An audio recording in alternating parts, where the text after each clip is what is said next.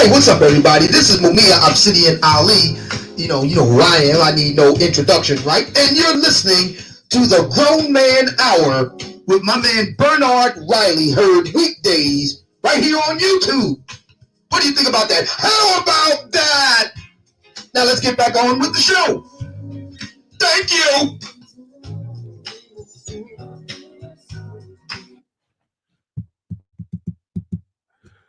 What's good, everybody? What's up, good people? Back again. As you can see in the title, we're going to be covering the CJ King situation or story or whatever we're calling it. That's what we're going to be covering. And as you also saw in the title, we will be joined by Mumia Obsidian Ali, who'll be coming in to give his take on that. He just wrote a nice article on it on the Negro manosphere. So we're definitely going to be getting into that. It's a little more news about the whole Atara Dallas thing. So we'll be covering CJ King, Atara Dallas, and a number of issues. So we got a good show, got a lot planned out, laid out for you. Got a lot of stuff on the docket that we're going to be getting into. But I'd like to thank everybody for coming in. Once again, you already know the rules, you know the routine. Hit that like button as you come in through the door as we wait for Obsidian to show up. I talk to the people, talk to the peeps, the early bird squad, those that make it in bright and early to hopefully hitting the like button right as he coming in. But those who make it in and start showing up, dropping comments before the show even gets started, I appreciate y'all. I like to see those numbers hop up as soon as I hit the go live button. I like to see the numbers just sparking on up there. So I like that. I appreciate the people coming in bright and early before the show start. And shouting out the early bird squad. And somebody just sent a cash app before the show even got started. I really appreciate that. So let me shout out this person first before I give a formal shout out to the early bird squad. And I'm sorry for that loud ringing you just heard. That was my Bluetooth speaker. I had to turn that off. But special salute and thanks to my man D-Rock Den. Just sent a cash app, getting us started off right. I appreciate that. But yeah, going forward really quick, my man Paul G in the building. Stoic One, DJ Moss. We got Duckster says, and now a word from our sponsors. Yeah, I do believe some commercials and ads will be coming today. And somebody else dropping some fire on the Cash App. My man Harry Allen just dropped $10 on the Cash App. Appreciate that. D. Anderson, Excalibur, Dallas, Sheila E. Janice Vale. Who else we got in here? Mr. Bowtie in the building. Darth Slothius. Osama Abdul. A. Nail.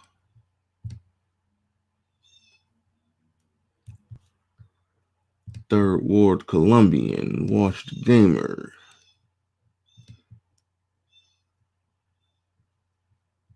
Aegon Stark. And Black Torch. I think that more or less covers the early bird squad. Oh, Cut to the Chase made it in early today. What's up? Salute to you. Salute to you. Salute to you. But yeah, I'd like to thank everybody for coming in. As we wait for Obsidian to show up so we can get into the main topic, talking about CJ King, we'll review what happened on the show yesterday, because yesterday was a good one too.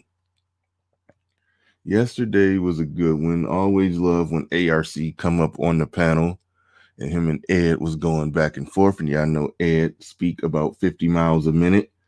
And so getting both of them on there, you know, it's going to be some fireworks when they disagree. I didn't know the two of them had a little beef or a little rift with each other. I didn't know that. So it was a little intense, but it was all right. We try to keep it cool, spirited debate, a little back and forth, a couple jabs, an occasional body blow, but we don't nobody pull out the pistols over here.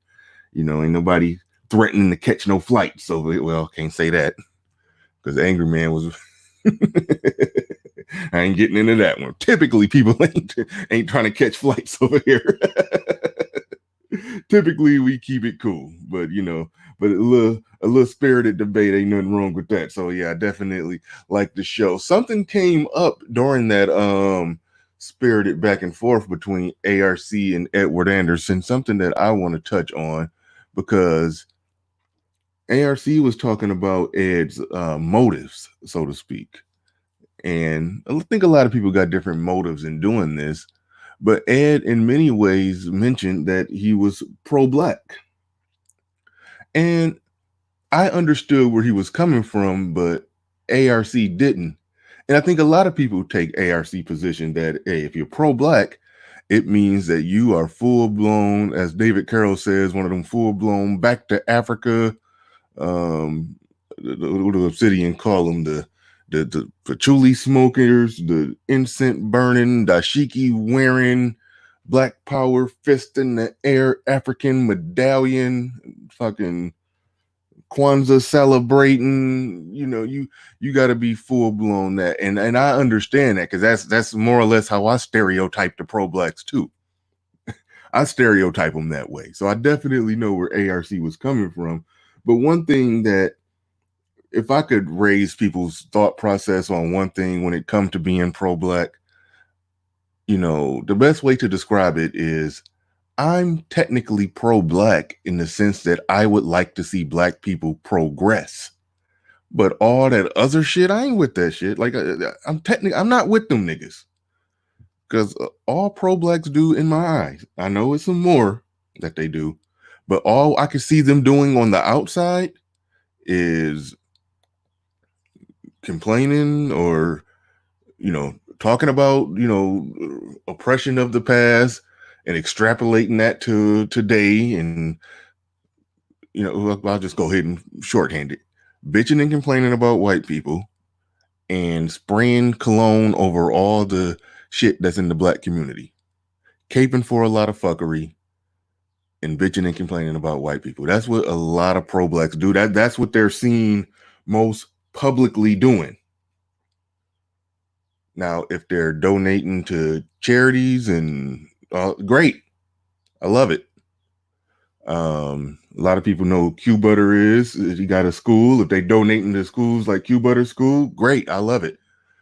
I actually sent a couple dollars over there. I saw his YouTube channel. I saw a black man in a class in a school that he built teaching black children. I said, that's a beautiful thing. I can't knock it. He's a real deal. Every time I ever heard him speak on a panel, I disagree with a lot of his talking points. But when I saw him in a class teaching physics or astronomy to black kids in a school that he built, I donated some money because that's a good thing. So in that sense, yeah, I'm pro-black in that I want to see black people progress. I just don't think the shit that black people who can't wear the title pro-black, the shit that they talk about, the shit that they do, I don't think that shit is typically what will help black people progress. What will help black people progress is simply better decision making, better choices. That's what I talk about a lot. Because ain't nobody holding me back. There's no foot on my neck. I run 2 different businesses. No white man has come in to take away either of my businesses. And I don't suspect that will happen. Now, it's possible when one of my businesses grow that I may get in a position where I have to now really compete and compete hard and heavy with other races. And I might get out competed, but that's not oppression. That means I'm running a race and I lost, but with no ball and chain on my foot. So that's why I don't get what a lot of pro-blacks do in Ty City. I saw you, Ty City, saying get out of there. Nah, I ain't getting out of there. I ain't getting out of there. I'm staying right in there. Because I ain't with the pro-blacks, but I do want to see black people progress. I do want to see our people do better. I do want to see us own more businesses. I do want to see us take a bigger piece of this American pie. You know, our ancestors helped build this country. Our men fought and died in every war for this country. We citizens of this country. We work in this country. We pay taxes in this country. We fund the government of this country. This is our shit we put in on this, man. I'm getting tired of saying that. So I don't know why people would like to divorce black people from America as if we didn't help build this motherfucker. Now it's open free market capitalism. So whatever piece of that pie that you're going to get, you gotta fight for it and grab it, while other people are also trying to grab it. And it's not going to be easy, and it's not even going to be fair.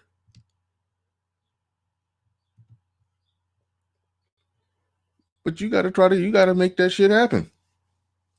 So that's why I ain't with this. Shout out to David Carroll. That's why I ain't with the back to Africas. the dashiki wearing. I ain't with them niggas. But I do want to see black people progress. So only in that sense, I'm pro-black. And a lot of people don't get that. They feel like if you ain't full blown over there with them, making all of their points and agreeing with everything that they're talking about, then you can't be for black people. And I know that's where Ed was trying to come from, but they start jabbing and throwing body blows at each other to where a sensible conversation couldn't be had. Because I do believe ARC, even though he ain't no dashiki wearing back to Africa ass nigga, but I do think ARC in his own way is also pro-black. He like to see black people progress. Just his business, what he do for a living, selling his books and his whole dating coach thing. He he ain't that ain't got nothing to do with blackness. He a lot of his customers are white. But if you ask him the simple question, do he want to see black people progress and do better? Of course he do. In that sense, I think we all pro-black. We just disagree about a lot of the fine details. Let me see what y'all talking about here.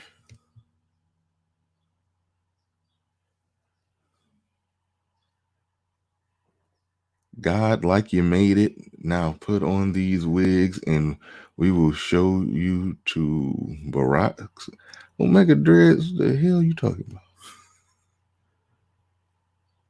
All right, let me see.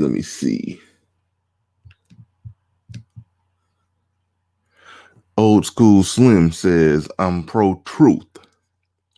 Niggas ain't African. Respect that. Pro-truth. J.I. says, we are done as a community. Shaking my head, abandon all hope. Pablo's, good morning, America.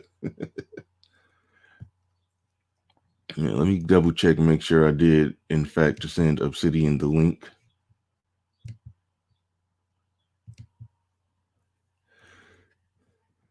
Probably doing something, grabbing some food or something. Oh man, he got to run down from the third floor to get some, pick up something. But yeah, and but it was all around good conversation, good show yesterday. I don't even know where the views are at on it. Okay, so yeah, I did send him the link, so he should be here momentarily. But while we wait, let me pull up in the video and see what's going on with these likes, so we can get these likes up real quick while we wait. And I do like the views right now. These are good early views. I appreciate that. I do like the early views, but we got 133 people watching, only 48 likes. So let's get those likes up. Let's bump them up to at least 75. It'd be funny because I be coming in myself and I be telling y'all I'd hit the like button, but I don't even be realizing that I haven't hit it. So sometimes it's easy to just forget because you came in, you listened to the conversation, you got caught up in the conversation, and you forget to hit the like button. Sometimes that happens. I understand. And Terrence B just sent a super chat. Thank you very much. I appreciate that.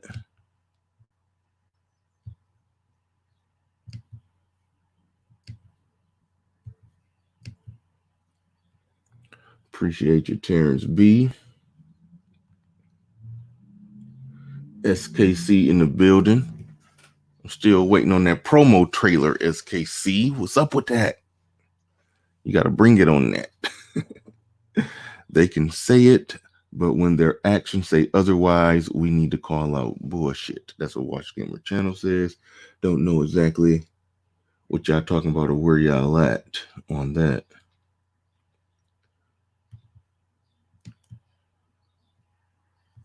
Omega Dreads Gaming Channel says, I'm going to be pro survival because I don't have any cures and I have solutions and blueprints, but I'm going to show them online. You Negroes be clowning in the chat. So what are y'all thoughts at this juncture in the game? And this is another one where Ty City probably going to tell me to get out of there. But what are y'all thoughts on this juncture in the game? Now, I was big on when the whole news dropped with the allegedly deceased person.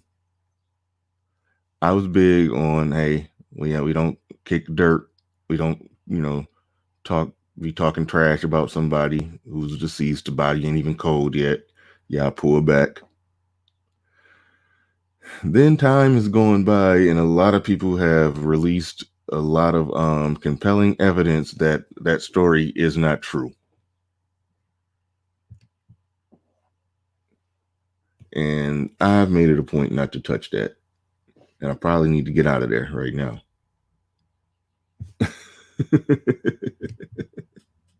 You're right, Wash Gamer. I'm going to get out of there. I need to get out of there. What prompted me to say something about that is somebody said something mad reckless in the comment section and my mods didn't delete it. Y'all make sure y'all delete nonsense. We could have a sensible conversation about anything. But somebody said something like, I hope that is dead or something, blah, blah, blah, blah, blah, whatever. And it just went all the way up. I didn't see it. Somebody, told me about it. I was like, damn, what the mods ain't delete that? A mod actually asked me about it because, a good mod will, inquire about what type of things do I think should be deleted or should not be deleted. And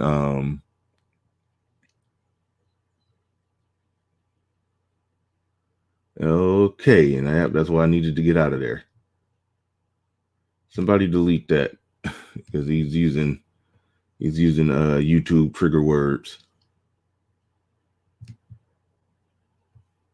that the algorithm scan and get channels taken down for.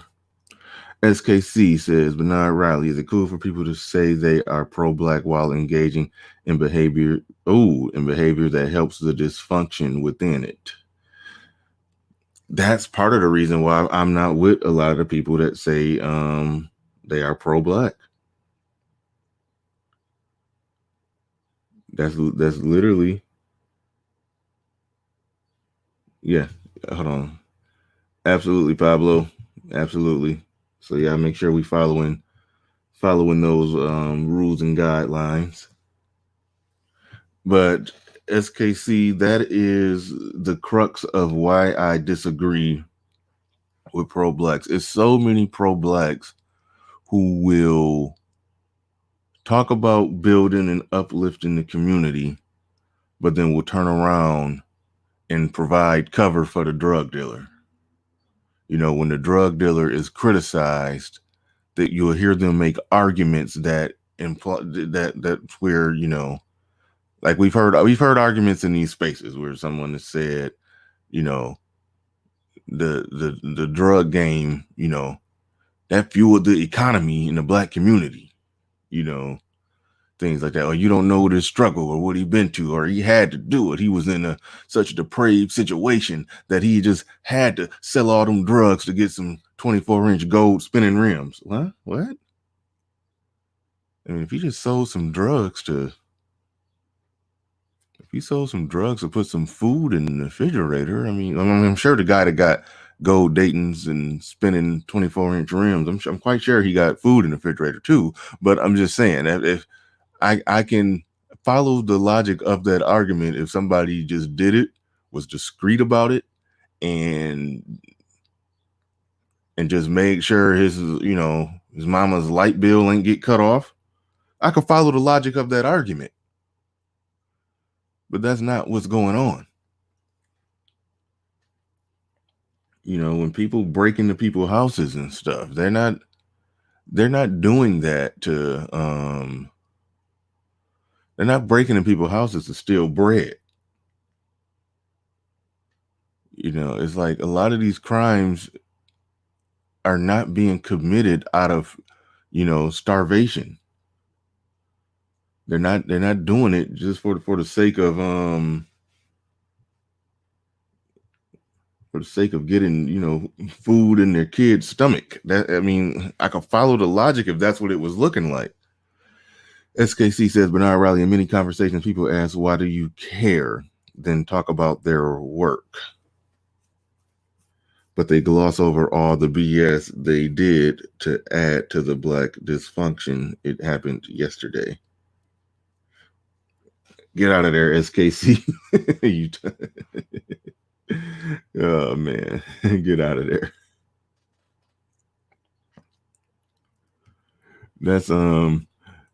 That's interesting. And that's something that's been discussed and debated. I think you were alluding to ARC and rather him and men like him in their,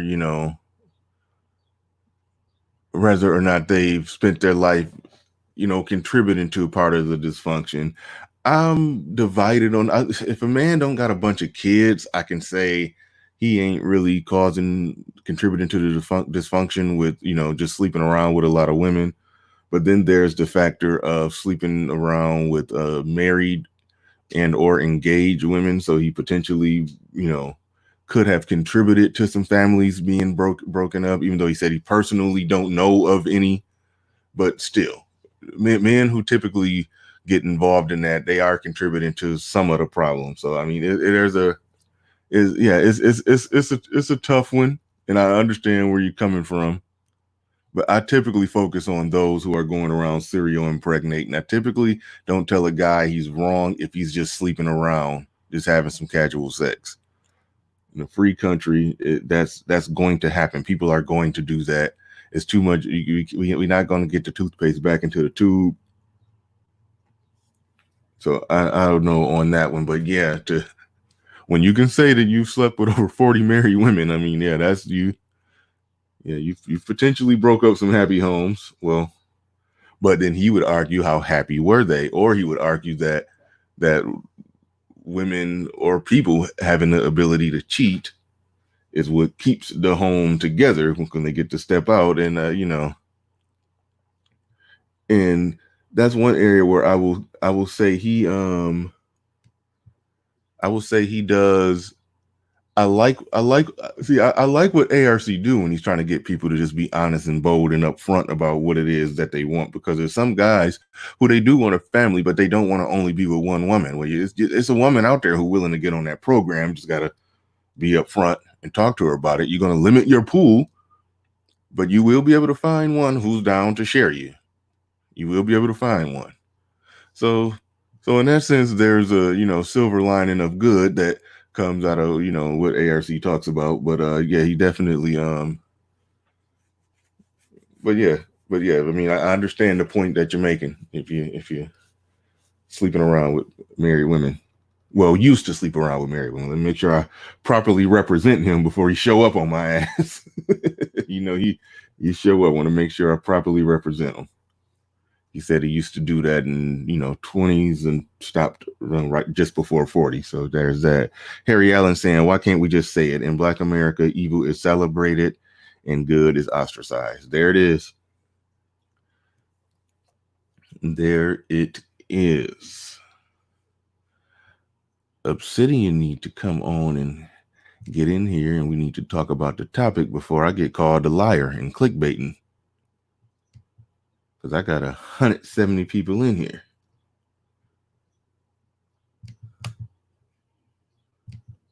So let me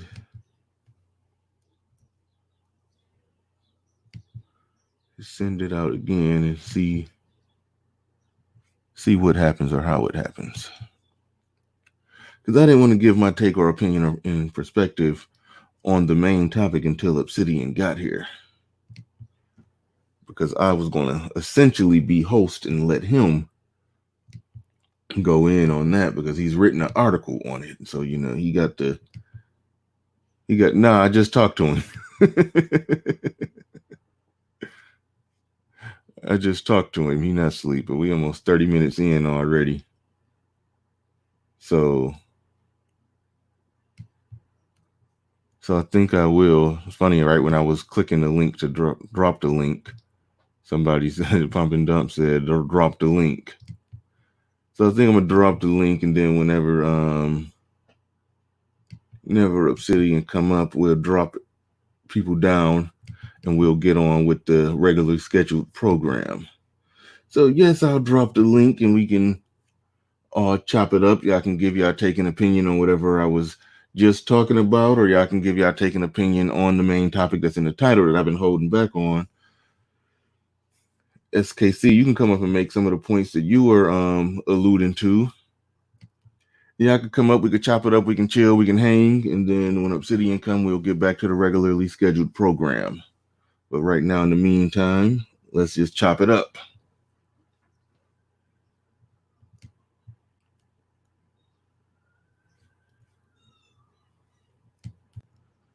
SKC in the building.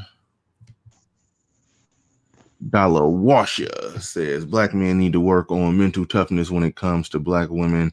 Don't care what they think, it don't affect you. Right on. Right on. Right on. I had to be myself now because Ty City been going around telling people to cam up, so I dial up now. I hear you. You got to dial up to show your dial challenge. Yeah, man. Yeah, more people need to take that challenge.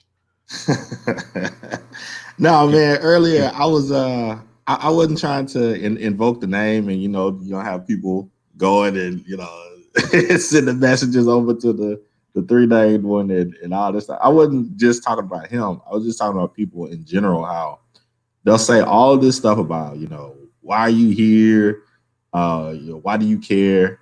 And then they'll talk about, the things that they've done for the people. But they will gloss over all the negative stuff that they've done that most likely has destroyed lives, hindered people's growth, put in people's mind this mentality of selfishness and just a whole bunch of other ills that plague Black America. But then want to sit on this high horse like they're actually doing something that's progressive. I just don't understand it. Maybe David can help me with that one. Yeah, we got a potential troll, but we're gonna let him rock today. I'm not gonna go right to him to expose the trollness. I'm gonna let him go in and rock. So go ahead, David. I mean, I don't know if I can help with that particular question, that line of reasoning there. It's hard to really stumble your way through it. And I think what I noticed yesterday, I think is interesting. It has a political correlation, right? There's this thing between our elites and in the political realm, our elites, the disconnect between your elite and your common man.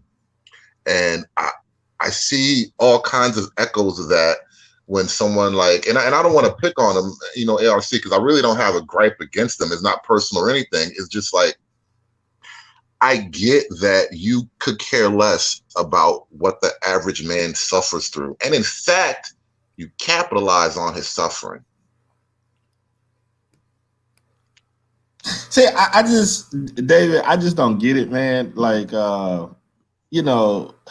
I don't understand how these conversations about the community comes up when people are talking about, basically sex and, different things of that nature. Because it's like, come on, that doesn't help the community. It's like, come on, why are we playing this game?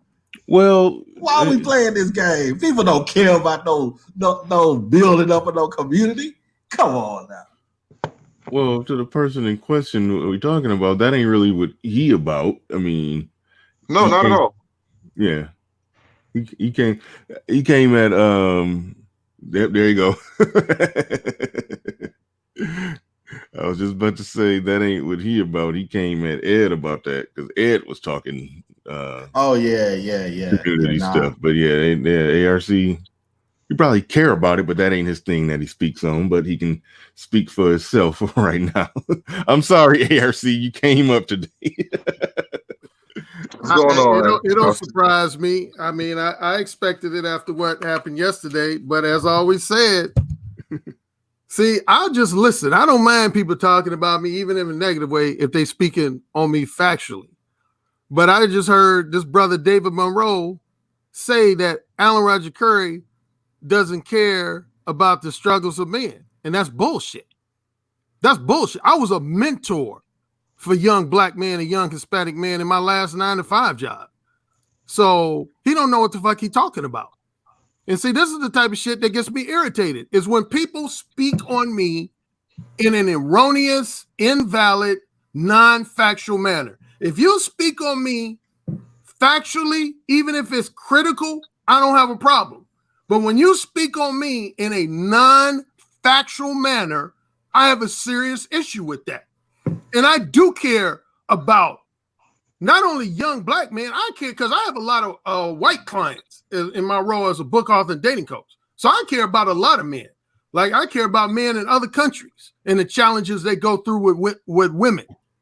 That's why I became a dating coach, is because I care specifically in the area of dating relationships. I very much care about the challenges and problems and struggles of men. If I didn't, I wouldn't be a dating coach. So for anybody to suggest that I don't care about the challenges, here's what I'm critical of, though, and the reason why I ask, why do you care, is because there's a lot of black men on YouTube talking about stuff like the gynocracy and shit as if it individually affects their life. And I'm simply asking, tell me how it individually affects your life. I don't want to care. I don't want to hear about how it affects the nigga down the street's life, the nigga in the other city's life. I want to hear, how is it affecting your life?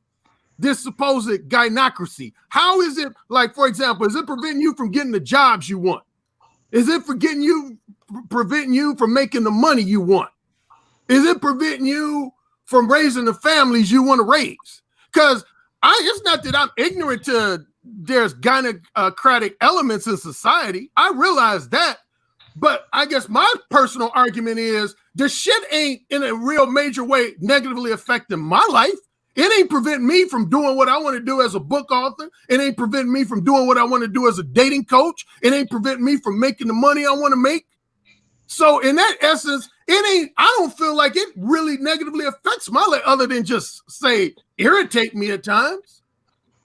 So anyway, that's the reason why I jumped on, is when this brother Monroe was talking about Alan Roger Curry, and then he went a step further and said he capitalizes off of men fucked up lives or something to that effect. How so? Can I clarify and defend my statement? Okay. Yesterday, you told a story, and it's not the first time you've told it, and the man asked you flat out, and I think this was actually somewhat of a friend of yours, not some stranger. So a man asked you flat out, I think you're fucking my wife. And you answered him bravely, and you told the truth. Mm-hmm. In that moment, and in the moment when you were fucking his wife, it's hard to imagine any care. And if you have capitalized on as many loose wives as you claim to have capitalized on, it's hard to argue care. No, well, I admit it. Here's the thing. When I first came on YouTube, which was early April of 2017, I acknowledged that in one of my first 3 to 4 videos. I basically said, paraphrasing myself, I said, I was talking about the distinction between what I call womanizing alpha males and what some now call non-select beta males. And I basically said, when I was in my 20s and early to mid 30s, I didn't give a fuck about non-select beta males. I didn't. I acknowledge that when I first got on YouTube. I said I didn't give a fuck about them. So in other words, if I was fucking the wife or girlfriend of a non-select beta male, when I was in my 20s and early mid 30s, I didn't give a fuck about that shit. So I acknowledged that when I first got it, but I said around the age of 37, 38, and headed towards 40, I did change. I start realizing that disrespecting members of my own gender like that was wrong. I realized that. And that incident I talked about yesterday, the conversation you had yesterday didn't highlight that aspect of it. So I don't want to take that from you, but we're talking about the conversation, that little nutshell of a conversation yesterday, and that's what kind of came to the surface. I don't want to take away that you did change as you got older, because that's kind of what we do as men, but it's still there. What do you mean it's still there? The conversation revealed what it revealed, and that's all I was talking about, how this whole I'm just gonna sleep with men's wives, and like it's hard to argue that lifestyle as, you know, I care. And if you're gonna say you changed and that was the old me, fine. I don't want to attack that, but this is what I was talking about. This is what, you know, guys are kind of seeing, like, especially when that difference between the select and the non-select. It's like, you know what, you're just on your own on this shit. Well, here's the reason I don't have that many regrets about it, and I pointed this out on my channel, is because what I've always said is that my experience being men's other guy or guy on the side, it contributed to a heavy percentage of my knowledge, wisdom, and insight on women's female nature. And I've always told guys, particularly other guys who call themselves dating coaches or dating advisors, I've said emphatically, if you ain't never been a woman's other man at least 2 or 3 times in your life, in my strong opinion, this is just me, you're not even qualified to be any type of dating coach or dating advisor. You're not qualified to be one, because you don't know the sexual duplicity of women up close and personal. You've just heard about it. You've just heard other guys talk about it, but you ain't really experienced it. I've experienced the sexual duplicity of women up close because I saw it as it was happening in real time. And so if you ain't never been a woman's other man and you call yourself being some type of dating advisor or something, you don't know what the fuck you talking about. You're just talking shit. You're just talking from what you've heard, but you ain't talking from real personal experience. So that's the one aspect of that behavior of mine that I don't regret, because it allowed me to see how, in blunt terms, how full of shit women can be. How a woman could be hugged up with her husband at a party and kissing on him and telling him, I love you, when she had just sucked my dick 2 hours earlier. I know how that feels in real time. So if a man ain't never been another woman's man, he don't know that. He can hear about it from guys like me, but he ain't never experienced it firsthand. Well, in your defense, this is why I don't like have a personal gripe with you or anything, because even though I'm not like a big fan of the dating coach or the pickup artist world, or however you want to describe it, I think there's valuable knowledge in there. And it's kind of like, you kind of have to do some dirt to understand how the world is dirty. Okay, there you see, here's where I'm gonna give you kudos, David. That comment you just made pretty much summed up what I was expressing just a minute or two ago. You have to be in the dirt to know how the world, because see, before I became a woman's other man, I was very naive to women. I took a lot of things they said and did on face value. But again, once I regret a lot of elements of me being, you could say, an accessory to their unfaithful nature, their adulterous nature. But it was interesting. Like one story, I remember a woman was sucking my dick, and then her boyfriend called. And he was asking where she was. She lied and said she was in the mall with one of her girlfriends. And he was perceptive because it was silent. And he basically said, then why is it so quiet? And she said, oh, I'm in this women's boutique and it ain't hardly any other customers. And then she ended the call and she said, with real passion and conviction, she said, I love you. I love you so much. I can't wait to see you. And then that she got a phone, I just looked at it. And she said, why are you looking at me like that? And I said, damn, you were full of shit. And she said, how so? I said, because you've been sucking my dick. You getting ready to suck my dick again. I'm going to come in your mouth. But you just said to your boyfriend, I love you. And interesting enough, she didn't back down. She said, I do love my boyfriend. She said, how you going to tell me I don't love my boyfriend? I said, how you loving him if you here with me sucking my dick? She said, the fact that I'm sucking your dick has nothing to do with my love for my boyfriend. And she was full of conviction when she said it. She didn't say it lightheartedly or nothing, tongue-in-cheek nothing. She was That's dead why serious. I don't She have said, issues what with does me sucking your dick have to do with the love I have for my boyfriend?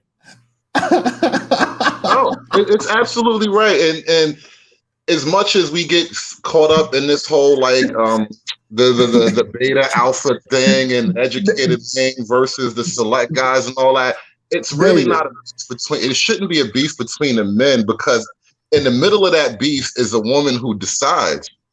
David, just a second, man. I just have a question. Hey, RC. Okay, so during this conversation, after this conversation is done, did you just say, okay, go back to what you're doing, then, huh? Matter of fact, I ain't gonna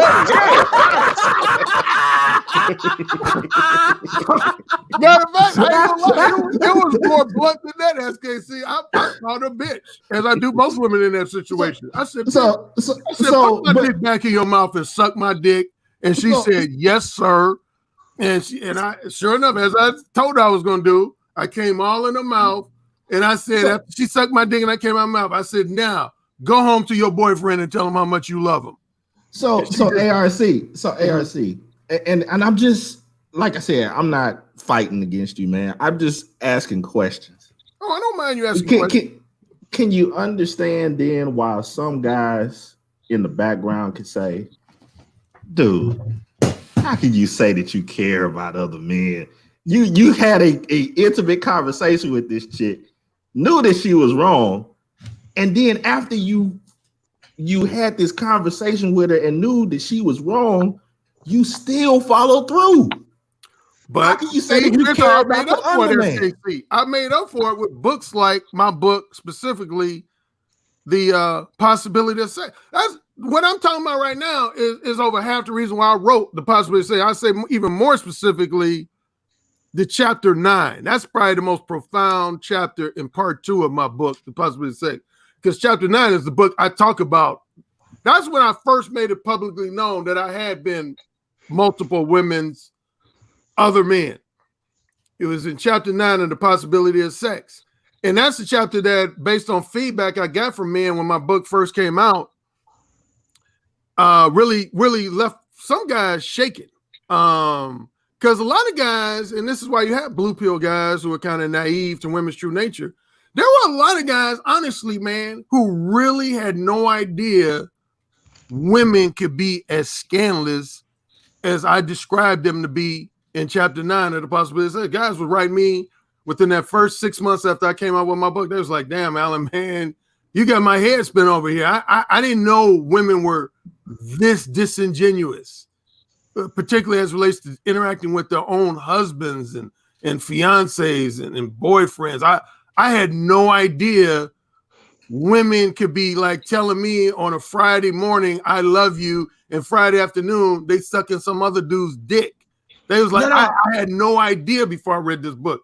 So that's how I feel like I made up for, you could say, my sins, is that I shared my knowledge, wisdom, and insight with the more naive men of the world, and saying to them that, hey, man, there's a lot of women you are either currently in a relationship with, or you might have used to be in a relationship with, that you might have thought genuinely loved you.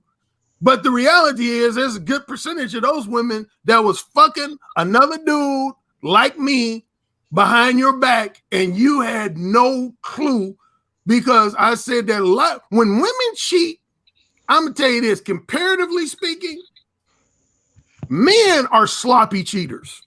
I've known a small percentage of men that were really careful and thorough in their cheating, but I would say as a group compared to women cheating is extremely calculated extremely well thought out. Yep. And they're not, you got a few maybe women who are sloppy that easily get caught. But most women, I'm going to tell you straight up from my experiences, when women cheat on men, 95 to 99% of the time, you're never, ever going to find out about it.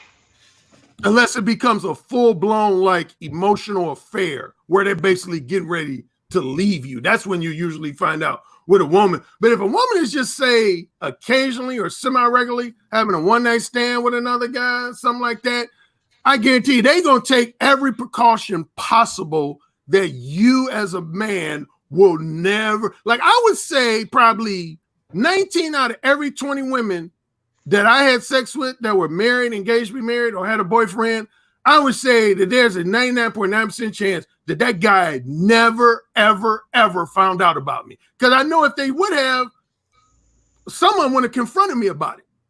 The only time I really got confronted was by the story I told yesterday. Was a guy, it wasn't his wife, it was his girlfriend.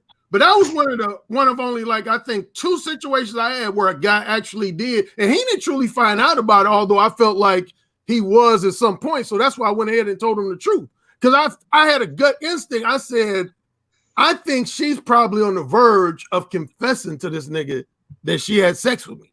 So I might as well. And one thing I want to clarify, a lot of people have this misinterpretation that when the conversation started, he had a gun out. No, that's not true. I didn't know he had a gun.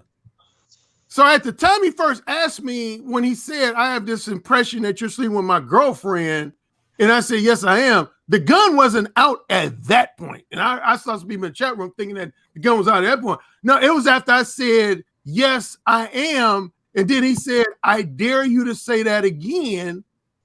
And I said, yes, I am. And then at that point, I didn't realize he had a gun in his pocket behind, and he just pulled it out. And then he put it to my forehead. And I don't want to get into the rest of the detail of the story, but so I didn't know when the conversation started that he had a piece. Luckily, his boys quickly, because it was a situation where he was there with about, let's say, 5 of his boys. I was there with at least 2 of my boys. His boys quickly pulled him away. They was like, dude, don't be pulling out no piece on you unless you genuinely plan on using it. And, my boys came to, my side and, but yeah, man, I used a lot of that knowledge because I did. There was a point, again, around 37, 38, where at first I didn't care. Before that point, I didn't really care if I was fucking another dude's wife, fiance, or girlfriend. But then after instances like, again, the cell phone incidents and the woman sucking my dick, I started saying, I said, man need to know that there's some scandalous ass bitches out here. If they don't know already from somebody else, they need to learn from me that some women just should not be trusted. And I'm going to give them knowledge of the signs, some of the most overt signs and even some more subtle signs that more than likely their woman is cheating on them. Like, one, most people should know is the classic, I have a headache excuse. That's been around for a few decades now, but it's valid because women would tell me. Like, I would ask women, I would have conversations with women. Like, I would say stuff like, okay, on the day when I fucked you and you went back home to your boyfriend, husband, fiance, if they wanted to have sex with you, how would you respond? What did you? The number one thing was they would say, oh, I would just tell my husband I'm not in the mood. I got a headache. What else would they say? Fake a period or anything. Yeah, well, I don't know. Well, you can't do that. When they say fake a period, but it's usually something to do with they just not in the mood, or they feeling ill, or they're tired. And that was another one, tired. They would say, I'm very, very tired. Here's a question, ARC. Have you ever been involved with a married woman who had kids? Yeah. Yeah. Well, it depends on when you say the word involved. See, I've never had when I was a woman's other man, I never had what I would call a full-blown affair. with a married woman or a woman who was in a relationship. Now, I know some guys, friends of mine, who've done that, like where it was what would be called a full-blown affair. I was more like that dude that they would call an average of maybe 2 to 5 times a month when they were really horny and said, "Hey, Alan, I need you." Okay. You know what you just explained right there? You said what? What you just explained right there. That's why it's so easy for women to cheat. Now think about it.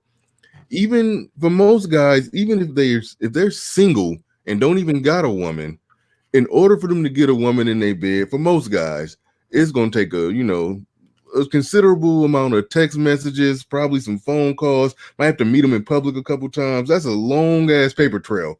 All the woman got to do is just say one text message. Hey, I'm ready. Show up at this time. Delete that message, and it's done. You see, look, men, we got to leave a paper trail. That's why it's so easy for women to just cheat. And that's why I've always said, even if men do cheat more, women, they just the nature of the game, because there's so many men just so ready to go to have some fast, quick, easy sex. The women, it's easy for them. So we can never out cheat them when they decide they want to cheat. Yep, exactly. That's what I was saying. Women are very calculated cheaters. I want to ask you this. What do you think the overall effect will be that this kind of body of knowledge, if you sort of make it accessible to the common man, what do you suppose the effects will be on the marriage front and how common men approach women in regards to marriage? Oh, we already see it. Matter of fact, when I was on the brother Ramil Amir's channel, that's what he was basically saying. In so many words, he was saying, Alan, in large part because of knowledge that you shared in your books, The Possibility of Sex and the Beta Male Revolution, is it any surprise that men don't want to get married and that men don't trust women to be faithful? He's basically like, you one of the ones that's contributed to that. And I laughed and said, yeah, I guess I have. That's my exact experience with the whole thing. Is like when I first discovered the whole PUA world, and in the beginning, it's intriguing because the knowledge it kind of has a value, and it works if applied correctly. But the problem is that it works. So Alan, do you feel that your line of books, is a counterbalance to the things that you've done in the past, that it perfectly balances out the scales of justice, as it were? I don't know if I would say it perfectly, but again, I felt like this. Yeah, I did my dirty deeds initially with an attitude that I don't care what consequences how it might affect that man. Because the reality was, contrary to some beliefs of some men, I never pursued these women. Like some guys think I aggressively pursued married women and women who were engaged. In almost every instance, those women who I fucked who were married, engaged to be married, or had a boyfriend, they let me know in one way or another that they wanted to give me some pussy. I just took it. But after a while, again, around 37, 38, I said, okay, I think it's wrong. Because some of these guys, I would realize just from listening to the women. Okay, I'll give you one example. This happened more in my 40s. But I have an ex-girlfriend, honestly, who we dated. She ended up marrying this guy. And then she contacted me, let me know she wanted to have an affair around my early to mid 40s.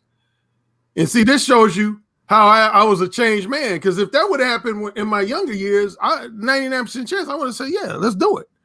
But I said, first I just started asking a question about her husband. I said, what's up? Is your husband cheating on you? She said, no, at least not that I know of. I said, is he financially irresponsible? She said, no. I said, is he a poor father to your daughters? She said, no. I said, then why you want to cheat on him then? And she was real. She said, honestly, Alan, he's too much of a quote unquote gentleman in bed because he's been brought up in the church. I guess he was just this real deeply religious, nice guy type. She said he never really talks dirty like he used to talk dirty to me. He's not remotely as kinky as you. He's not as dominant as you. And that's why I want to be with you. I said, I'm not doing that shit. And here's what I did that shocked a lot of my male friends at the time. I called the brother. And a lot of our close frat brothers and friends, they were blown away. I called the dude. I said, hey, do you know who this is? And he said, actually, I think I do. And then he started talking cold with me and let me know his wife, who was my ex-girlfriend, was in the car. So he said, can we talk later? I said, sure. So then we talked. And I said, hey, man, I'm not one to mince words, so I'm just going to keep it real, man. Your wife, who is my ex-girlfriend, is throwing the pussy at me. She wants to have an affair. I told her I'm not down with that. He said, yeah, actually, this is going to surprise you, Alan, but I knew that. I said, really? It was the most fucked up thing he said, you know, I can always tell my wife is thinking about you as opposed to exclusively thinking about me. I said, how? He said, when she's thinking about you, that's the only time she'll start eating right and exercising. She'll start going to the gym on a regular basis, eating right, getting her body in shape. But when she ain't thinking about you, she just lets herself go. She gets all like fat and shit. And he even confessed to me. He said, man, Alan, you almost caused me divorce within the first 2 years of our marriage. And I said, how so? He said, in the first 2 years of our marriage, man, at least one out of every 4 or 5 times we would have sex, she would bring your name up. She would say, you're not as kinky as Alan. You don't do this like Alan did.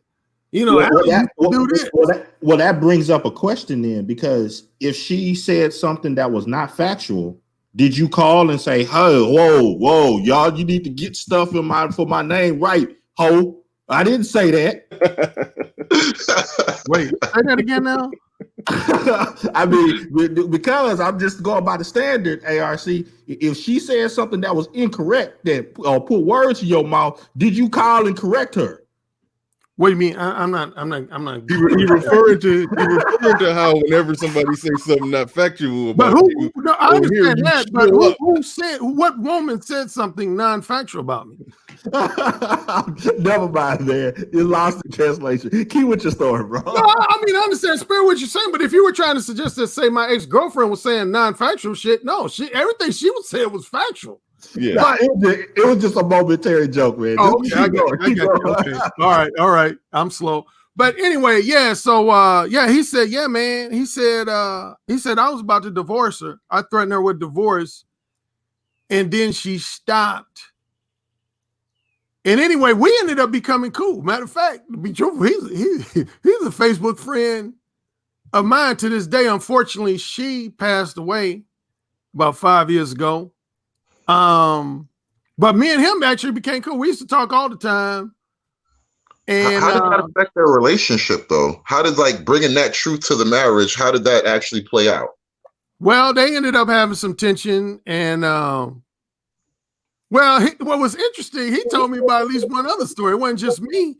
He said we got to talk in one conversation, and I said.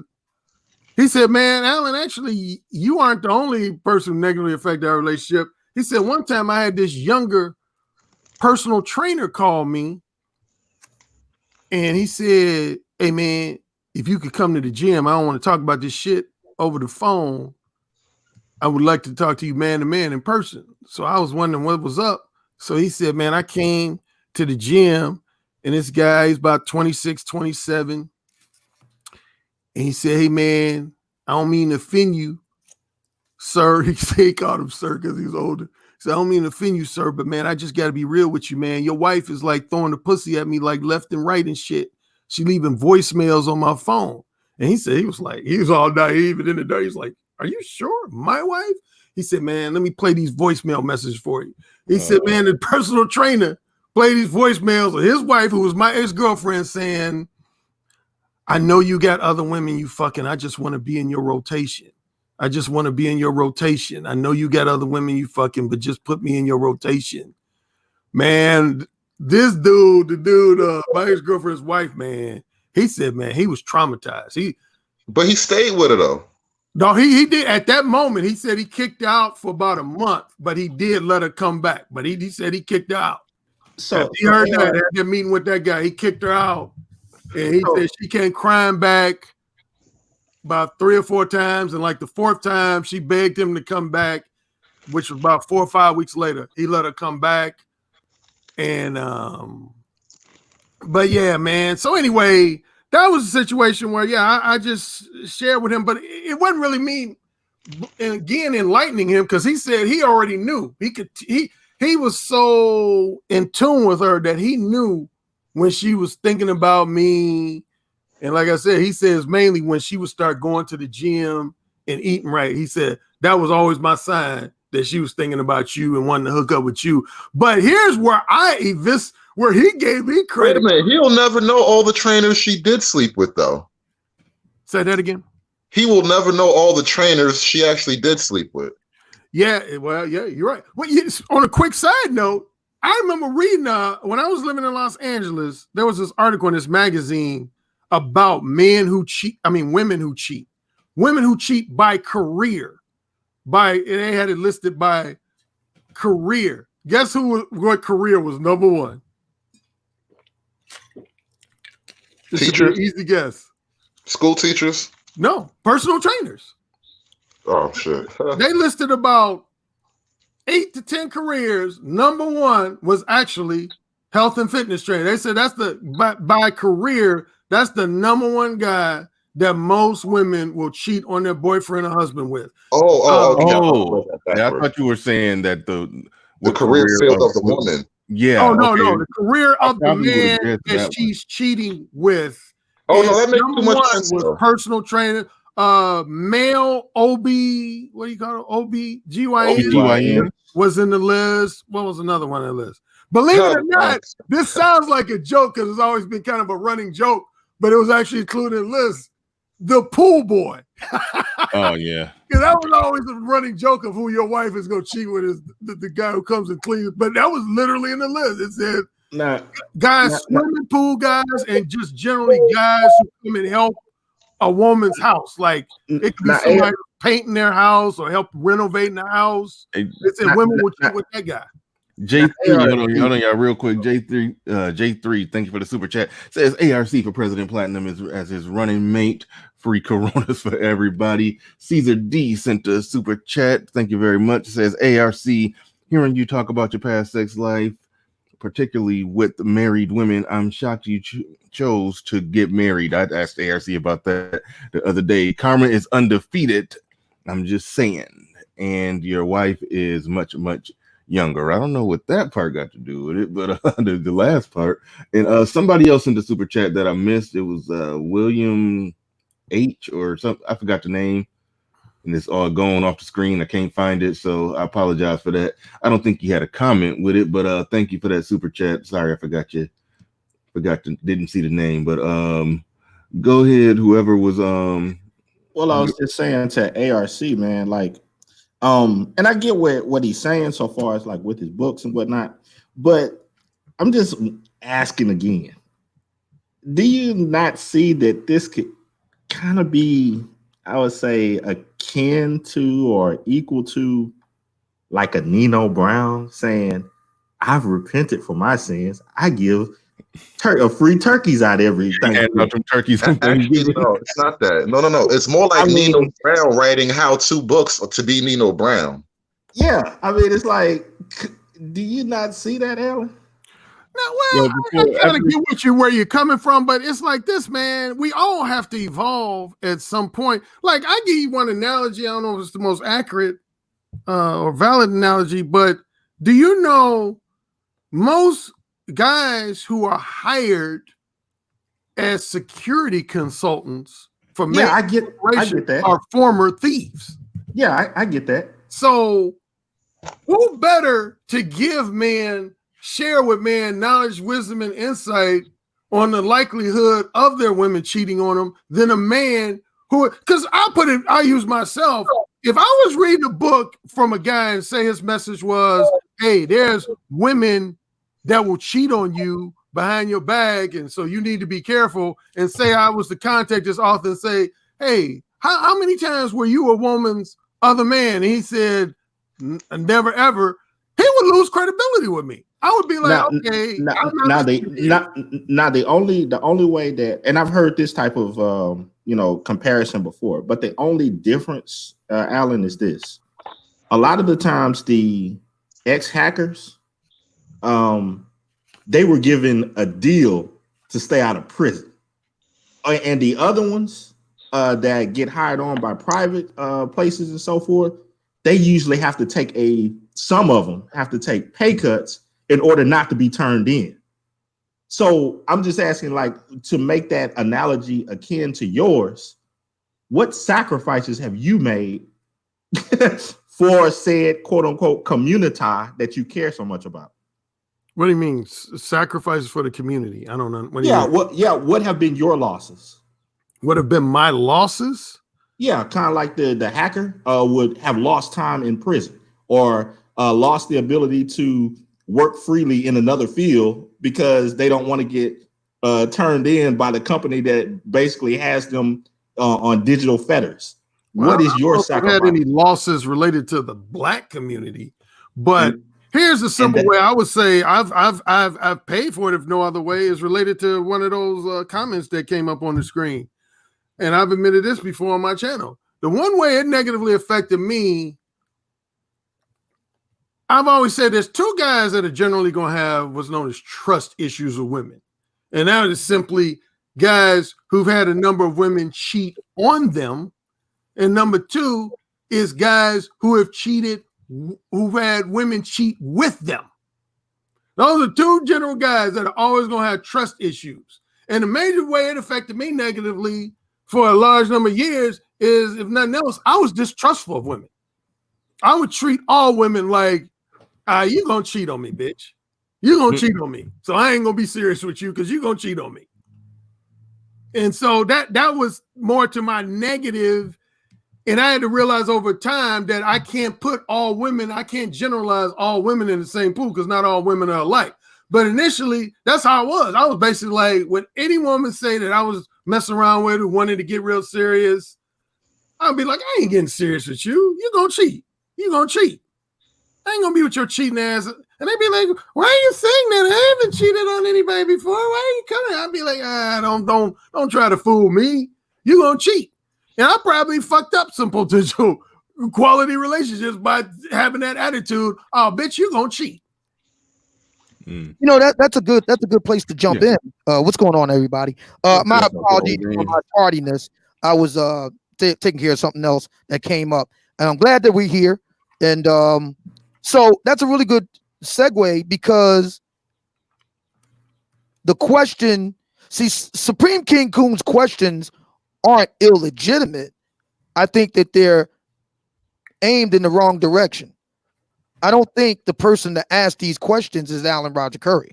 And for a very simple reason, because as Alan has pointed out himself numerous times, his work does not encompass those type of things. And I have no problem with that. That's one of the reasons why I do what I do.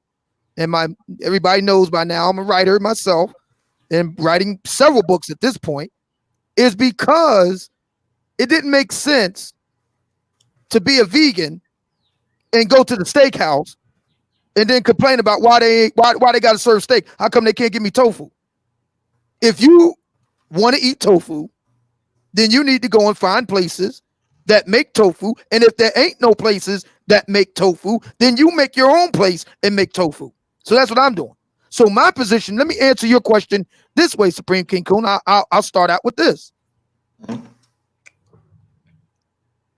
The non-select guys bear the responsibility of enforcement here. It starts in the home. See, my position is this, and we're talking about black folks here, so let's just get right to it. Black women can screw whoever they want. God bless you. You find a guy that turns your crank, he turns you on, great. I don't own you. You ain't my slave. This ain't the Berlin Wall. You know, you're free to go. But what you're not going to do is you're not going to fucking suck another man on my dime. That's what you're not going to do. Let that dude that you fucking and sucking, let him pay for the shit. Whatever it is that you need. You ain't got to go home, but you got to get the fuck up out of here. That's how that's going to work. Yeah, I agree with that. And see, the problem with the non-select guy, I'm speaking to my non-select brothers now. We're not talking to the Allen Roger Currys. We're not talking to the brothers like that. We're talking to the non-select guys. We all know who we're talking about here. We don't need to split hairs, find out how many angels dance on the head of a pin. We all know what we're talking about. So let's cut the crap. I'm talking to my non-select brothers. As long as you don't do what I'm talking about, the guys who are cheating with the black women that are cheating on you will never feel no heat. Never. Because in truth, you want to be like them too.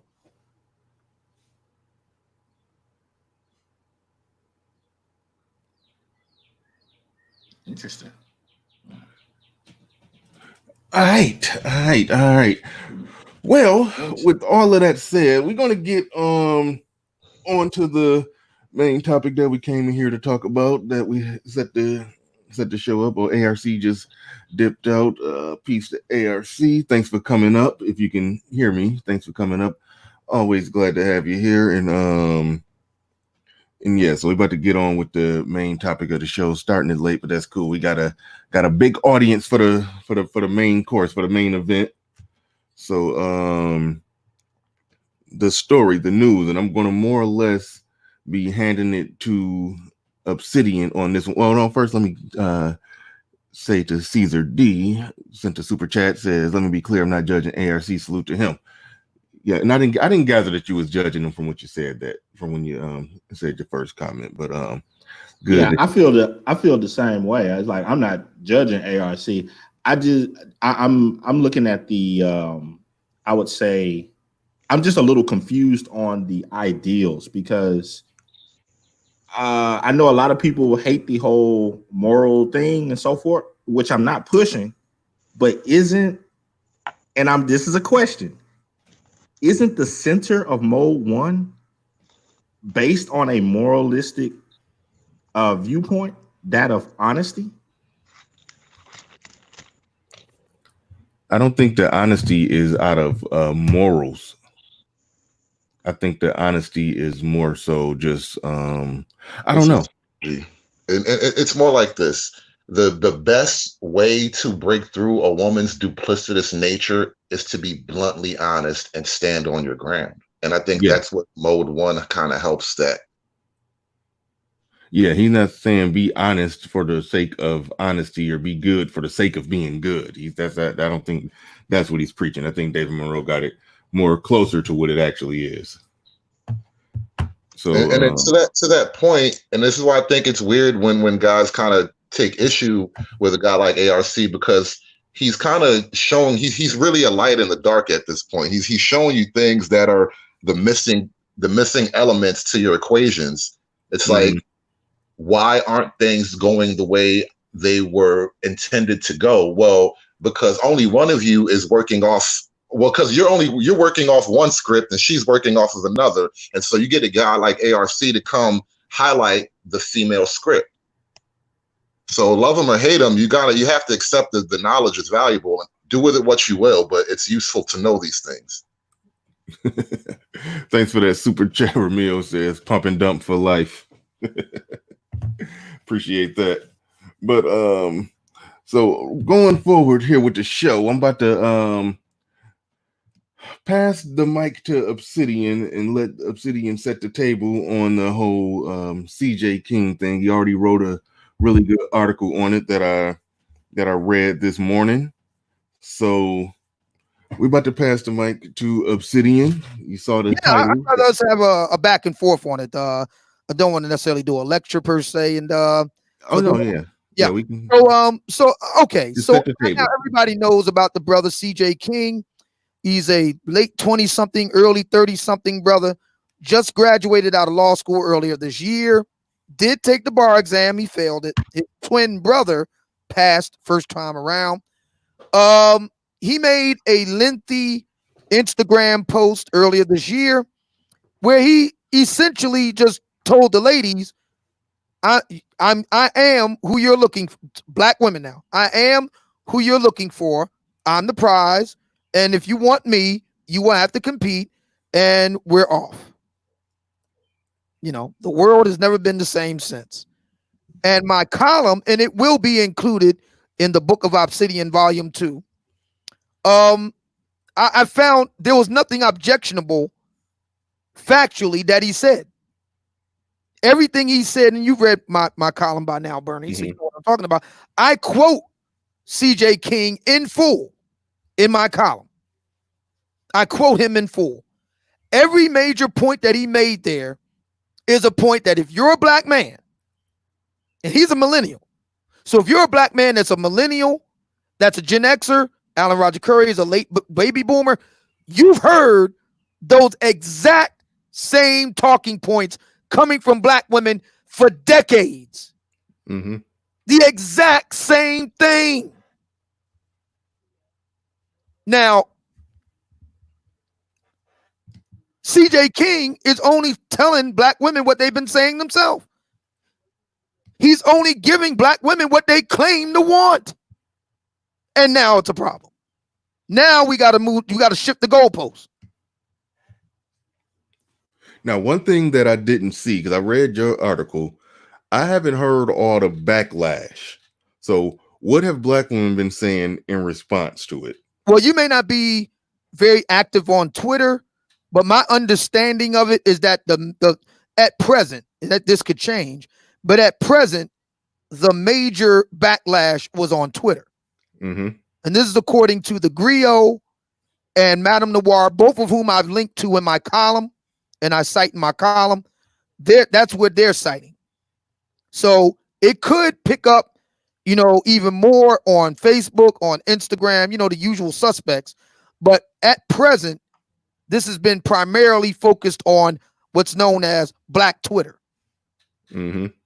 Okay. And again, my question is very simple to my interlocutors, to the ladies, Crystalline Carrison, Little Miss Chrissy. I simply ask, what did the man say that was wrong?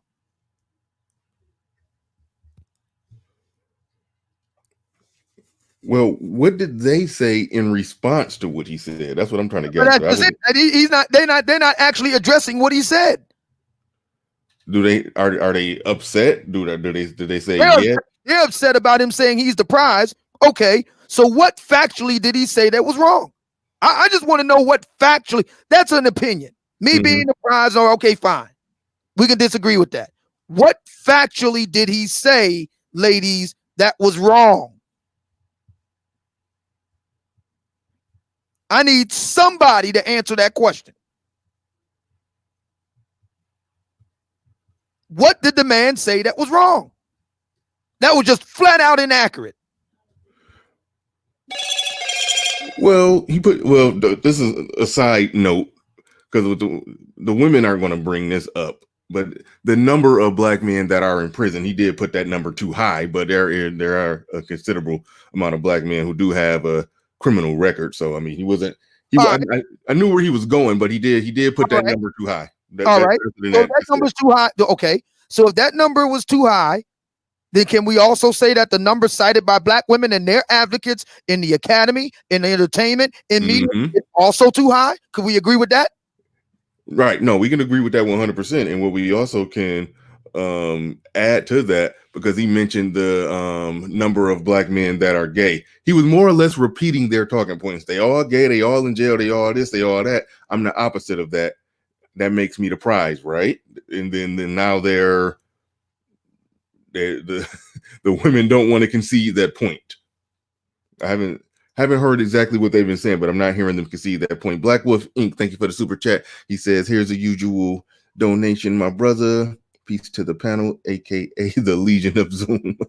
I mean, let's be honest here. Before we go any further, I would like to take a slight diversion, because I see Miss Danielle George in the chat room, and she's responding to my man Third Ward Colombian. She says, I'd be watching in amazement, but I realize this space, and I take it she means Black Manosphere, exposes women dark nature. It enables men to not face their own bullshit. I would be very curious, Miss Danielle George, by bullshit, by men not facing their own bullshit. By what do you mean? Are you talking about the bullshit I was talking about earlier?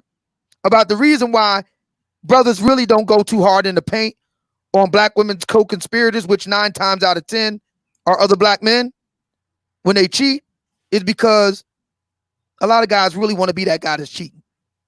Would you agree with me that that's part of the bullshit? Will we agree on that point, Ms. Danielle George?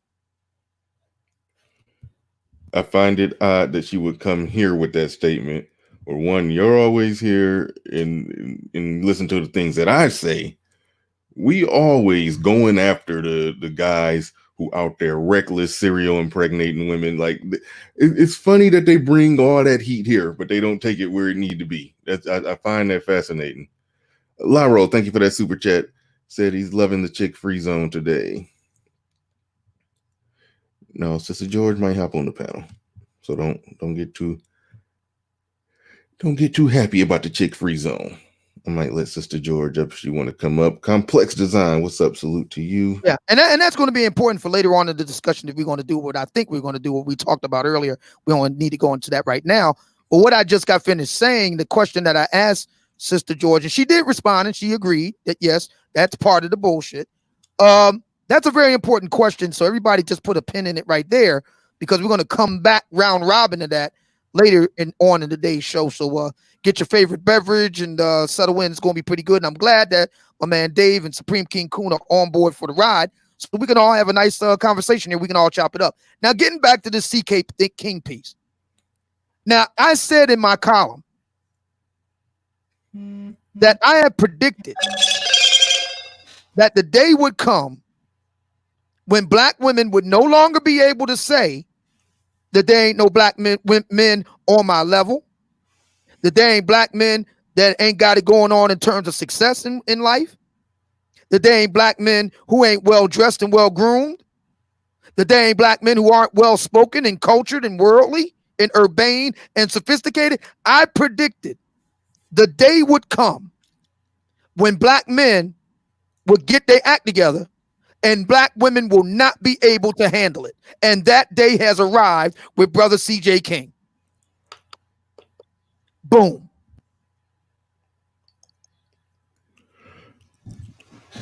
Yeah. Hey, everybody. It was up, Danielle. I'm George.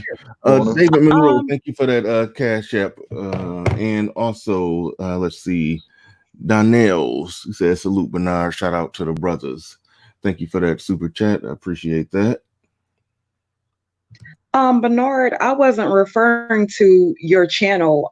We were on somebody else's channel, and Third Ward actually brought it up. That's what we were discussing. So it didn't have anything to do with your channel. Oh, it's just odd that a lot of women do come to this channel with all of that. I don't feel like they take it to the proper channels. That what are they coming with now? Exactly, what are they coming with? Because if I'm saying that men also have a dark nature, that's not really talked about in this space. And I'm not saying this channel, but could you all right? I'm I'm one of the official big 3 here in the Black Manosphere. So you're talking to the right person, because you take your concerns right to the top. The buck stops here. Exactly. Right. Dark, and we're talking about black men here. So let's just get this out the way. What dark nature is the Black Manosphere's leadership not directly addressing? Could you give me a few examples? Well, I definitely won't say that the leadership is not directly addressing, because I will say that a lot of you guys will talk about what you've been through. And you guys can be self-expressive, and you guys seem very self-aware. But if you examine a lot of guys in the manosphere, and I'm not going to be specific about who, but a lot of guys tend to put a lot of the problems on women without looking at themselves. And sometimes they can also be the problem.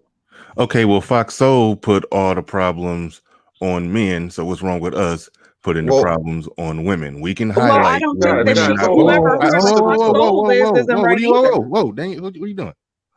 Okay. Hold on, because I reject this whole thing on the face of it, and it's just because this is a glaring reality about whose nature gets punished and whose nature gets praised. female nature, the excesses of female nature are never considered crimes. It's barely a crime to have a female rape. Like, it's hard to even argue that in court, like a female raping man. So when it comes to the excesses of male nature, these things have been codified in law for centuries. The excess of male nature tends to be theft, violence, rape, which is basically a combination of theft and violence. So, or lying. Men go to jail for lying, for fraud, things like that. That's already codified punishments for the excess of male nature. How do we punish the excess of female nature? Hang on, Dave, if I may. And you correct me if I'm wrong on this, Sister George. I didn't get the impression that Danielle was attempting to make a legal argument here. I got the impression that Danielle was talking about interpersonal relationship dynamic behavior between black men and black women. Am I right or wrong about that, Danielle? You are absolutely correct, Obsidian.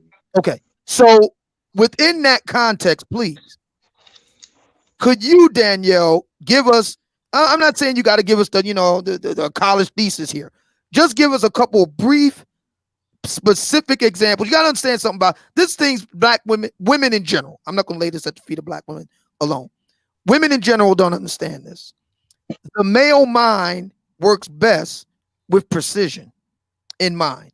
Specific. This is the reason why when you look at male porn, there's no storyline. They just get right to the fucking. There's a reason for that. Okay? Men need to know specifics. So I'm asking you, Danielle, you made a claim. Fair enough. I'm willing to entertain it as one of the founding fathers of Black Man's. I'm willing to hear you out. Can you give me some specifics, just 2 or 3, brief specifics, where, in your view, the Black manosphere does not consider elements of dark black male nature? Okay. I feel that a lot of men can be very, very manipulative, and I don't think that men are honest about the things that they really want. I think a lot of men settle for what they can get, but when it comes down to what they really, really want, I don't think a lot of men go after what they really want. And so I think a lot of men tend to deal with shit that they don't have to, but it's to get some pussy. It's to, and it basically it boils down to wanting to get pussy. I think a lot of men do a lot of lying. And so when you haven't come to grips with who you are, I don't really think men really face who they really are. So a lot of them, being that they haven't faced who they really are, a lot of men tend to ignore who women really are. So when we get into these spaces, even when you get down to the nitty gritty, like the really, really fucked up shit about women, a lot of men can't even really face the fucked up shit about women because they haven't really faced the fucked up shit about themselves. So it's like, I don't really see a lot of, okay, it might sound crazy, but I didn't think it sounded crazy. I'm just saying, to me, that's a lot of dark shit that I. All right, I'm gonna read this super chat. Go ahead, Bernard. I'll go after the reading of the super chat. I'm gonna read this super chat. And yo, go ahead. Yeah, Rudy Bennett. Women always deflecting with the goalposts. The mobile thinking black men are hot commodity outside the community. Hashtag says hashtag passport bros, hashtag SYSBM.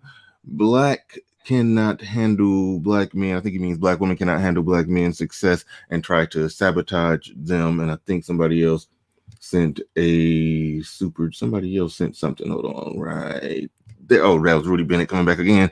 Contradiction again equals stay in your lane. All right. Yeah, now that was I personally thought it was just a bunch of word salad, but Obsidian has somehow a response to it. Go ahead, Obsidian. We're gonna go to DJ Kuda after Obsidian. Okay, so all right. Science has already answered these questions, Danielle. Now, because science is not much venerated in Black American life, and this includes among the college educated. Remember, less than 10% of all college grads in Black America are in STEM fields: science, technology, engineering, math. But outside of Black America, these questions have already been answered in the light of science. So what I'm about to say to you is going to be from that perspective. Okay. With regard to men lying to women to get sex, scientifically true. Number one. Number two, with regard to men settling for much less than they would optimally desire in a woman in order to get sex, scientifically proven. Okay. If you want to tell me that there are Black men who lie to women to get sex, I will not disagree. If you want to tell me there are Black men who settle for a lot less than they would desire in a woman so they can have some sex, I won't disagree. Okay. You're right. Sick Lid, thank you for that super chat. Says OMG, I agree with Danielle. And Marco Grande, thank you for that super chat as well. He said something about old hoes and stuff. You know, you know what Marco said. Grande, I love him. He's so great. What'd you say? I said I love Marco Grande. He's so great. Okay. Yeah, I couldn't see what he said. I just was going off memory. There it is. I found it. He said something about, I knew he said something about old hoes. Said my motto, undefeated, old hoes, words, useless. Said, do that put around me 1824. Yeah. I could. Well, all right. DJ Kuda. Yeah, go ahead. What's going on, y'all? Can y'all hear me? Oh yeah, you good. Hey, what's going on? What's going on, Bernard? How you doing? Yeah, salute the game changer in the building. Panel, what's going on? I actually did a couple of streams covering this story. And the tactics are all the same. I will go as far as to say there's nothing Black men can do that we haven't already done to impress women today. Black men are notoriously judged by a lot of the shit that we don't have. Like I stated earlier, and when you get like a degree, they'll say, "Oh, you didn't pass the bar exam." When you get a car, oh well, you don't have a house. When you get a house, oh, you don't have a car. When you get a mansion, oh, you don't have a boat. You know, or when you get a house and a car and a job. Oh, well, that's basic. You're supposed to have that. Right. Yeah. Moves. Right. Yeah. Because they never wanted to be impressed by Black men like that. You know, or you can't brag on your accomplishments, even if you did it. We're supposed to do everything in silence, including suffer. They always do the same shit. This is the first chain of command. What they do is they'll judge him by what he doesn't have, or they'll say like, oh well, he failed the bar exam, and then they will go into like for some reason women believe they own the word prize. It's weird. Like I'm figuring like they believe they own the word prize. Like prize is to them like a feminine word. Like prize. No, I'm the prize. And that's how they're raised. They're raised to believe that they're the prize for no real reason. So when you have a guy that actually puts a real reason out there on the table, because you hear women go to college all the time, but they brag on like degrees and stuff that they'll never use, or a job field they'll never pursue. They just, they brag all the time. Men don't say anything. But once you have a brother that actually accomplished something, now he gets judged on what he didn't do, or his he's only potential. He's yet to get paid from that job, or you know what I'm saying, or brothers get judged on a lot of things that we don't have. So they weren't looking forward to giving the brother a compliment and say, hey, thank you for being the type of guy that we claim that we want. Thank you for, and this is to discourage, younger men and let them know that no matter what goal line you pass, is always going to get moved with them. They're not. I agree with DJ Kuda. I think, and again, I'm speaking in terms of science now. This is my personal opinion. Right. Science has proven that there is what's known as this wouldn't be derogation of competitors per se, but it is a take on that. In the literature, in the evolutionary psychology literature bearing on human mating, and for that matter, mating throughout the animal species, there is an idea of known as derogation of competitors. So if it's two men, vying for a woman, the one guy will say, well, that guy, he ain't all that because he ain't got a car like me or he's broke or something. That's derogation. In Black America, we'll call it dirty macking, throwing salt on the game. Yeah, dirty macking. Yeah. But in the scientific literature, that's known as derogation of competitors. What DJ Kuda is speaking to with this whole idea of I'm the prize, it's that sort of thing. Yes, Black women will attempt to move the goalposts, even though they're really they're basically arguing against their own position. And that's the reason why I highlighted CJ King's post. Yeah. It was brilliant. You can't argue against yourself. That's why I said there's no answer to this, to that trick question. There's nothing you can give them that they will be satisfied with because they never planned on being satisfied. Right. There is one answer: white girls. Hang on. And so the next thing I want to get to about this whole prize thing, for a lot of Black women, this is going to be harsh. Again, science, and I'm going to cite the source. Jeffrey Miller, Jeffrey spelled Geoffrey,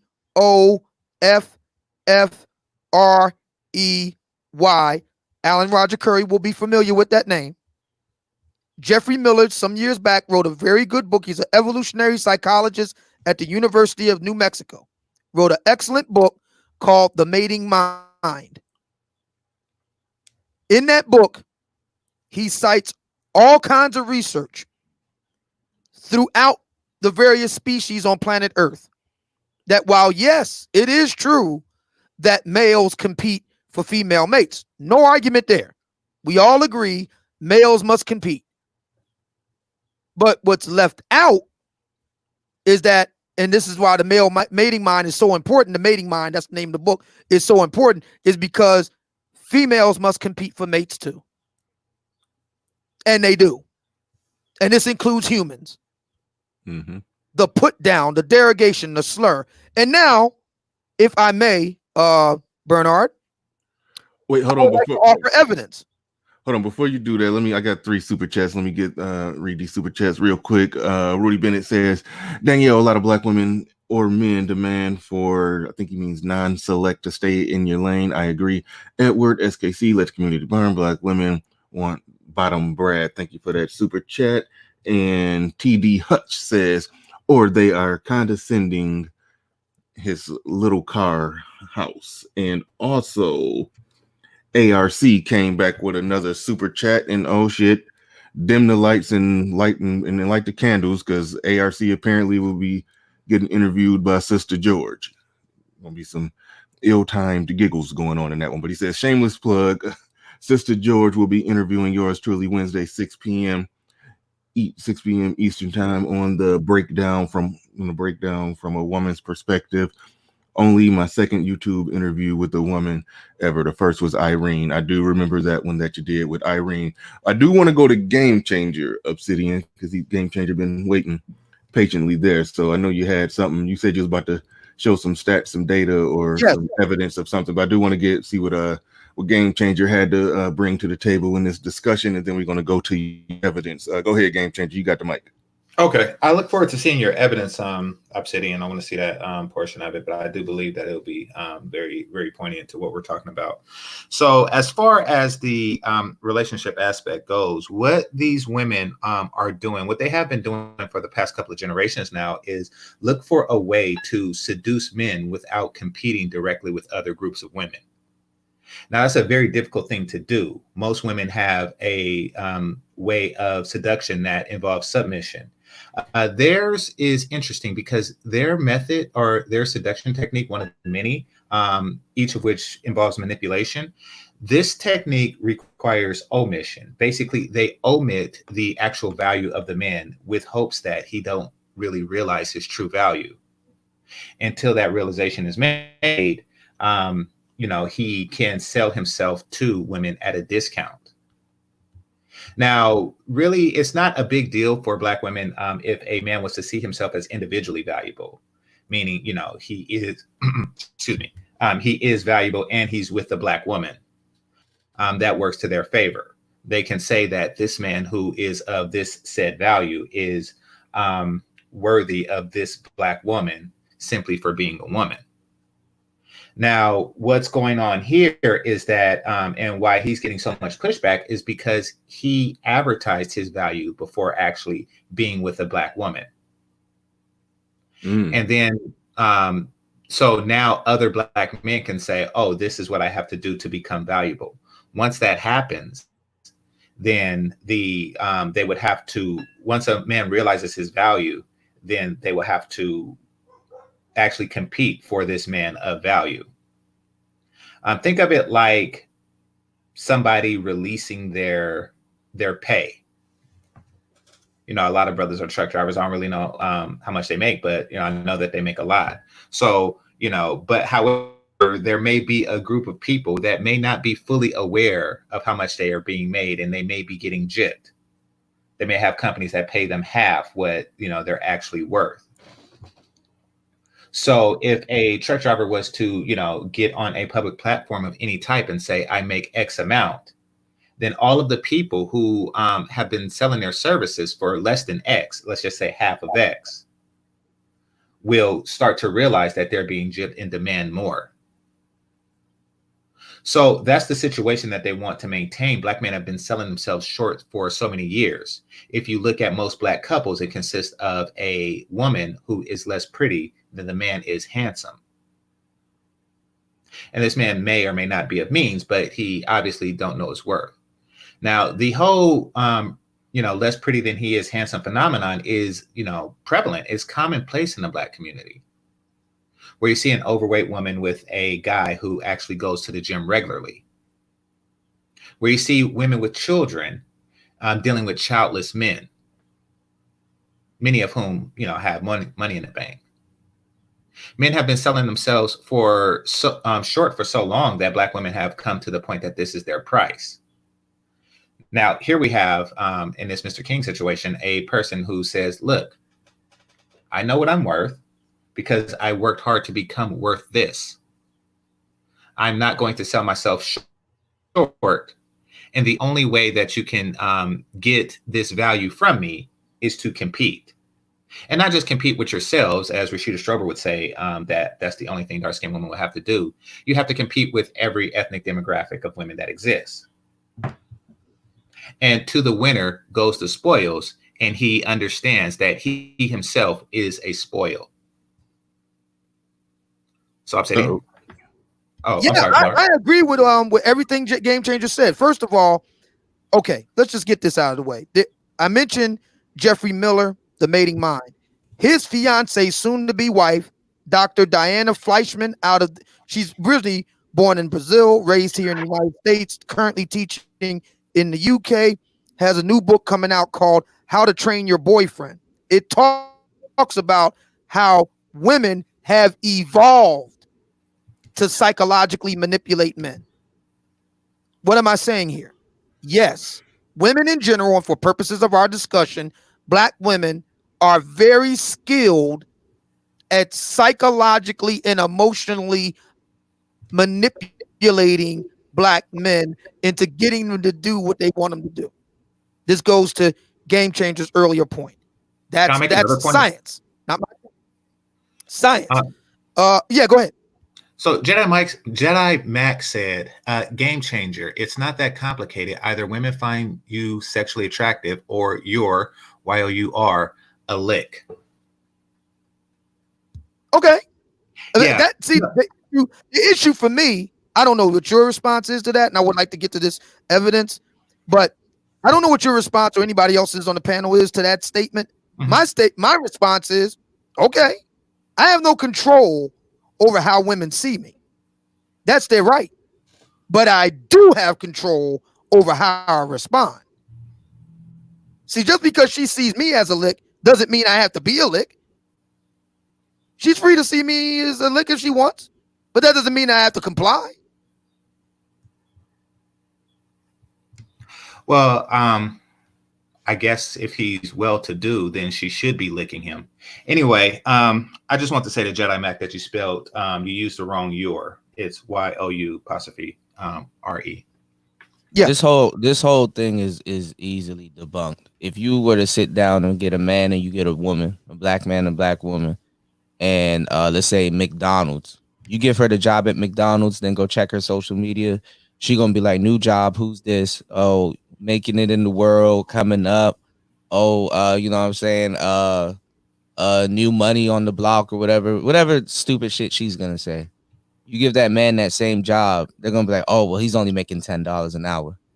Oh, well, he's only, you know what I'm saying?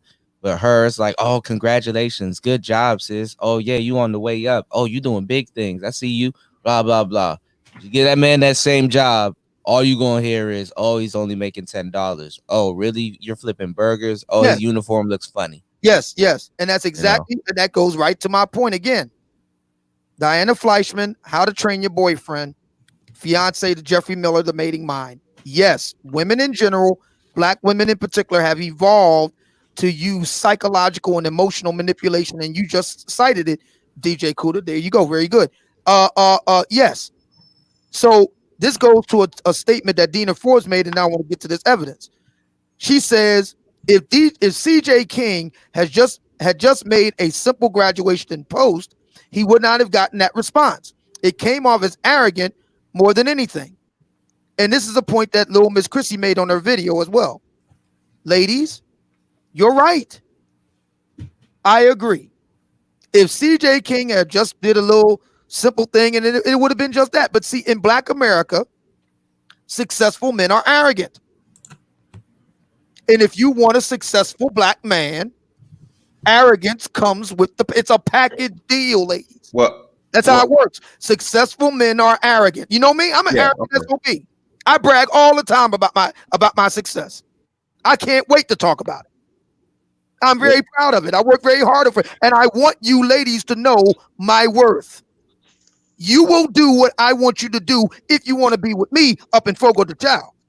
Now, if you want to be with somebody like Alan, and I'm not kicking dirt on Alan Roger Curry, I'm just using him as a stand-in to illustrate a point.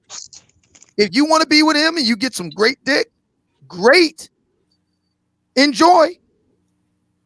While I'll be at Fogo de Chao, maybe by myself, but having a hell of a meal. If you want me, you will meet my standard because I know my worth. Now, let's go to Professor David M. Buss, author of the book, professor of evolutionary psychology, University of Texas at Austin, author of the book, The Evolution of Desire, Strategies in Human Mating. This is what he says briefly.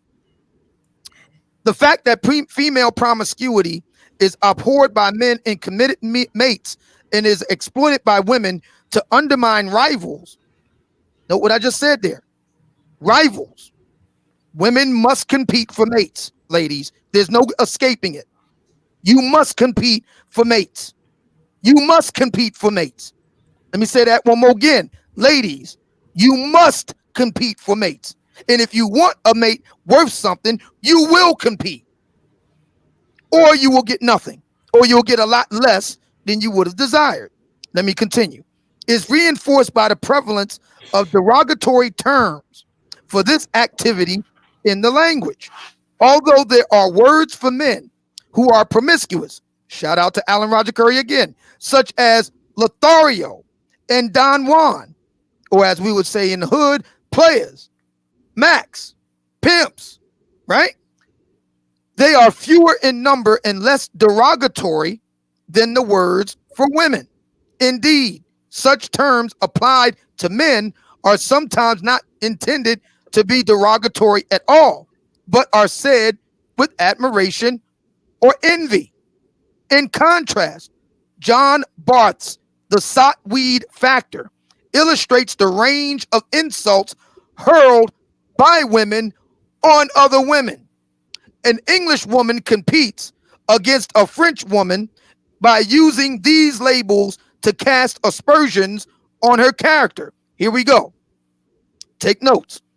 Harlot, whore, sow, bawd, straw girl, tumbler, mattress back, window girl, galley wench, fast fanny, Nelly, nightbird, short heels, bum Bessie, furrow butt, mattress back and blown Bessie, coney catcher, Fast tart, Fanny.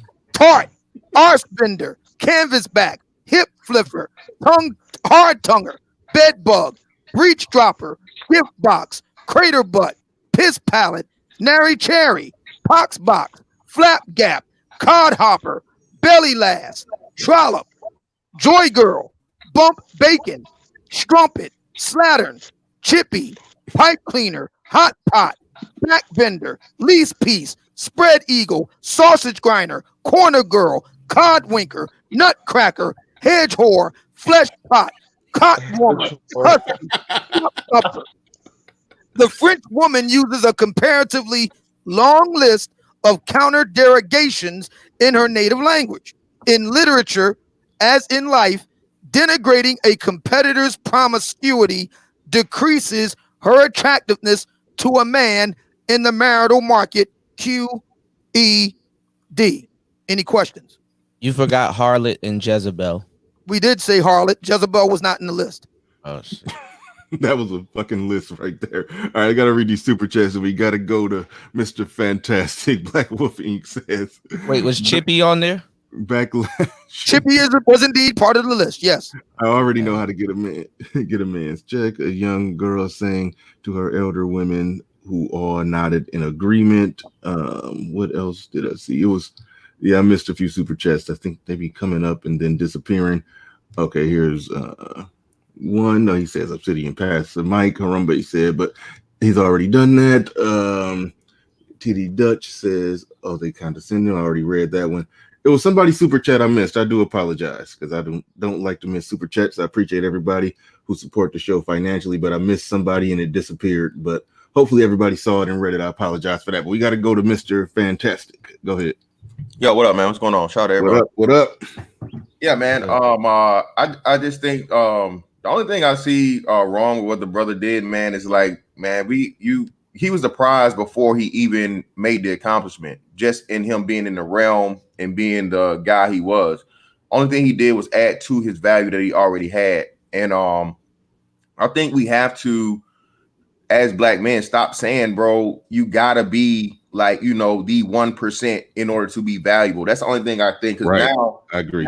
Now, black women are going to use this and they're going to try to flip it and say, okay, well, now he's the standard. You can't just be a guy with a good job, blue collar guy, or so on and so forth. You make this, that, and the other, so on and so forth. Because like you said, they're even with this even it's never enough, man. And again, I think we need to stop. And this is why I'm the SYSBM dudes, even though that's not my deal, what they doing is very, very important, because you got a whole bunch of people coming to a Ferrari, Bentley, or Lamborghini lot, and you're trying to sell yourself to them. That's not how it works.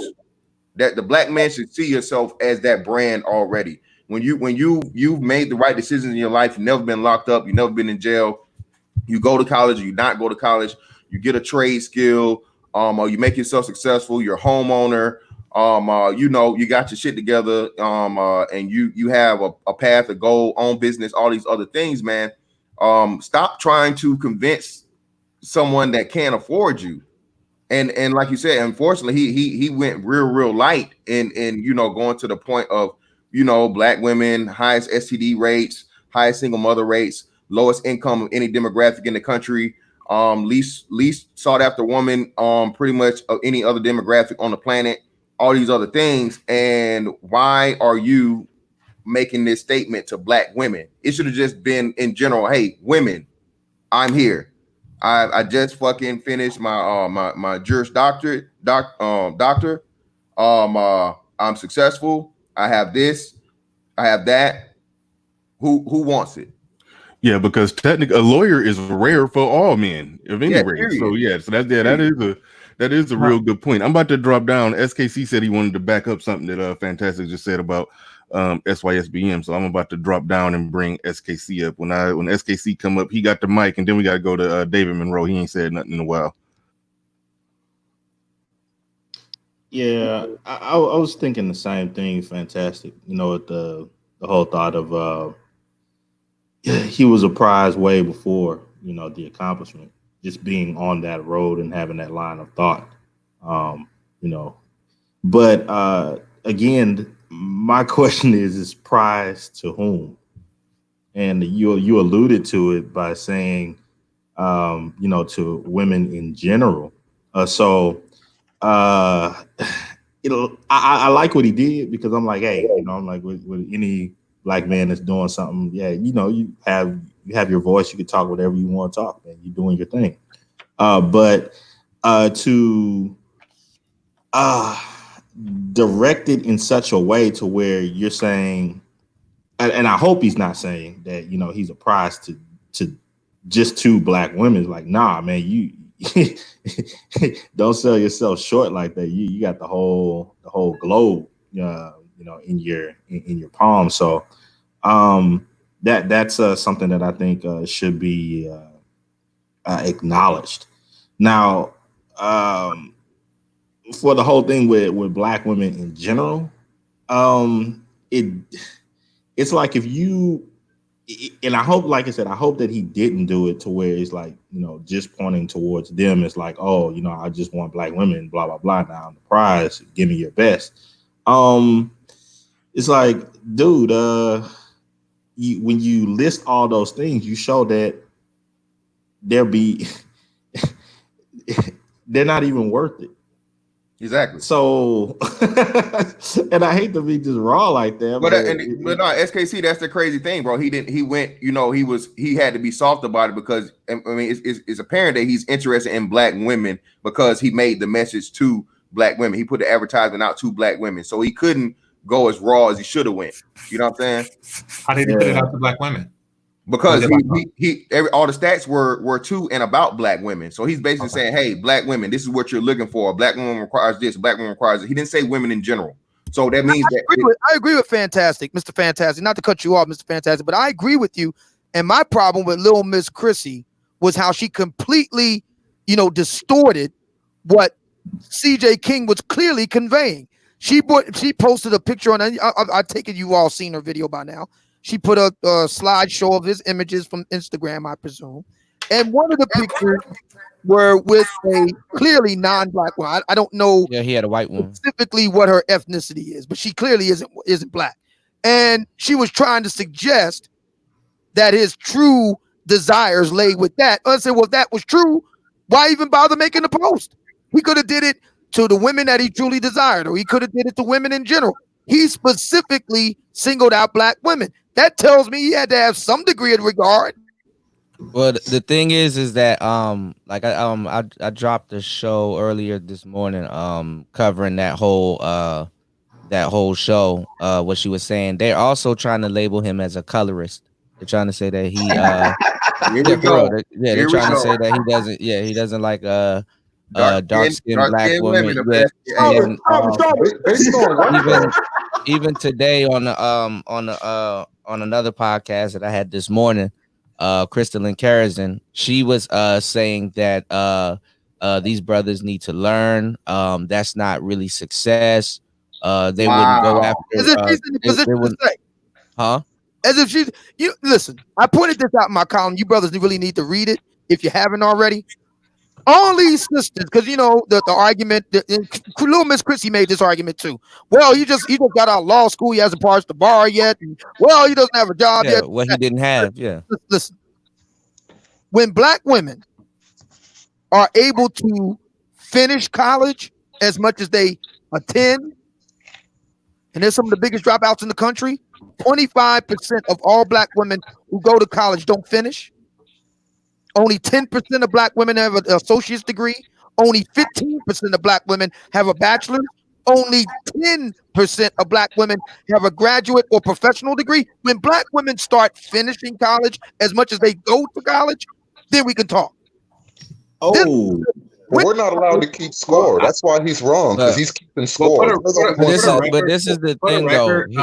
Her husband did not have a law degree when she married him. Thank you. He was flat broke. Thank you. Had to support for quite some time. But this is the thing. What the lesson that he learned was a lesson that we talk about. And we talk about it all the time. Even the quote unquote would be kings of the black community aren't treated like kings at all. Of course not.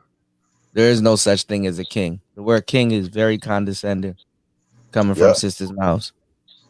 Well, it's not. It's a setup. Like it's a setup. It's you get to determine who the king is. It's not But a but bloodline. that's the thing. You can't It's even not a point. You bloodline. can't It's not a rite of passage. It's not a qualification. It's are you fitting what I want for the moment? But that's Are the you- thing. You can't even point to a group of black men in the black community and say, "Hey, those are kings," and you know what I'm saying. And sisters, their sisters approve. No, Oh, it's all. Hey, it's all. Shout out to Patrice O'Neal, man, because he was the one that kind of flipped this phrase on its head for me. The queen is the king's bitch. yeah. If you're not talking on those terms, then you're not a queen. Well, here's my thing. I'm not a royalist at all. I see it all as backward and retrograde. I'm a child of the Western tradition of democracy and Judeo-Christian tradition, so I'm gonna speak from that. So here's the thing for me. I was elated. I didn't do a deep dive into the brother's Instagram because to me it's irrelevant. But I am glad that little Miss Chrissy found that picture. I have no idea what the context was. She could very well have been a model too. I don't know. Don't care. All I care about is that it got her upset. I'm gonna tell you the reason why. Is what Game Changer said. I'm glad it got her upset, and here's why.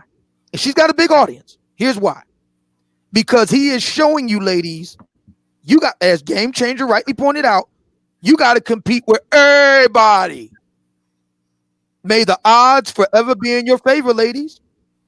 Well, that's what I'm saying though. Sure. Though I don't think he didn't do that though. He did the fatal flaw. The one thing I saw the chink in the armor was this was exclusively to black women, so he empowered them. Because now we're having this total and complete discussion because since he put the flag out there to black women, they're the people critiquing him now and trying to deplete his fucking and degrade his accomplishment. That's not enough. Like, I didn't even. It sounds absolutely ridiculous. But it sounds absolutely ridiculous for the reasons why I point out in my column. But again, hang on. Please tell me. This is the question I have for Crystal and Karazin. This is the question I have for Little Miss Chrissy and any other black woman that's got an issue. Tell me what the man said that was factually inaccurate. Go. Obsidian, none of that matters because again, the audience is who had it, and this is where I'm with Supreme King Coon. If he was to put it out there to say ladies, period. Black women have been saying this for decades. I understand that. To bite you in the ass, ladies. Deal with it. But hold on. I'm pretty sure he said that because before he got to that position, he probably was overlooked by many black women. There it is. Y'all are missing it though. That's what I'm saying. That's where he's throwing his whole hand away because he's still limiting himself to the women that shunned him before. Bitch, if you didn't want me when I was on the come up or I was in the process, like you said, he was a prize long before he made it to the finish line. Well, no, but that's the thing. He made mistake number one. Right to take the shit and put it right back in their face. That's the thing, though. He made mistake. He made mistake number one. You don't give women what they want. No, he gave them exactly what they want. And look at the it's perfect. Right. That's why I say you don't give them what they want. Because what it shows is just how irrational black women are. And Obsidian, again, the only two people that matters to are who? Black men and black women. Black men already know that, and black women don't care. So that's why I'm saying he's shooting himself in. Actually, it matters to a lot of other people, and I'm going to prove it right now. Supreme King Coon, your wife is not a black woman. Correct. Now, is she aware of this situation going on right now with CJ King? Yeah, I showed her last night. What does she think about that? She said she thought it was sad that a black man that is so accomplished had to make such a statement to black women, because she said that it would have been a much better situation for some black woman to had been with him the whole time. Now, you want to know who looks like a fucking idiot coming out of all of this? It ain't CJ King. It's black women. I'm gonna tell you the reason why. Black women like Supreme King Coon's wife is looking at this shit and licking their fucking chops. Well, hold on. City. No, she's not. She already had Supreme King Coon. No, I said women like her. Okay, but great, and that's what I'm telling you. But they can lick their chops all day, but he's not interested in them. He didn't. But we don't know that. We don't know that. That's what I'm saying. You know who he posed with. Black women, and upset the shit out of. We know that. What black women are doing right now is basically what black women are doing right now is basically putting their man up for sale several times. Right. And they're taking themselves off the chessboard at the same time. They're removing themselves from play. Right. And the only thing I was saying was if he, which we don't know, if he is settling himself only to black women, that's the only flaw that I would see in his, in his judgment, if that's the case. But if he's just doing the thing of saying, you know what, I did my thing, and throughout all this time, all of these black women have all this stuff to say, and now I'm gonna talk my junk. Hey man, I'm 100% for him. I mean, like, talk your junk, bro. I mean, you did your thing, and you endured and heard all this bull crap over the years. Hey man, talk your junk. Yeah, I got no problem. I got no problem with the gloating. I got no problem with the hey bitch, look at me now. I have no problem, no issue with that. My only thing is, like I said, it's when he did that, he empowered black women because it was exclusively and everything to them, and he's saying, hey, now I'm here for your taking. A king doesn't do that, bro. That's my whole thing. It's but he didn't. Fantastic. Did he say I'm here for your taking, or he said, or was he saying let the competition begin?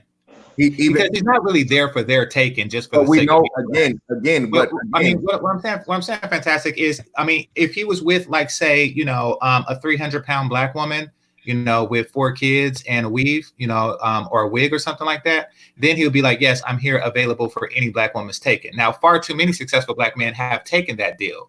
He has not. He's saying basically let the competition begin.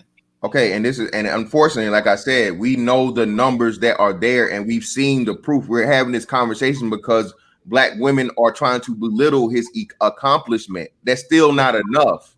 They've taken offense and they're offended. So the people of his audience isn't looking at this and saying all the things we're saying and looking at it the way that any other rational woman would look at it. So, right, but I mean, what if he says F your offense? What if he says, like I say, you cannot dictate what my dick takes? Okay, and again, game changer to a black woman. That's not that doesn't compute, bro. You're just then that's fine. So forth. Then that's fine. More fool them. I mean, so because what you're saying is, if you're after a black woman, they still have the power. That's what I'm trying to tell you. No.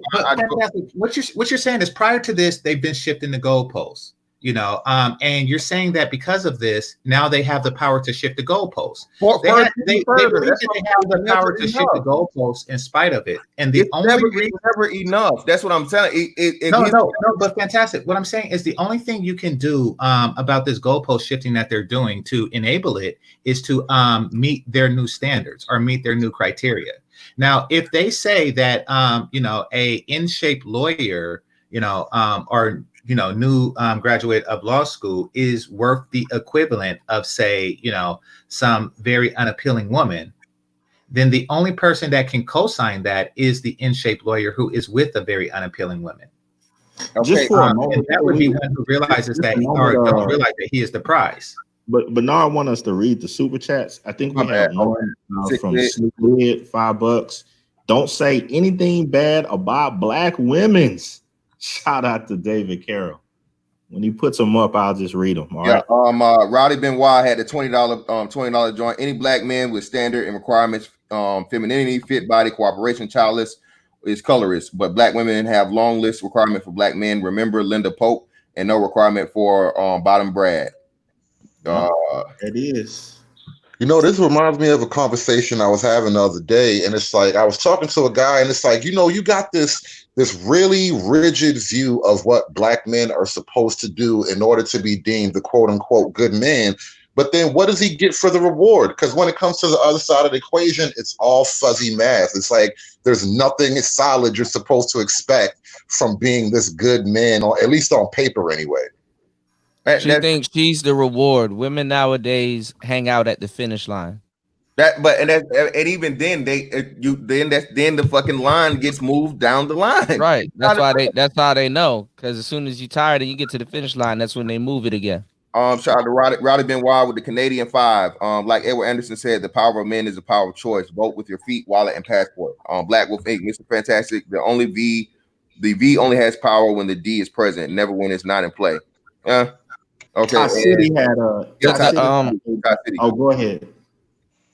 Ty City says, take her shoes away. She can't run from her responsibilities. Sanjeet, barefoot and pregnant 2020, prize gate. I miss Shanji. He need to come back around more.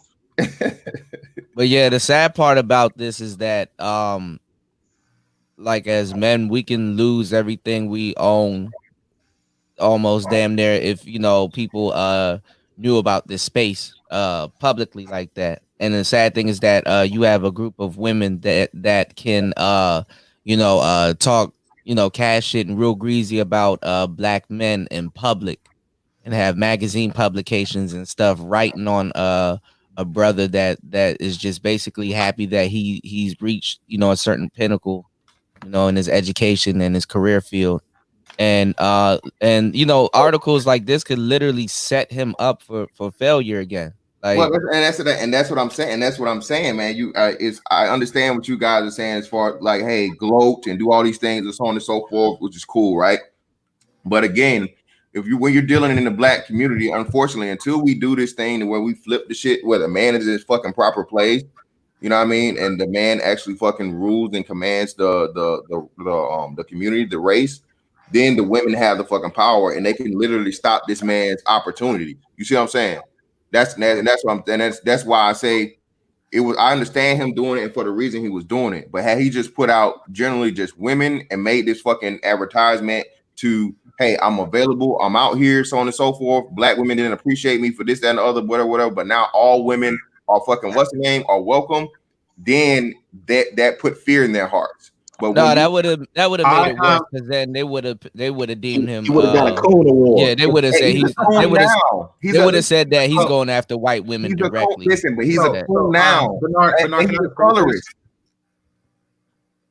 Stop talking about my brethren, Mr. Fantastic.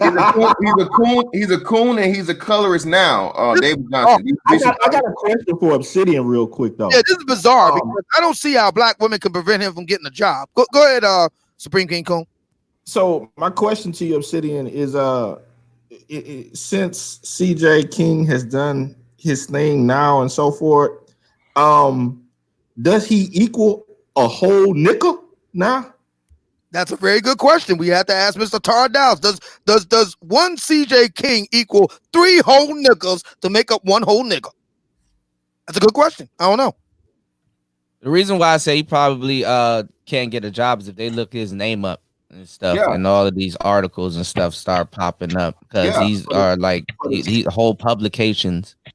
You're trying to get on in a practice. You're trying to get on in a practice. You're trying to get partner, and then it's negative. All these negative things where they're colorist, and I guarantee you they're gonna put the womanizer thing, because again, even though he did it the light way, like you say, he was very, very respectful in giving the things. He didn't really say anything negative about black women. He pointed out all the negatives that black women use against black men, but still, what they use this as a slight. So now you have black women doing what they always do. They're using the major media platforms, Madame Noir, Facebook, YouTube, all of these things to be like, nigga, how dare you? How dare you try and fucking stun on us and embarrass us? So now we're gonna fucking make you the bad guy. Messiah. What they really didn't like was those numbers. So what they put those numbers out? How do you explain the fact that he's a law clerk right now? For how long? You wrong, Mr. Fantastic. You said embarrassed. You made it seem like they were G Money. You embarrassed me, man. Yeah, that's what he did. When he cannot take. You know what's funny though? Because all the shit they talk, a lot of sisters don't know the numbers. They don't. They don't know those numbers. Are hidden for a reason. They purposely turn a blind eye to them. Kuda. Again, they know about this space. They know about these numbers. No, not the space. I'm talking about the numbers. When even the numbers, the TPP is out there, bro. I seen this on local and national news when they was talking about the AIDS epidemic and all these things, and they're saying it's been out there for at least 10 years, saying the highest and the newest people receiving HIV have been Black women. They're the highest affected rate. Pregnancy rate, things like that. Yeah, but you have a lot of shit talking Black women out here that don't know that, and for them to read that triggers them, bro. Again, you're bringing reality to ruin their fantasy, and again, a Black woman is gonna fucking take that as an offense. Right. I don't think that he cares. I don't think that he cares. I don't think that we should care. Ladies, get ready to be offended. Because all I do for a living is offend the fuck out of Black women. 13% of Black women are high school dropouts. 29% of Black women only have a high school degree. 25% of Black women attend but don't finish college. 10% of Black women have an associate's degree. 15% of Black women have a bachelor's, and only 10% are like CJ King, a graduate or professional degree. Let's get the super chat real quick. So stop trying to improve for women who hold you in contempt. Stop trying to improve for women who hold you in contempt. And then Black Wolf Incorporated, he says to Bernard Riley, first show to pass 400 viewers. Congratulations, bro. Yeah, I noticed that a while ago. Yeah. Let me and says the CJ King situation is a walking ad for SYSBM. That's the first thing I saw, man. I'm not even an SYSBM guy. That was my whole thing. I just feel like he hit himself with a Jedi mind trick by singling it down to Black women. Had he did all those things and then at the end said, ladies in general, all women or white women, women, white, Hispanic, Asian, and whoever else, that these bitches didn't appreciate me back then. I'm successful now. Everybody can get it. I'm just waiting for the interview that Obsidian gonna get with Mr. CJ King. I think that would be a one for the record books. That would be great. Hey, Game Changer, I want to ask you something, man, because I just had an idea. What do you think about this? You need to come up with an app for these scrolls, man. It should be like some kind of video game where it's like your quest, the quest that you went on to unlock all these secret scrolls. Like you had to crawl through strip clubs and trap houses and shit. Like make this a video game. You could get paid off these scrolls, bro. Actually, I didn't think about that. I was going to just make it into an app, but you might be right. You might be right because I did have to go through a lot to infiltrate the sisterhood and get these scrolls. Like remember that game swinging over crocodiles and every barbershop. These scrolls should be in every barbershop in America. It says a Black man with mating, dating, and relating standards is blasphemy and should be silenced and shamed by any means necessary. So no matter what, they were going to do this to him. And this also fits into a couple of other tenets of the scrolls. And let's see. 1 second. Discourage interracial and intercultural relationships of Black men at all costs. That's also applicable. The image and reputation of Black men and damage the image and reputation of Black men and boys whenever possible. So they are, really consistent in their behavior. And this is over 100 years ago. These were written the day after slavery, but this is the most, interesting one. Discourage economic success in Black men and boys at all costs. Tell them that success is a white thing, make success seem unsexy for Black men. Make failure seem appealing. So right now they are following the scrolls. The reaction, the knee-jerk reaction that they had to is their core programming, and that is the scrolls. These are the tenets that they live by. I mean, this is not new. The way they're reacting to this, this successful Black man, is to discourage economic success. They are going to discourage him no matter what. Can you put that in a PDF so I can print it out and like airdrop it over a city somewhere? Oh, they already have these scrolls. I mean, I got the originals, but they already have their own copies and stuff. So, you know, I mean, No. For men to know, I need this to be littered over some urban areas. Men can pick it up and read it, like those cards religious people live on your windshield. Were the originals wrapped in horsehair? No, they weren't wrapped in horsehair. It was written in that like old timey paper, but it was a lot of like blood and berry juice that they were using as ink. You know, okay. And not many of them were literate, so it took a while to crypt it. But you know, from whatever vernacular they were using at the time, which, you know, was a dialect that was foreign to me. But it took a while, but it took some AI work, but it is translated now to the best of my ability to put it into English. Now, there are still some that are just incomprehensible at the time, or, you know, at least to me. So I'm like trying to work on that right now, but there's still some more to come, basically. Save that for the boss level. I'm just loving the irony of it all. You gotta love it. You gotta love the irony. Yeah. Gotta love the irony, and it reveals something else. And I wanted to get to this. What it reveals is that black women can't handle strong, smart, competent black men. Right. That's what it reveals. They fear him. They fear him. Again, like I said, black people in general don't like intelligence because the way of the black person is the finesse, the get over on, the swindler, all that type shit. How can I get over on the next person? And intelligence is a deterrent to that. The smarter a person is, the less likely you're able to get over on them or run game on them or whatnot.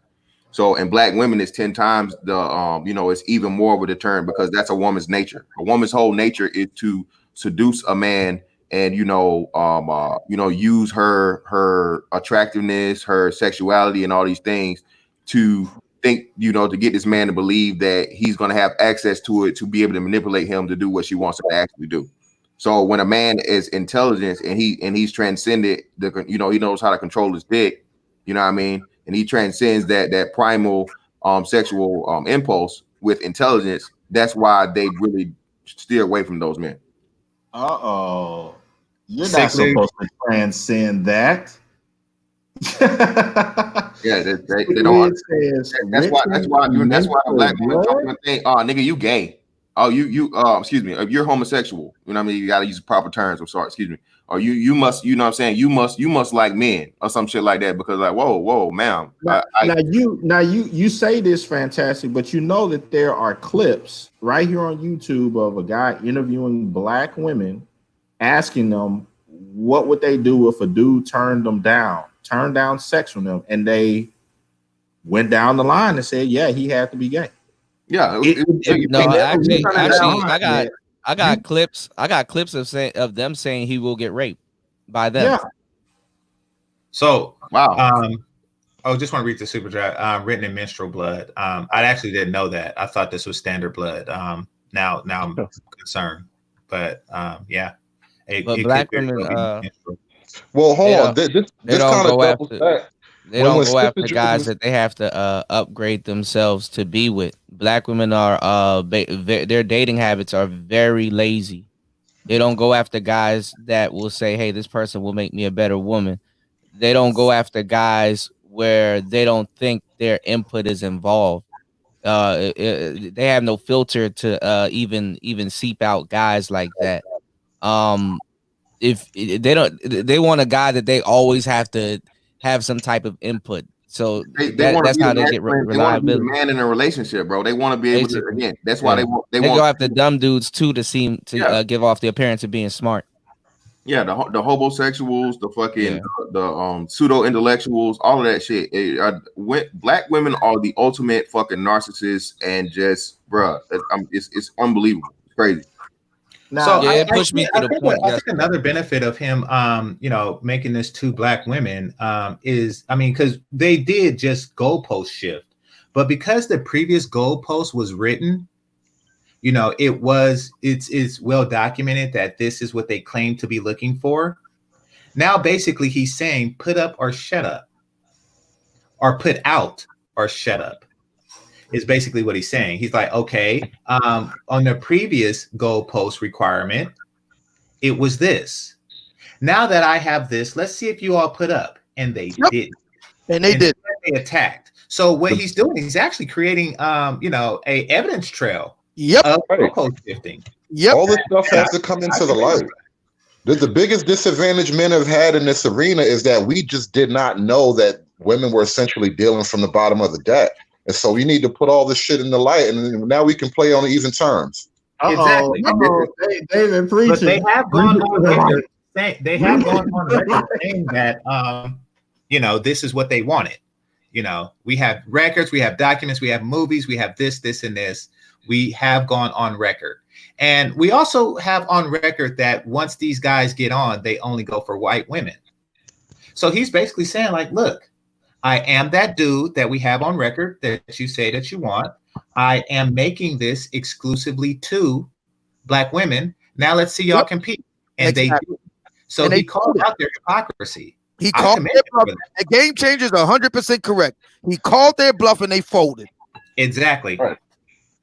Exactly. And my thing is, and my whole thing, I agree with everything you guys are saying. But if this was a Jedi mind trick in order for him to open it up and now he's going to reverse it and he's going to say, hey, look, I gave Black women a chance.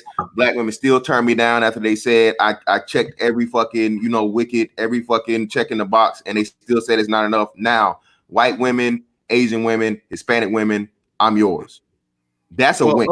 But he probably will. Like that's probably stage 2. If he's going to continue to pursue Black women, that is this again. You're throwing your pearls amongst the swine, bro.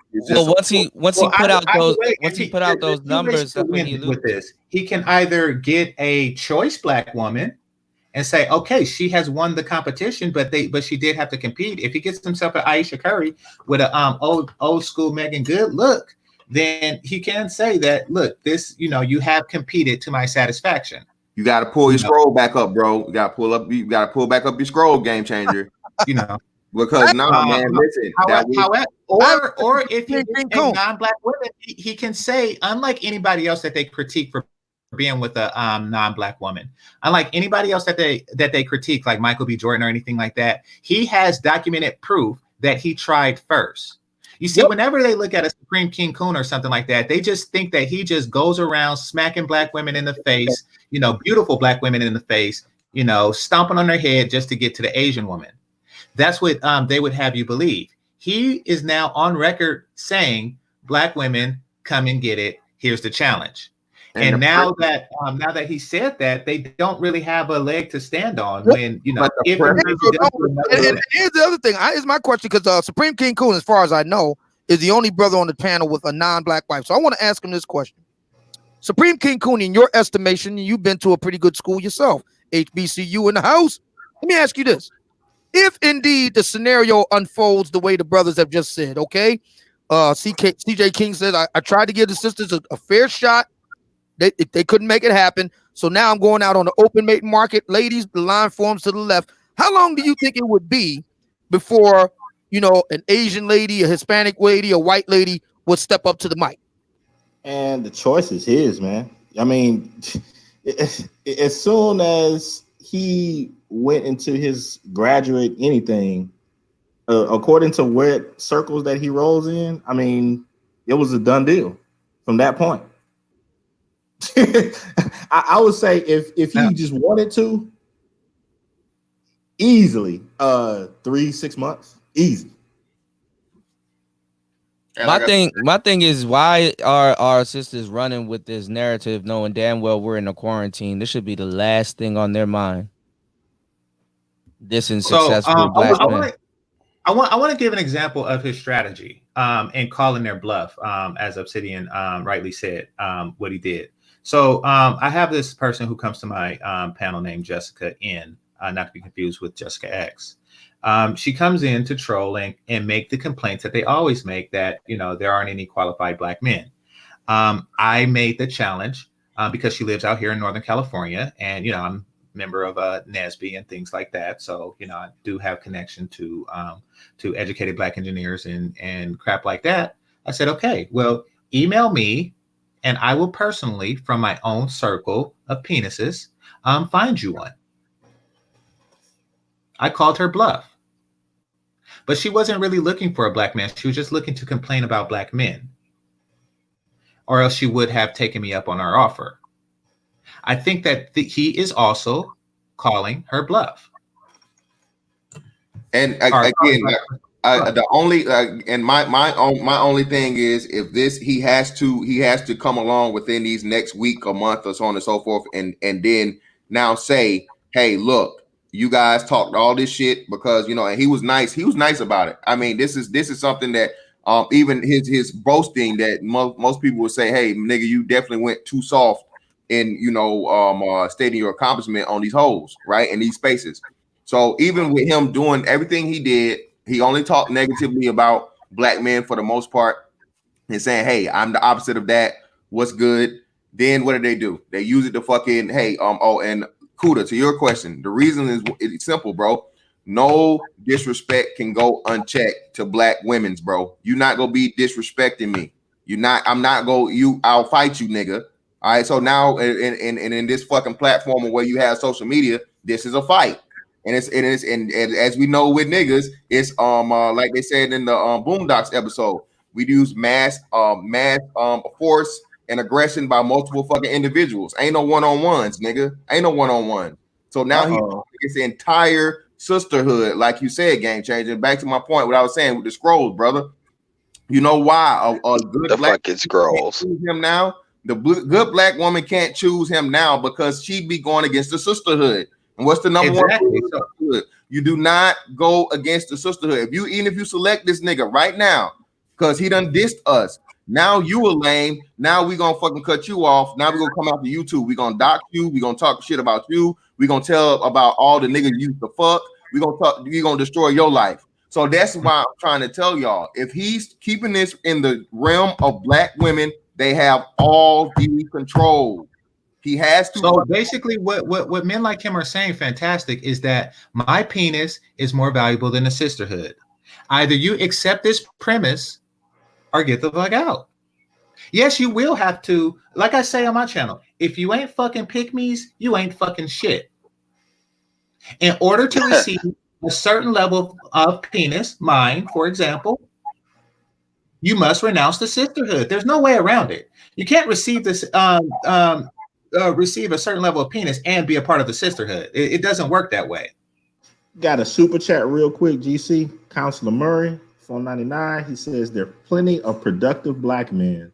There's just no productive black men that want you. This is what they need to learn. Well, these will be the same people that say some but not all, but ain't no good black men at the same time and come out of their mouth. So on their side, it's always some but not all. Everything is designed to minimalize, the percentage of fuckery. But with black men, it's like a unicorn finding the perfect, ghost nigga, like from fucking Power or some shit like that. So at the end of the day, I want to add this real quick. Do y'all think that CJ King really knew what he was doing when he said what he said? Because what I think is a lot of these dudes, even going back to Snoop Dogg, I don't think they really understand what they're getting into. No, they don't. When they say shit like that. He didn't know. He thought, again, I told you, you can look at it by the way he worded the thing. He made the black guy the villain. He made himself the villain and saying, hey, look, I am the opposite of all of these things that the negative things of black men are, and I am what you claim you want. I'm here for you. And what happened? Shit fest, shit storm, fucking 2020. It didn't matter. Didn't mean shit. They took it as disrespect. And another thing, sometimes he kind of knew what he was doing, man. Yeah, I don't think they realize. I think it's like saying, hey, I want to hit what else? Yellow Jackets. I want to hit a nest of Yellow Jackets. Then you hit that nest and you find out it's those, not even those hornets, it's those murder hornets. You be like, what the fuck?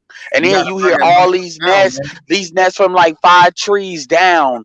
Or like it's like all these nests are like nests you ain't even fuck with are coming out of nowhere, and that's the same thing with Snoop Dogg. I even think real talk that was and I think a lot of brothers don't really be anticipating that. I think maybe I can't say his name right, so forgive me. Boosie, however you say it. Right this time, brother. You got a Lil Boosie. I think he kind of understood. That's why he framed his shit like he did, and he was able to stand on it a little bit. But a lot of these dudes be getting caught off guard, and that's why they go back to the simping real hard, because it's like that's a knee-jerk reaction, because they don't be thinking. Look, the online bullying with black women is some serious shit. Even with other black women. Fuck black men for a second. You look at how black women will online bully other black women. What's that? Not Simone Biles. The other one. Gabri, you know what I'm talking about. The other black Gabrielle City. Yeah, the one who not Gabrielle City, the fucking Olympic. Only one is Simone Biles. And not the one that they went after her edges. Gabby Douglas. Yeah, she was attractive. They went after her fucking edges to the point where she was about to break down and cry. This is a chick that's dark skin, features, representing black women, and they jumped on her for edges because she's swimming and broke down. This black women in online bullying is some serious bullshit. Well, let me get the super chat real quick. Demetrius Parham. If we want pygmies, and I want pygmies, just one moment, real quick, game changer, so I can get the super chat. Demetrius Parham says, "Let's stop speculating and have him come on." All right, go ahead, GC. We have to. You have a couple more, right? Dollar Washington. Oh, did you do that? Yeah. We got a Dollar Washer. He says they were low key sticking up for Pookie's and Ray Ray's too. Yep. Always. Harambe says, "Let's get in contact with CJ King. Bring him on." Well, and this was I'm glad the brothers are suggesting that, because this right here will let us know like the seriousness of his true intentions. Because if he comes on one of these platforms in this space, the brother's serious. He don't really give a fuck about he see the light, he's seen the light, and he's he's willing to fucking either bitch you gonna get down or you gonna lay down, because I really am the prize. In regards to what the fuck I say, you gonna get down with my program. But if he's like, nah, man, I'm still after these hoes, and that's my biggest issue with a lot of these black dudes, man, when they make these statements. If you say anything bad against fucking black women, that's why you have so many simps online. It takes you out of get this pussy lottery. It take you pull your name out of the get some pussy hat. Well, that's you. That's you though. That's clear. No. It's also him. You see, some men understand that you ain't fucking picking. Yeah, but dude, this is where you got you being too malleable. Everybody ain't you, and everybody ain't coming at it like that. Remember, everybody ain't in this space. Everybody is not in this space. So when you deal, this is why when people talk about stuff like this don't happen in real life, one of the things you got to understand is people are generally going to be the most honest, at least how they feel about a topic. They may be lying about what their personal situation is, but how they feel about a topic, they're most likely going to be like that online, whether it's YouTube, Facebook, Instagram, whatever.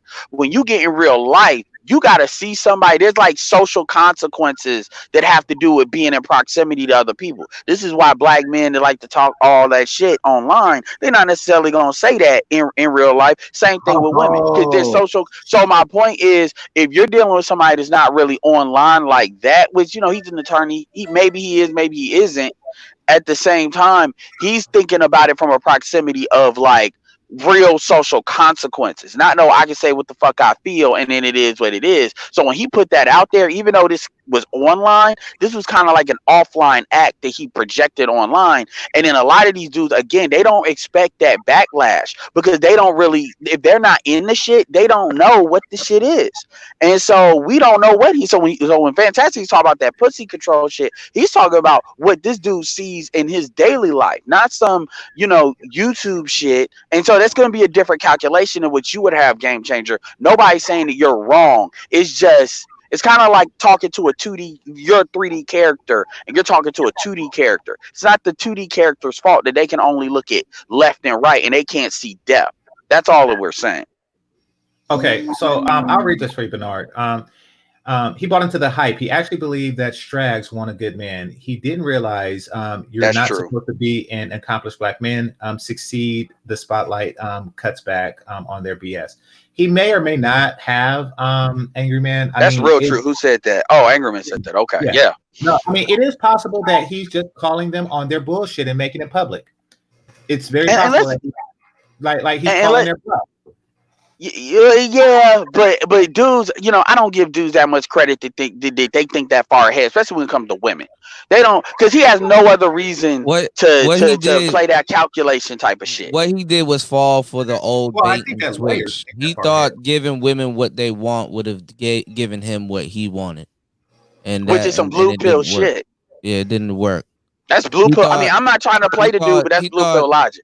he thought sisters that sit up here and whine all day about how ain't shit men are, and these are the type of brothers that they quote unquote want to go after, and the type of brothers that they deserve.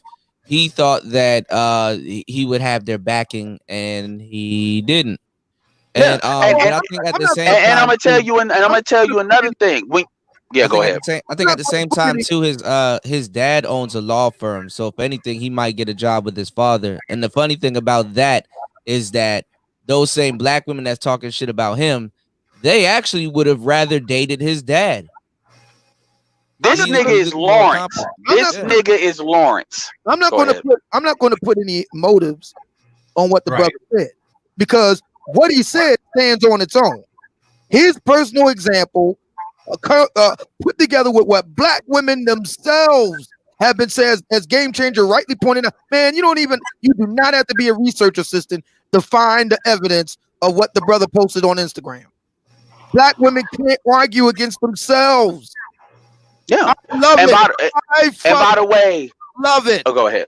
Go where you're, like, you hear people talk about go where you're celebrated and not where you're tolerated. And this goes to blue collar brothers that are productive, to be on a square, to be doing the flip houses, doing that. Like, they know how to get that money out of, because there's money to be got. And then the folks be trying to play them low key because they're not wearing their money, in their clothes. That's where a lot of that blue collar hate comes from too, by the way, is if these dudes ain't flashy because they're smart enough to understand how to flip stuff, and they got their truck, they got what they want. Because, dudes are not as high maintenance as women are. That's where a lot of that blue collar shaming shit comes from. Because I know a lot of blue collar motherfuckers, most of the motherfuckers I know that got money, actually, as far as in real life, are blue collar, or at least they had that background. My point is, to that is, what this is about is not necessarily, you're right, it's not about his motives. What it's really about at the end of the day, this is a dude that has worked his way up, is in that higher middle class, in that like higher class Obsidian be talking about. And at the end of the day, black women don't want that because they don't want to submit to that. And this is where that doormat shit comes from, because then they're gonna say he cheats, he does this. None of that matters. You the one, because the dudes that you're fucking do the same shit. So what are you talking about? So where's the difference? So Well, the this, thing is, a and then lot I'll of say these, this, and yeah. and then I'm done. I promise. One thing about social media, I'll fuck everything else I just said. The most important thing I'm gonna say is right now, the audience. Social media is very valuable because it is like a crowdsourced survey. It allows you to get a very accurate understanding as to where people are and how people really feel, because they're reacting based on very instinct, very emotional, not no thinking about it, not thinking about what the fuck right thing to say, because they don't feel like it's any social consequences to it. So they're gonna tell you exactly. So when Obsidian and other people talk about, Game Changer talk about how these women are reacting, this is how they feel. They may not say that shit if you ask them face to face in a group, when it's just you asking them, well, what about this CJ King situation? Because now they're gonna look at saving face. They're not gonna say what the fuck they're saying online in real life, because it's gonna make them look fucking goofy as hell. So when people always say, and there's a lot of people that say this, oh, well, I don't hear about this shit in real life. The reason you don't is because folks have a social awareness that they really don't give a fuck about when they get online. So how motherfuckers feel about CG King is actually how they and this is for the black men too. The niggas that simping, because it wasn't just the women. Hey, Ed, anyway, let me read a super chat real quick. We got R Jizzle. He said, if he didn't know how black women would feel then, why did he say, "Don't kill me" in the comment section? True. And Good point. I missed Thank you. I tried to tell y'all. Well, that's what I'm saying. Brothers have no idea that they're talking to and about a group of women that don't know what hypergamy is. So They don't know what I think hypergamy he is. knew what he was jumping into. They know what it is. I'm Like, hoping. I mean, Black I hear women don't know what something about a hypergamy is. bag. Yes, they do. They just don't. They you Black can't know women, what something is. You can't know what something is to avoid it 100% of the time. their context, I'm their hoping that- context of the word is way off. Black women That's an just figured out. out. That's an out. I'm just saying, sir. That's an out. No, I- because they're I never hoping that- snatched up. They just figured out what hypergamy was last year. Shit. Okay, I'm hoping that Angry Man. I saw Angry Man in the chat, and he threw up a super chat. I'm hoping he can join the panel. And Miss JV Dessalines just jumped in, so hopefully she can join the panel too. I'm just putting that out there for Bernard for his consideration. Continue. Yeah, because I'm only gonna be here for a hot second. So Yeah, they don't know. Angry Man's Hypergamous women are married. Hey, If DJ you're a Cooper, hot commodity, you're snatched up. did they read Angry Man's comment? Yeah, the first yeah, one. we I did. don't know Yeah, if it was a. okay. If he did a second one, the second one didn't get the one that he was talking about. It's a BS because I forget. He said some real shit though. But if he did another one, he said he brought into the hype. He actually believed that Strags want a good man. Yeah, he realized. And that's what I was trying to tell y'all from the jump. Again, You're not supposed to be an accomplished black man, succeed, and the spotlight cuts back on their BS. Well, But that's the if thing, you don't give women what they want. When you give them, it's like giving the cat the ball of yarn. It's uninterested in the ball of yarn as soon as no, that's not what it is. Because you non-black women would get that. Non-black women, if they see an attorney see this, see that, they're gonna get a different reaction. So it ain't just the string is that's the that bullshit. That's that no. See, that's that. I get what you're saying, but that's that bullshit. Where we make all we stop making black women all women. Like we got to stop doing that. Yeah, because an attorney, if you say a dude is like 6 foot or 5'11", an attorney on attributes on their face, do you want to meet them? Other groups of women are going to even fucking a lot of bottom tier women are going to still want to look. It's subjective, but what I'm saying is that this gave him license. Basically, this gave him license. He's taking it now. It's kind of like a vaccine or something that has a little bit of the flu in it. You know, he's taking it now. He's like, okay, I'm gonna take the hit from black women now because they're going to give it to me later when I date a non-black woman. You know, so then I could point back and say, you know, the only way he can prove that you're proving my point now. So now I'm ending up you guys are proving me right. You agreeing with my whole premise on this. The only way that this cannot be or he can turn this into a positive is if he leaves the black woman fucking sphere. He leaves the fucking realm of being interested in black women. Right. So that's what you guys were telling me earlier that I was wrong about it, and that the black women are I knew you was right. No. What black women are doing is putting up a for sale sign. Because the only way he can mess this up is if he gets with a subpar black woman. That's the only way. If he gets with he's not going to do that. No. If he gets with a top tier black woman, then he proved his point. Like you did have to compete. He competed and won. Okay. No, the only way. You overreading. Oh, go ahead. No, the only way that he can mess this up is if he fucks with black women at all. Period. Thank you. If he fucks with a top-tier black woman who has competed and won. If he gets into Aisha Curry that looks like Megan Good, then he won. That ship has sailed. The reason why that ship has sailed is because, number one, everything he said in his post, okay, was exactly what they complain about. This is all of the shit that he listed out. He didn't get that from some statistics. He got that straight out of their mouth. That's true. They complain about on a regular basis all the fucking time. And he said, and I don't know what his motive was behind the shit, but the point is, he personified that shit. He said, okay, I don't have none of those issues. I haven't done any of that. And let's face it, the dude is what I constantly talk about on my channel. He's, for lack of a better phrase, he's a day walker. Okay. He's one of the guys who, he has all of the strengths of the quote unquote educated lane, but none of the weaknesses. Because his ass, if you look at him, you wouldn't know he was a fucking law graduate. He looked just like you probably would think he was just a regular street dude or whatever. Yeah, especially out of a suit. Exactly. He got the freaking, he got the chains and shit. So you can't even throw the square card on him. Yup. He got the Odell Beckham, and I think he's a frat. He's a frat dude too. Yeah, so you can't throw the square card on him. You can't throw the lame. You can't do any of that shit. And that dude represents a large number of black men, the black men that you can't put in either or box. You just can't. You know what I'm saying? So he's saying, look, I don't fall into none of the stuff y'all try to say. So if I'm educated and I have a degree and this, that, and third, you can't turn around and say, oh, you're a square, you're a lame. But at the same time, you know, with the chicks that, you know, want to talk shit about him, you know what I'm saying, not having swagger and all of that bullshit, it's like, look, I fit into all those categories. Now what? And then no, but hold on, you got to look at their breakdown also, because they were going in on this brother's GPA, all his withdrawals and everything. Like I said, the breakdown, like I said, let's break down these numbers. 13% of black women are high school dropouts. 29% of black women only have a high school degree. 25% of black women attend college and don't graduate. 10% of black women have an associate's degree. 15% of black women have a bachelor's, and only 10% of black women have a graduate or professional degree. You want to break down some numbers? Let's break down.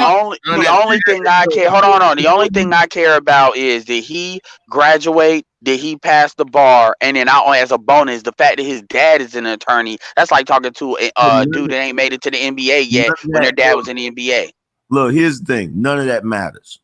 None of that matters. Thank you. None of it matters. I'm gonna tell you why. None of it matters, because this is what happened. Black women as a group, as a whole, they listed out a bunch of fucking hoops for black men to jump through. And the reason why they listed those hoops is because they figured most black men would not be able to check all of those boxes. Okay?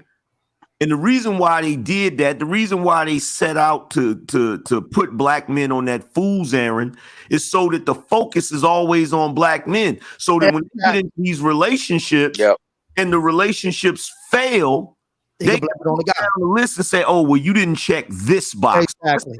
Let's say you checked all 9 and it was 10 things. Let's say it was 10 things. You checked all 9 boxes. When the relationship fails because of her fuck up, because of her not being able to have a interpersonal relationship, she's going to look at that one box that you didn't check and say, that's the reason it failed. Yep. You missed the spot. So Angry Man, he checked all the boxes, and now he's calling their bluff. It's kind of like back in the day, if there was a school, a private school or university that didn't accept black people, and they would look for the box that you didn't check, and then not admit you.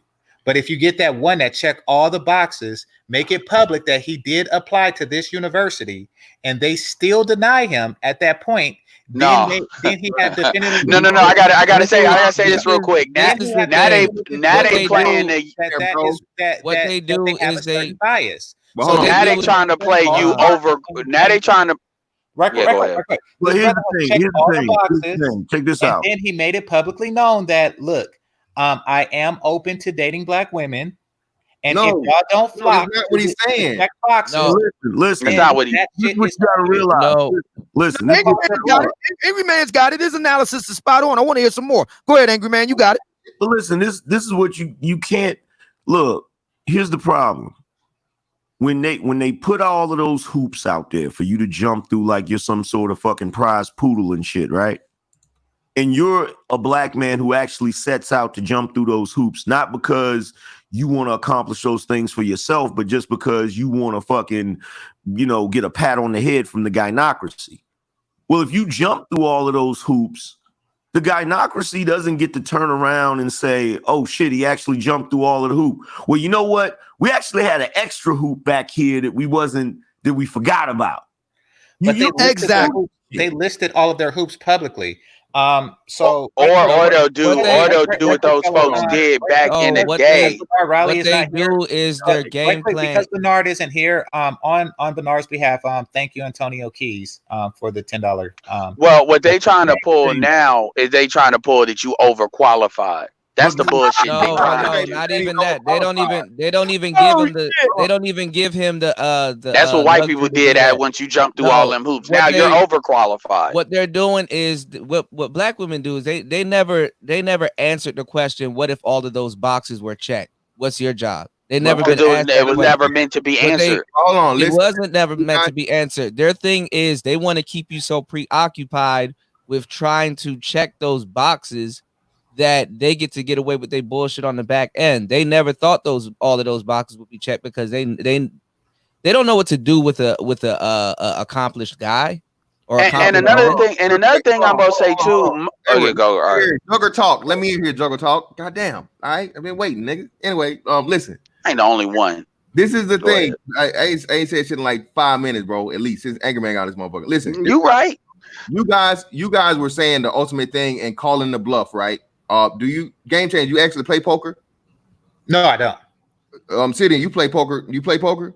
I've dabbled. Do you guys know what a bad beat is? No, I don't.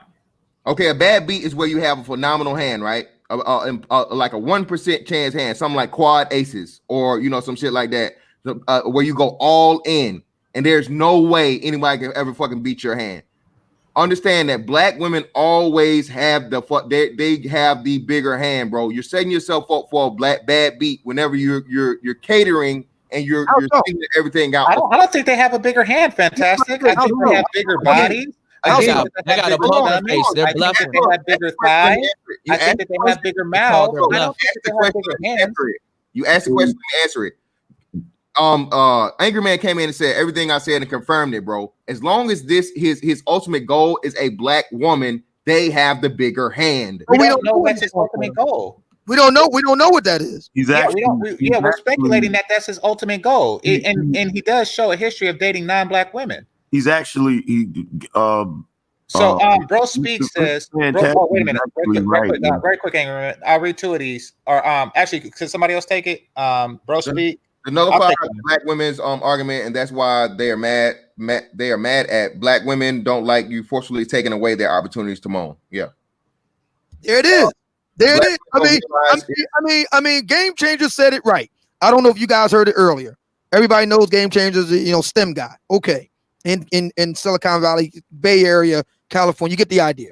So Game Changer's on his channel. This other chick comes up there. She's always, we all know the litany by now. We all know the routine. The black women that like to follow around the black manosphere, they're kind of like tour girls or whatever. And she goes up there and she spouts the usual talk about black men ain't building up, blah, blah, blah. Game Changer said, oh, you know what? I tell you what I'm going to do. How about this? I actually know brothers that are engineers, doing very well for themselves, single, no baby mama, the whole bit. He said, I'll tell you what I'm going to do. You contact me. I'm going to put you in touch with them. She never did. And all that to say is the brother CJ King called their bluff and they folded. The end. Yeah. And at the end of the day, a lot of these dudes, first of all, that crap about you ain't building. If you're going to say black men ain't building and apply that massive standard on one black man to all black men, then my question is, why are you even fucking black men? There's a good night. It should be a white man or a Latin man or another man that is quote unquote building and you can find. Yeah, because because you apply that, they selectively apply that, number one, which is what kills me. Because I'm like, I don't know where all these black kids are coming from, because if black men are building, your female nature should be not be able to sexually reproduce with these dudes. If it's really, you're gonna apply that like that. That's why I know that's bullshit on space. But the other thing, as far as what CJ King did, as far as what it meant, I mean, at the end of the day, this is why it's important to talk about shit like the gynocracy. This because you have to a lot of dudes will sit there and jump through these hoops and not realize shit is way more structural. And understand something. See, dudes like CJ King are not gonna go to the bottom depths. They can go to the source like in the Matrix to figure this shit out. They're gonna see that the motherfuckers on some bullshit and they're gonna fucking go another way. And this is why a lot of this colorism talk comes in. The point I want to make is it ain't about colorism. It's about shit like this. Point blank, period. So whenever you motherfuckers talk about black women want to be married, black women want to do this, black women want to do that, I agree with you. This is why that shit's bullshit. I agree with you. A brother in the chat room, you all know him, Keith Lamont. He said that he was talking with O'Shea and they got into it. that aside, his main point was Keith said, if be a black man and build a rocket ship to go to the moon, black women will say, but you didn't include time travel. See, the point is here, and we all know what it is. It's about what we don't have. We all know what it is. It's constantly shifting the goalposts, man. Yeah. But listen, here's the thing. Think about it like this. And by the way, what Fantastic said was correct. They do have the stronger hand, but the only reason why is because when you start dealing with black women, the way society is set up, they're the house. So when you're playing against them, they've already rigged the that's why I'm gonna start calling the guy narcissy. Yeah, they're the house. You know what I'm saying? Man. The house always wins. The house always wins. You guys keep saying they folded. Actually, they don't. Angry Man, right quick. The house don't always win. You want to know how they lose? When you don't play with their ass. But he's playing with them because he's talking to them. But how many dudes don't play? Exactly. That's the thing. Exactly. See, here's the thing, Game Changer. I get what you're saying, but here's the problem with the premise of your argument. You represent a small percentage as far as your thinking, just like a lot of us here in this sector. You represent a small percentage of black men that are going to take it to this depth. Most brothers are going to fucking play that game. They're going to go in that fucking casino because they all believe that they're going to fucking win the jackpot. Well, I mean, and that's what the house wants you to think. Right quick. If the jackpot is some fat, ugly bitch with hella kids and ashy skin and a wig, then have at it.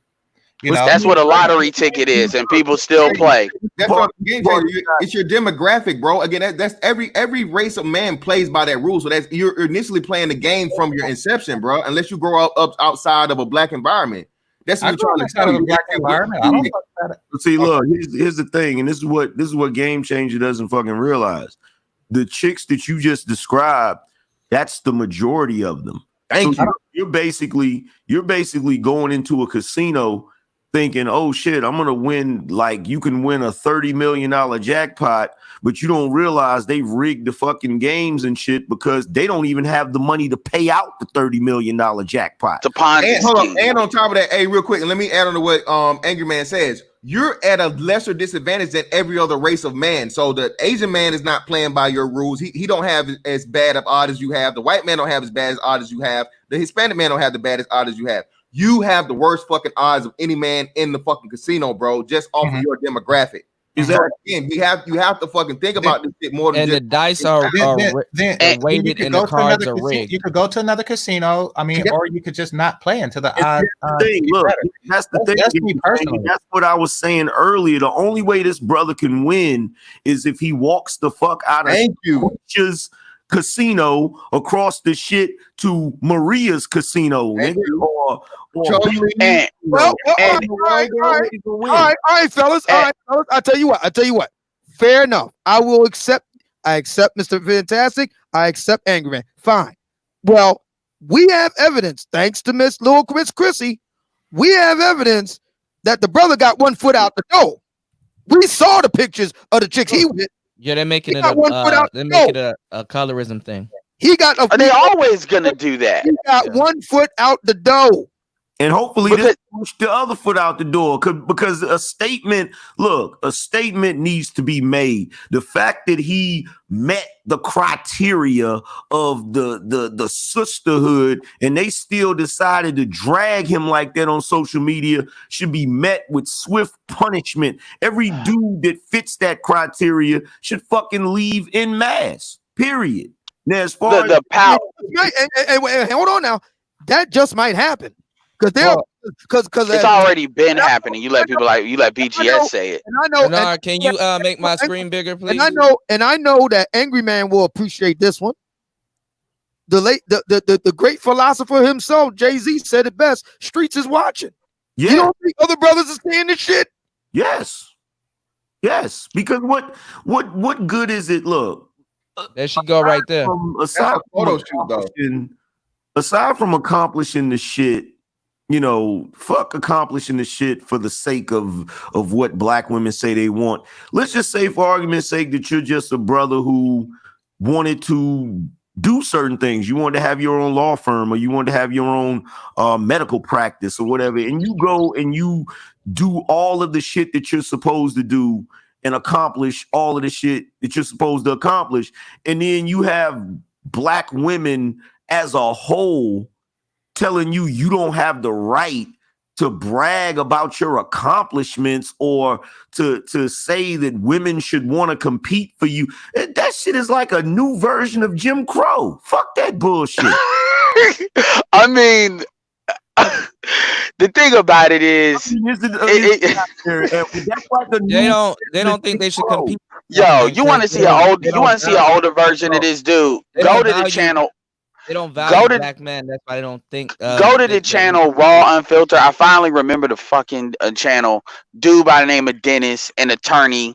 Dude holds it down, even when he goes on like my man Dennis Sperling Esquire. Yeah, I want to get him on my show to get him to weigh in. We all know the situation with Brother Sperling. We all know that. So I don't know his situation, but I know he say some real ass shit.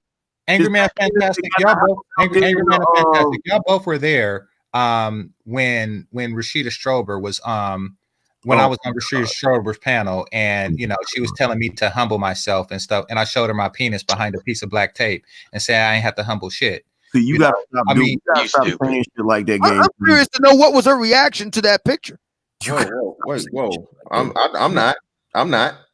No, so what I'm saying is the knee-jerk reaction for them is to say that we should be humble, you know, no matter what we are, no matter what we did. As narcissistic as she is too, like, well, yeah, oh my God. I'll get to the picture. But the tactic is sound. You know, I mean, we don't have to humble ourselves just because we don't have to set our value to whatever they said it. What she was saying is you need to know your fucking place. That's what she was saying. Exactly. And he's saying that he, just like me, just like I told Rashida Strober, you know, I do know my place, and you know, it's you got to work to get to it.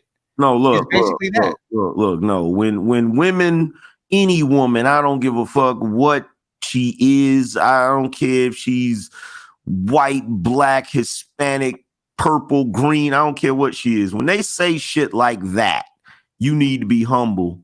You tell them straight up, men built the goddamn world. We don't have to be humble. We can choose to be humble, but it's our choice. We built every fucking thing that you fucking use on a regular basis. And if it wasn't for that shit, you would still be in the fucking woods somewhere getting chased by wild animals. They don't have a right to fucking tell us what we should and shouldn't fucking do. Well, I mean, he's doing that, but he's not doing it for the sake of mankind. He's doing it for himself. Well, he's saying, I don't have to be humble because look at me, I'm the shit, and look at me, Becky, like this dick. That's what he's saying. But here's a wait a minute. Go ahead. For himself, look.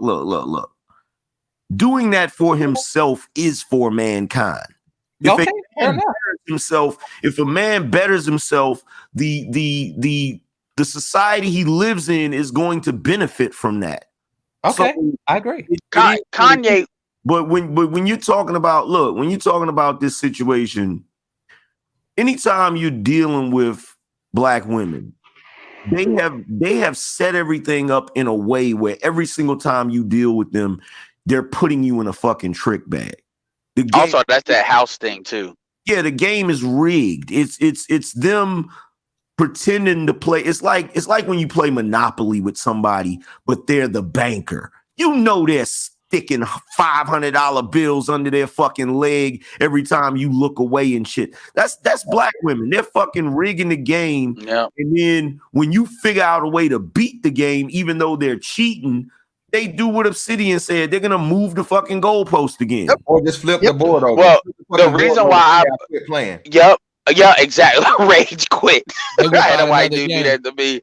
But this is why like I brought up Dennis, because if you listen, this is a dude taking care of his sons. I don't know what his past situation is, but talking about, you know, he's not like as forceful about it as like we are, but this is a dude that is an attorney, you know, went through Hurricane Katrina, basically set his stuff up, because he's been talking about like this coronavirus stuff, set his stuff up so he would not go through that shit again, you know, has his own law firm, has property in DR. The point is, the dude is accomplished, dude did the shit for himself, the dude is raising his sons, a very good model, Fire Rangers sons, if you're Red Pill aware. And at the end of the day, he was put up as the type of dude that these women should, I think it was Nicole that put him up as the type of dude motherfuckers chase. And then he said, well, I don't know, I agree with black men should, you know, put themselves first and stuff like that. So the point is, the difference between this dude and him is these dudes are already thinking that way. They're just thinking that way on the low. And this is why the colorism shit always bubbles up, because that's meant to be like a counter to that bullshit. It's meant this, it's all of it is about control. So that analogy about the house is perfect, because when anybody that's been to Vegas has multiple vectors to get multiple people. Even if you don't gamble, they're gonna get you with the food, they're gonna get you a little free liquor, and they're gonna point your ass to a casino so you may gamble and you don't even know you fucking doing it. That's how if you got kids now, they done kiddified Vegas. Now they done brought the Raiders there. They got multiple ways to get you that all has the same point. It's to control you like an ant in an ant farm. So it's the same thing with black women. And here's the thing, that humble yourself. That's why they giving pussy away like that. That's to lure you in. Like all of that little goofy shit they do. That's what that shit is. That shit is to lure you in. And that's the free voucher they send to your house. Come through and spend $100. They give you a free $100 to spend in their casino. Hold up, Angry Man. Because I want you to finish your point. But somebody hey, yo, Black Wolf, please stop deleting and timing out JV Dessalines. Black Wolf, please stop doing that. Please. Let the sister chat. I love those comments. I don't know why y'all be acting like y'all need to silence these chicks. Let them hang themselves. Let the sister speak her piece, man. Black you saving her. Don't be timing the sister out. Let her go ahead and say what she got to say. If you disagree with it, then y'all go back and forth. But don't be timing her out like that. Yeah, like people kill me with that. Angry man, you were saying. She's not even saying nothing wild though. Yeah, chill out, bro. Yeah, I was basically saying that the game is rigged, man. This thing that happened with CJ was perfect at the perfect time, because it illustrated it. You know what Obsidian said is true. The whole situation stands alone on its own. Like, you just look at that situation, and that situation is confirmation of everything we've been saying in the manosphere since forever. That they're full of shit. They're lying. They don't. You don't have to meet all of that criteria or whatever. That's just a way for them to deflect away from all of their bullshit, so that they can pretend that they're not the reason for all of these failed relationships when they are.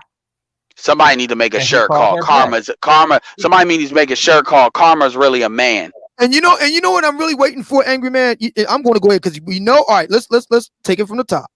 Crystalline Carolyn has weighed in on it. Little Miss Chrissy has weighed in on it. Now, what more? We need one more sister to weigh in. Carrington need to be quiet. We need one more sister to weigh in on it. In the wig. That's right. I'm laying in wait for this shit. You think Derek Jackson.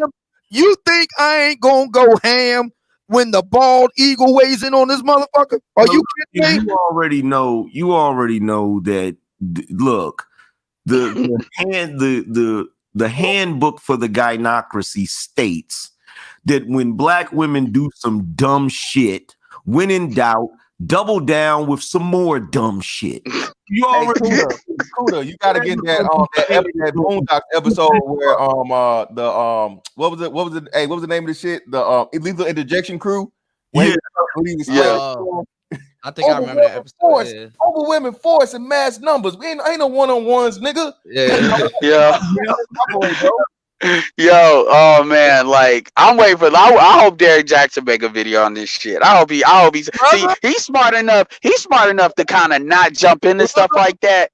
Brother, me and Bernie have a series now where we analyze the sayings of Derek Jackson. Matter of fact, we might do it today. But, yo, the Psalms of Derek Jackson. Yeah, exactly. And we've been just quietly laying in the cut, him and I talk behind the scenes, and we taking odds. What's the over and under that he gonna weigh in on the Atara Dallas piece? What's the over and under that he gonna say something about this CJ King piece? I'm saying if Derek is smart, he'll shut the fuck up and not say nothing. See, you know what? I'm gonna tell you something about him. Can't no woman ever say nothing to me. I think I had one chick say something to me in a freaking comment post on Facebook about Derek Jackson. And I told her, I said, yo, why the fuck you bringing him up? He don't like you. He like the type of chicks I like. And she's like, what you mean by that? I said, chicks that either are Spanish or look Spanish. He don't like you. She knew exactly what the hell you talking about. Derek Jackson is a blue pill dope dealer. That's what he is.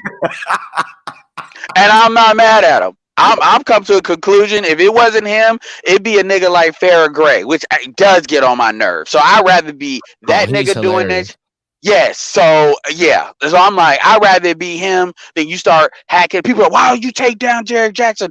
First of all, even if I could, you can get a worse person. It's like taking down Sidious. Then you get the what's they call the Yuzon Vong or some shit like that. No, it's like, you know what?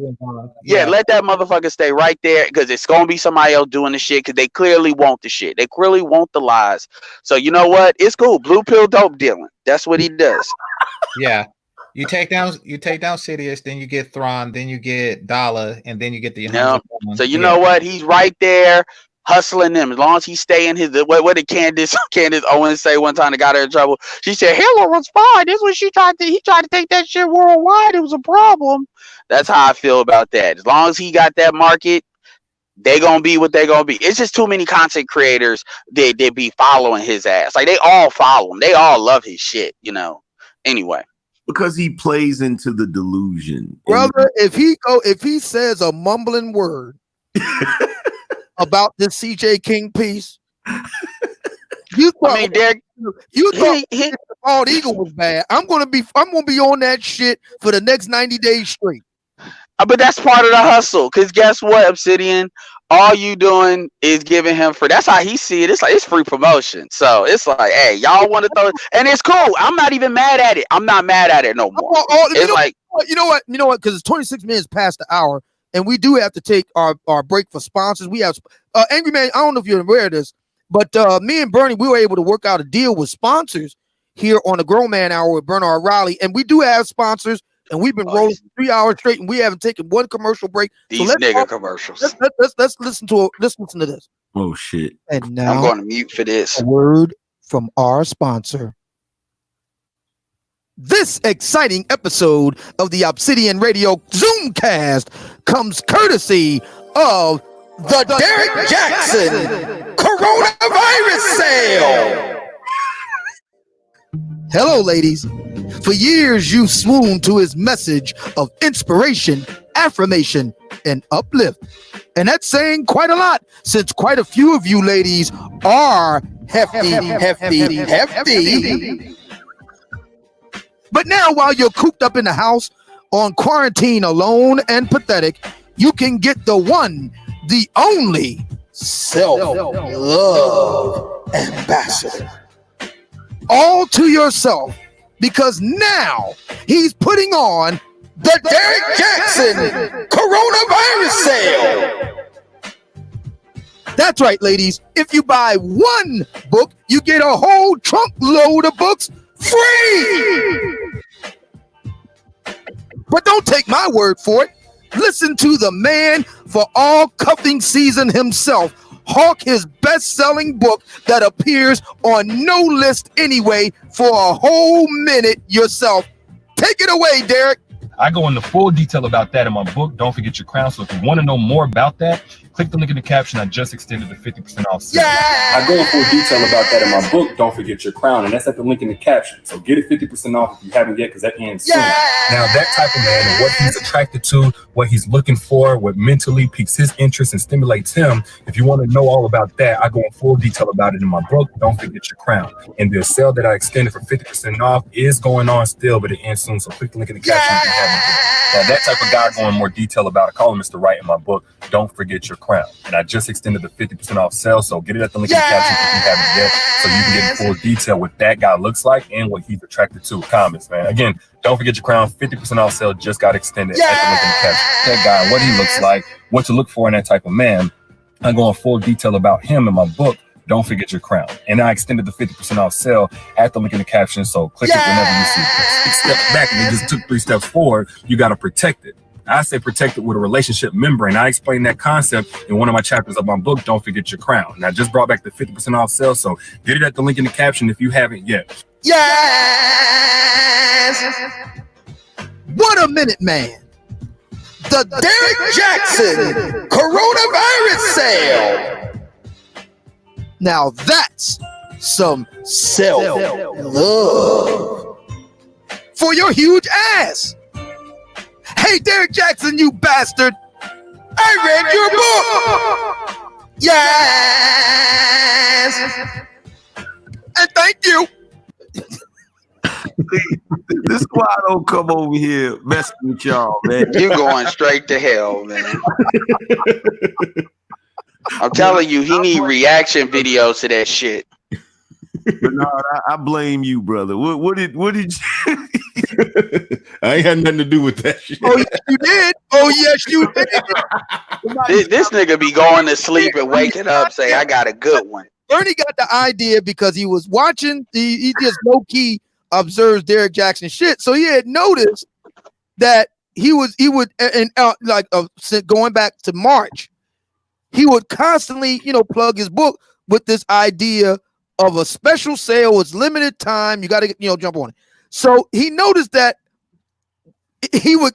Jackson would keep, extending the deadline. So after a while, Bernie was like, well, wait a minute, man. I thought the sale was over and you extended it again and again. And matter of fact, he sent me a video just last night of a video that Derek made yesterday. He showed me the evidence. He showed the date, Angry Man, of Derek Jackson, April 29th. So, okay, today's the last day of the sales. Okay, fine. Then he makes another video where he extends it one more again. I'm like, yo, man, when is the sale over, bro? Yo, you should have called it the never-ending sale. Yeah, because I want to do that. I want to do another ad, and that's what's going to be called. The never-ending sale from the self-love ambassador. Sometimes you would be specific and put a 24-hour time limit on the sale. I'm extending the sale for the next 24 hours. And then 3 days go by, and he's sitting there acting like he didn't even just say that shit. He's like, "Oh yeah, and 50% off sale still going on." I'm like, dude, it just. And usually people at least have a good reason why they'll come up with some BS reason why they're extending the sale. Like people been asking for it, so I decided. But he don't even do that. He's like an internet marketer that has like a timestamp that says it's coming down. You only got 13 minutes, but then you get smart. You start refreshing the screen, that shit goes back up to 13 minutes. Like, oh, you bullshit. I can wait for this. I know what the problem is he's having. He didn't realize like they watch him for certain reasons, and we all know what those reasons are. But as far as him selling them a book, he didn't realize black women don't read self-help books. That was my theory. My theory was that he may have, got so many of them published, and now he's just sitting there with a big ass stack of them. You know how in Pursuit of Happiness, how Will Smith was having a hard time selling them bone marrow devices or whatever. That's eventually what he got going. He got a big stack of them motherfuckers in his house. He has a fucking fort at his house made out of those books right now. Yeah, and probably those books probably do a good job getting him appearances like on that radio show with K. Michelle and shit like that. But outside of that, yeah, he probably has a lot of books he's trying to move. Another thing too, I would say is with him, all he got to do is come up. I'm sure he got a Patreon, something to put exclusive content on, and then just do the same shit. No, all he got to do, look, this is all Derek Jackson has to do. He doesn't see. Here's the problem with him. He does not realize what lane he's supposed to be in and what he's supposed to be marketing to his demographic. If he really wants to be rich, he should make him an OnlyFans. OnlyFans, you beat me to it. Yep. that's what black women see him for, bro. And like that, this dude, Yeah, that's what they're looking at him for. He thought he was gonna pull in and he was gonna be like the the new age Steve Harvey or some shit, and they're like, nah, nigga, they just want to fuck you. That's it. Yep, and I can prove it. And now I'm going to give you the proof. Now everybody knows this because I made it public last year, and it's almost been a year. Yeah, know what? Yesterday, May 4th, would have been a year because the event was on May 4th, 2019. So I went to go see Derek Jackson and Stefan Labassiere and Ace Metaphor. They did this self-love tour. I said, you know what? It's in my city. Let me go and see what the hubbub is all about all for myself. I take along a black female research assistant that acts as my cover, because if you go to an event like that and you're a single guy, you know what they're gonna say? You're gay. So I said, no, let me take her so she be my cover. And sure enough, everybody thought that she was the one that wanted to see these guys and made me tag along. So it worked. So we're sitting there, we go through the whole Megillah. She goes to the ladies' room after it's all over. You think them bras is talking about some self-love and how they love his book and all that? Fuck no. They were talking about they won't get a piece of it, or they won't lick and suck and this and that, and they want to do this and that with him. That's what they was talking about. So Mr. Fantastic, Ed, and Angry Man, take a bow. I know for a fact that what you guys said is true because I paid for the research. Thank you. Yeah, he's just eye candy for them. That's why him trying to do anything that's on an intellectual level, like he thinks they're actually listening to his goofy ass. And the nigga's dumb on top of that. Like, they probably looking at that shit on mute. Yeah, they not listening. They're not looking at it on mute. Talk with their little rabbit damn near about to fucking cause a brown out in the city, nigga. And if he say he too good for OnlyFans, I'd be like, all right, dude, start out with a calendar. Do a calendar, see what they do. No, all the whole shit about it was, like you said, the even his situation with his wife now, because he got his wife pregnant before he married her, bro. That was he had to do that. He had no choice. In my opinion, is she black or isn't she black? No, she black. She black, but she's not blackish. She's nothing. She's nothing special. She's an average black chick. So, by all means, man, she's just a beer. And if you ask me, Buddy's definitely he's able to do whatever the fuck he wants to do in his marriage. But he had to marry his wife because he got her pregnant. Yeah, basically, yeah. What happened? His fan, his fangirls, they started, giving him a little pushback the first time he showed a picture of a baby, just him holding a newborn baby, and they was like, wait a minute. What's going on? And that was with the first baby. I think he had this. I think he married her, then had another one. I don't know the exact chronology, but either way it go, that was the first time he started getting some pushback because they said the baby looked not black. Yep. And so they was giving them pushback. They was like, wait a minute, you talking about all this black love, self-love, all this stuff, but here you are just out the blue. This dark ass thing with this light baby. What the fuck is going on here? Yeah, that's basically what was happening, and so they was like, "Wait a minute, they're basically saying you like one of the dudes. You telling us to stay away from him. You out here just popping out babies." I remember that. And they was getting on him about that color piece too, Mr. Fantastic. They wanted him to have a little charcoal briquette that he was up. Oh yeah, most definitely. Yeah, it almost became the Empire Strikes Back. Look, let me tell you something about that dude. If a chick sends him a DM or questions him about any of that shit, he will curse them out worse than I ever could. Straight up and down. I've seen some of the messages he sent chicks, and I'll be looking like, God damn, calm down, bro. Yep. Like he goes berserk. Yeah, he denied those, but yeah, they are out there. They are out there. He denied them, but they out there. Yep, and once again, here, if Angry Man said it right, once again, here's another instance of black female fuckery. He can be a fuckboy and say all kind of crazy shit. Let Angry Man or me or Bernard, even the most tame, most sober and judicious, respectful critique. Oh my God, you run him out of town on a rail, gotta hang him, that sort of thing. But let this knucklehead say some crazy shit. They act like it never happened. Fuckery. Well, he gets the closest thing to a Chris Brown pass. Well, you know what? to play into the colorism thing for a second, because they love to talk this colorism bullshit, right? But the funny thing about it is, if you're a chocolate brother with muscles and handsome, you can do no fucking wrong. No wrong. Now, if you light skinned with muscles, you gotta have the trifecta. You gotta have the light skin, the light eyes, and the curly hair. So you gotta have the trifecta if you're a light skinned brother. But like all of that shit plays into their fucking bullshit. Like you can do no wrong if you fit into certain criteria. Now, I'm glad all the brothers are here because I want to play this tape. I'm going to make a podcast out of this, but I still want to play this tape because at this time, and I talked to you about this, Bernard, Atara Dallas, Angry Man, I'm going to email you your own personal copy because I know you want to get a piece of this on your show. Now, everybody remembers last month, Atara Dallas said what she said, and we're not going to belabor that. But she came back because the Black Manosphere, Angry Man, she got wind of what we had to say. And she had some choice words for us. And I want to play it right now. And at this time, brothers and sisters of the congregation, we're going to bring up Sister Atara Dallas and her confession. So let's listen. Hey y'all, hey. Dang, I should have plugged my phone in. Hold on, y'all. I'm tripping. Hold on. Sorry. Hold on. Thanks for that super chat, Black Wolf. Appreciate it. Hey y'all, good morning. I got some shit to get off my chest this morning.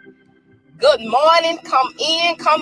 I need y'all to tag a fine ass man to this live.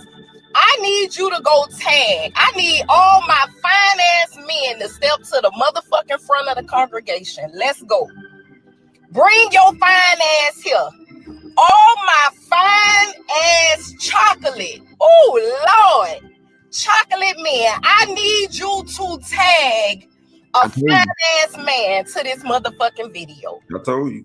I need to talk to my fine men this morning. Y'all know I like to play. I like to have fun. We finna go in this morning. I was on a Facebook post just now, and a young lady said that we are no longer looking for men that look good, but we are looking for stability, finances, and something else. Shit me. No way. I had to tell sis, you got me fucked up. I'm sorry.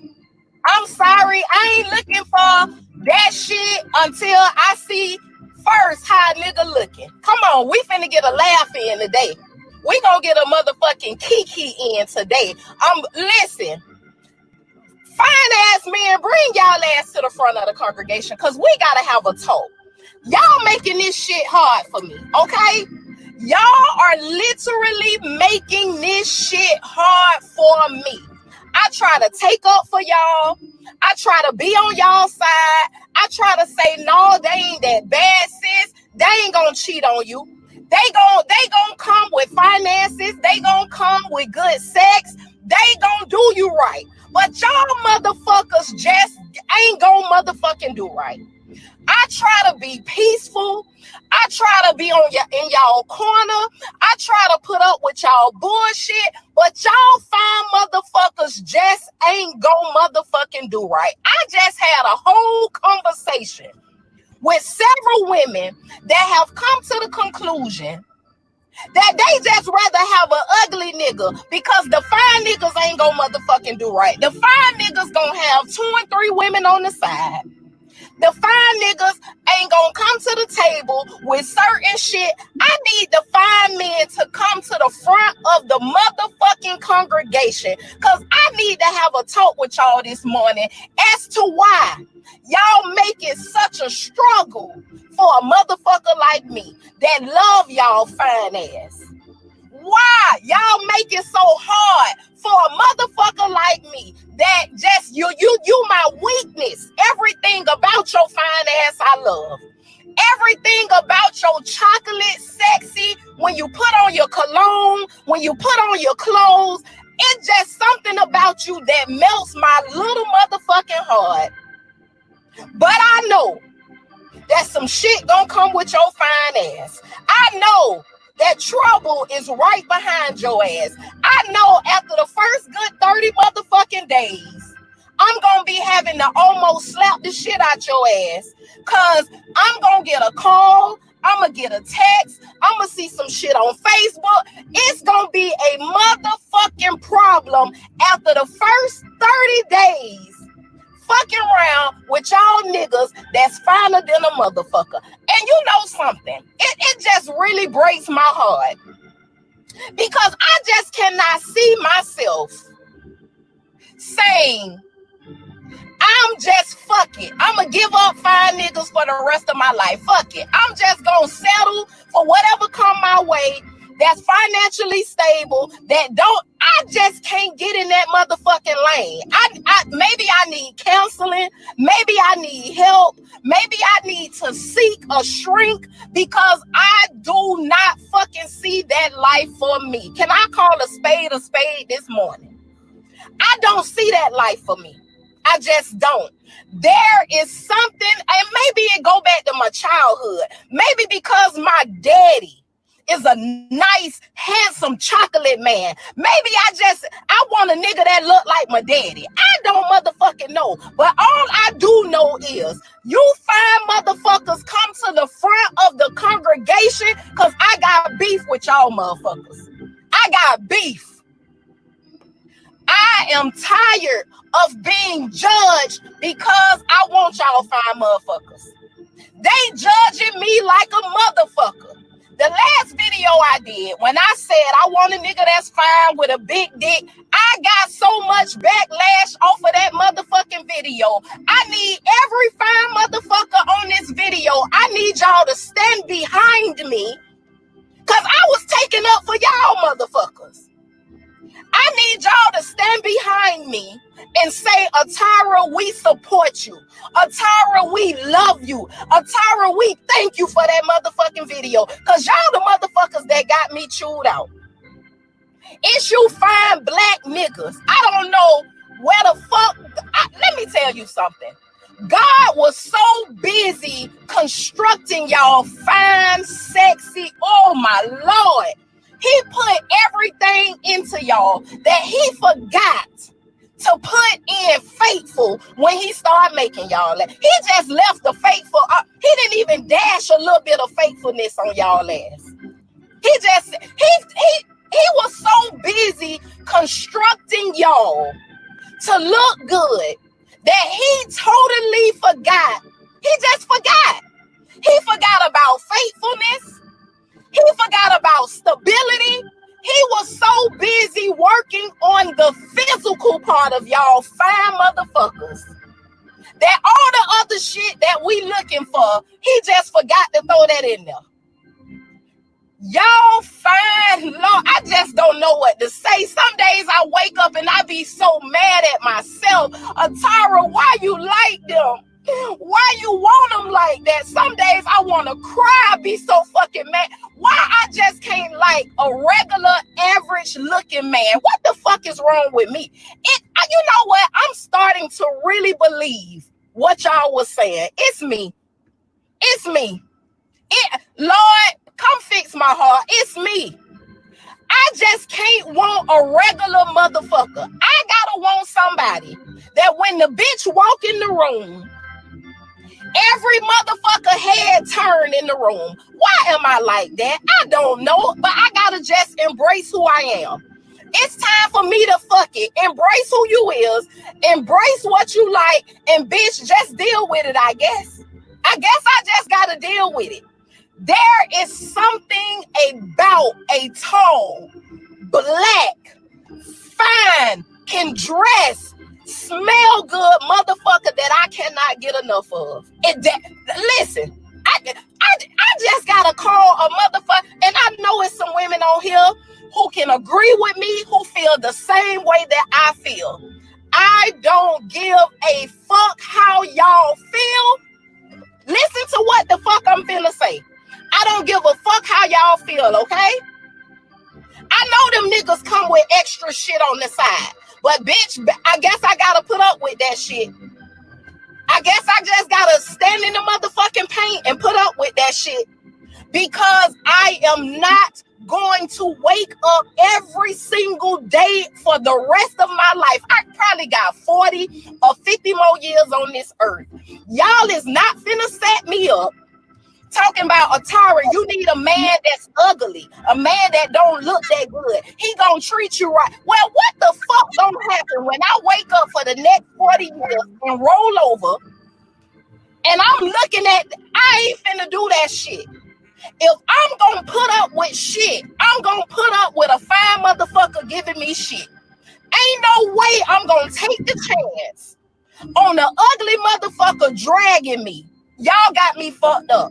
I ain't finna do it. I don't give a fuck what y'all talking about. I don't care what y'all saying. I don't care how y'all feel. Sign me the fuck up for the handsome, tall, fine motherfucker. Period. Miss me with all the other shit. Now, let me put this disclaimer out there, because here y'all go. Y'all gonna start the bullshit and start sharing this video, and motherfuckers gonna get on here and start talking shit. Talk all the shit you want. I am living in my truth. I am living in what I want. Y'all motherfuckers that's telling me, the men, oh, that's superficial. Half of y'all niggas got a female that got a body that's pretty, that's attracted to you. So fuck you. How about that? Fuck you. All the men who got a problem with me saying I want somebody that look good. I bet you your motherfucking girlfriend look good to you. I bet you your motherfucking wife look good to you. I bet you didn't motherfucking settle. How about that? So fuck you, okay? I want what the fuck I want. If it take me 10 more years to get what the fuck I want, hey, we all got shortcomings. We all got shit we gotta deal with. That ugly motherfucker, he gonna have something I gotta deal with. That short motherfucker, he gonna have something I gotta deal with. That motherfucker that just don't look right to me, cause maybe some throwed off to me, he gonna, y'all fine motherfuckers, come to the front of the congregation. I need y'all to get y'all shit together, okay? I need y'all to step your motherfucking game up just a little bit. We know you fine as fuck. This is what we know. Y'all know that that's our weakness. All we asking is just do right past 30 days.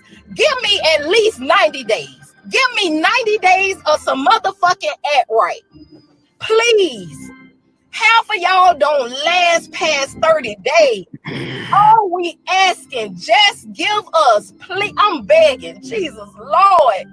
If I could get on my knees right now, you fine motherfuckers, at least give us 90 days of some act right. Please. Please. Because I just can't go to the other side. I can't. I refuse to go to the other side. Lord Jesus is trying to pressure me to go to the other side. I can't. It's something in me that just won't allow it. So all I'm asking is for 90 days of act right. That is it. 90 motherfucking days. We're gonna take it one day at a time after the 90 days, but at least a line for 90 days for me. I love y'all. Have a nice motherfucking day. You fine motherfuckers, you big dick fine motherfuckers. I hate y'all. God damn, I hate y'all. Bye. Get off my motherfucking lap. God damn. Okay. She could have said all of that bullshit in 2 minutes. She drug all of that. She talking about some. She don't want to go to the other side because there's something in her that won't let her. Yeah, it's called reality, bitch. You're not gonna be able to go to the other side. What a lady. Dick, like what a lady. Well, I just want a fine dude, but the problem with the fine dudes is that they gonna cheat or whatever. Well, that sounds like a compromise to me. You want to be with a fine nigga, you gonna have to deal with having fine nigga problems. I'm just saying. Yep, it is. There it is. Angry man, that's what you're supposed to work and sacrifice and build for. Queen. It's your queen.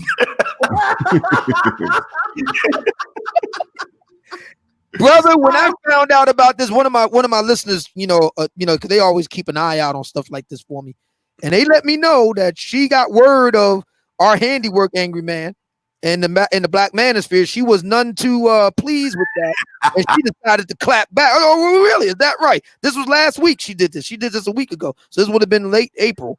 And I got a hold of it. And I'm going to send you and Bernard video and audio copies, and you too, Supreme King, because I know you like to do your little thing. So I'm gonna email it to you guys in a minute. But we had to let the sister come up to the altar and lay it all down and confess. You know how they do.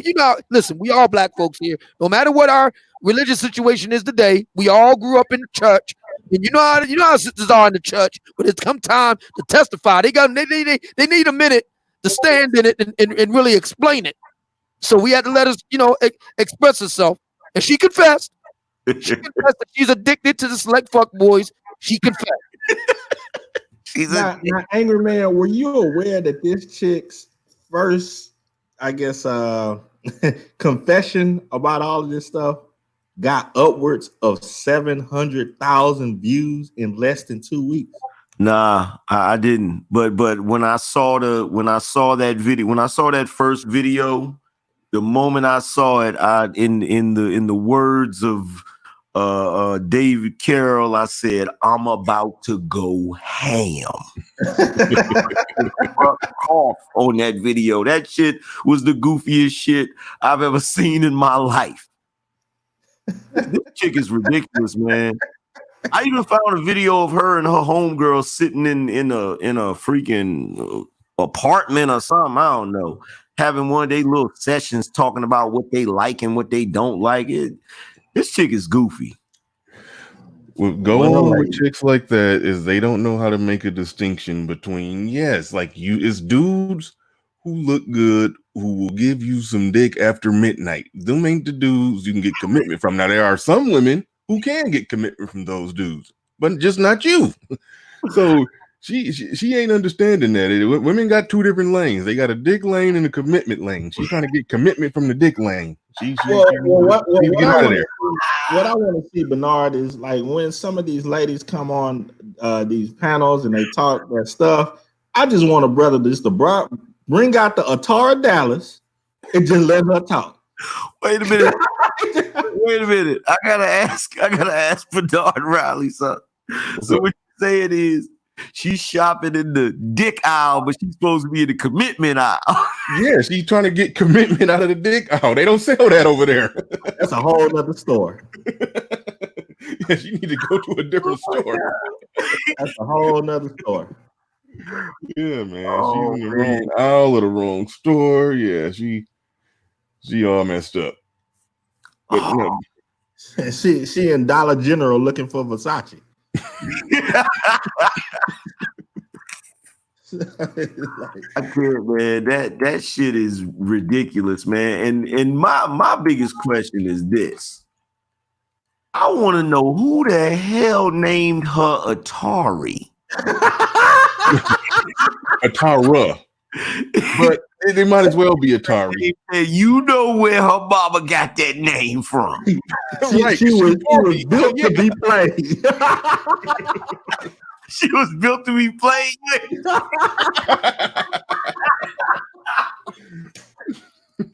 Oh my God, that old Atari 2600. Oh my goodness, man. Yeah. But she admitted it. She just admitted. See, that's funny. That little soliloquy she just had, it confirms some more shit we've been saying, which is, the reason why they make poor choices is because they got to have a dick. They gotta have a dick, and the dude gotta be a certain way. They're on some superficial shit.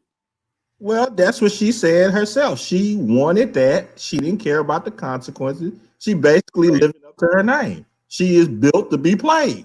Well, see, the funny shit is she said she wanted all of that, but then she gonna sit there and give out the stipulation. on some, can y'all act right for at least 90 days? Like, at least what?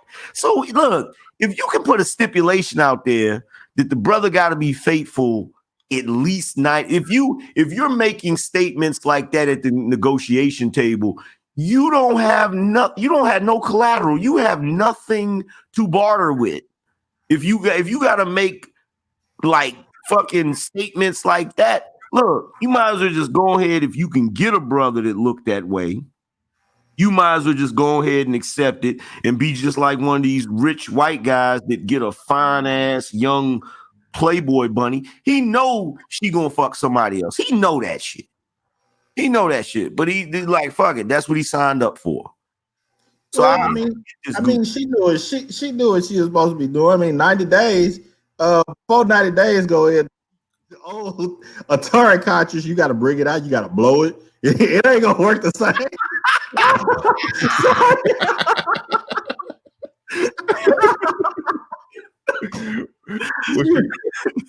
She under the impression she obsolete model, right? Was she under the impression that she a dime even during quarantine, according to her? So that's why she's thinking she's supposed to be getting something that she can't get. That's what it is. She thinks she a dime. Oh my God. She literally said that in that first video. But she talking her truth. Yeah, she did say that. She's speaking her truth. You know how they go. When they go to speaking their truth, they can't be objected to. They can't be wrong because that's their truth. So okay. Okay. So all right. So okay. You know, see, my thinking is this. Yeah, I mean, you can't make this shit up. So my thinking is this. Number one, for those people out there that said Obsidian, you're never going to get black women to admit this shit. You just heard it. Yeah. Okay. So now we know who's who now. Now we're getting down to the white meat. Now we know who's who. So ladies, for whom it applies, we're not saying all black women, for whom it applies, when you get to complaining about black men this, black men that, my simple response is, what he look like?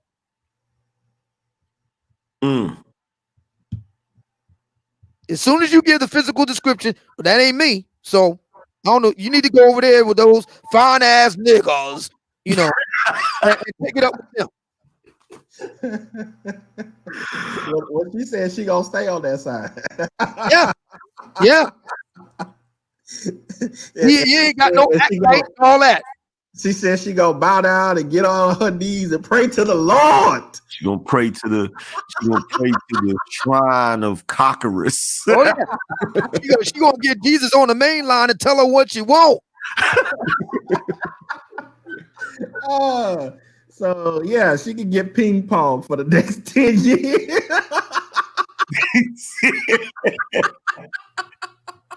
Yo, damn Atari references, man. Maybe she fell into a pitfall. Oh my God. This is horrible, man. Like, so let me see if I can break this down for a second. So on the one hand, we got a brother who graduated law school, has 2 degrees, doesn't have any children, doesn't have a criminal record, has a father that has his own law firm. So he's on his way to success, but he gets cursed out and ridiculed on social media. On the flip side, we got this heifer over here who, far as I know, ain't accomplished a damn thing, and ain't nobody going in on her ass as far as the black community. Last time I checked her video, she only did a video last week, and it could go viral. I don't know, but she got at least 1,000 views, at least 500 comments from black women.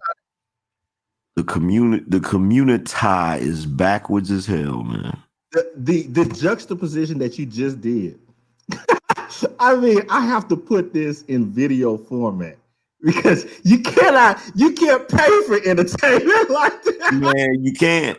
It's a never. Matter of fact, I've been trying to remember that quote that you said, Obsidian. You said that black female fuckery is a It's a renewable energy resource. It's better than Tony Stark's arc reactor. Yeah, it's a infinitely renewable energy resource.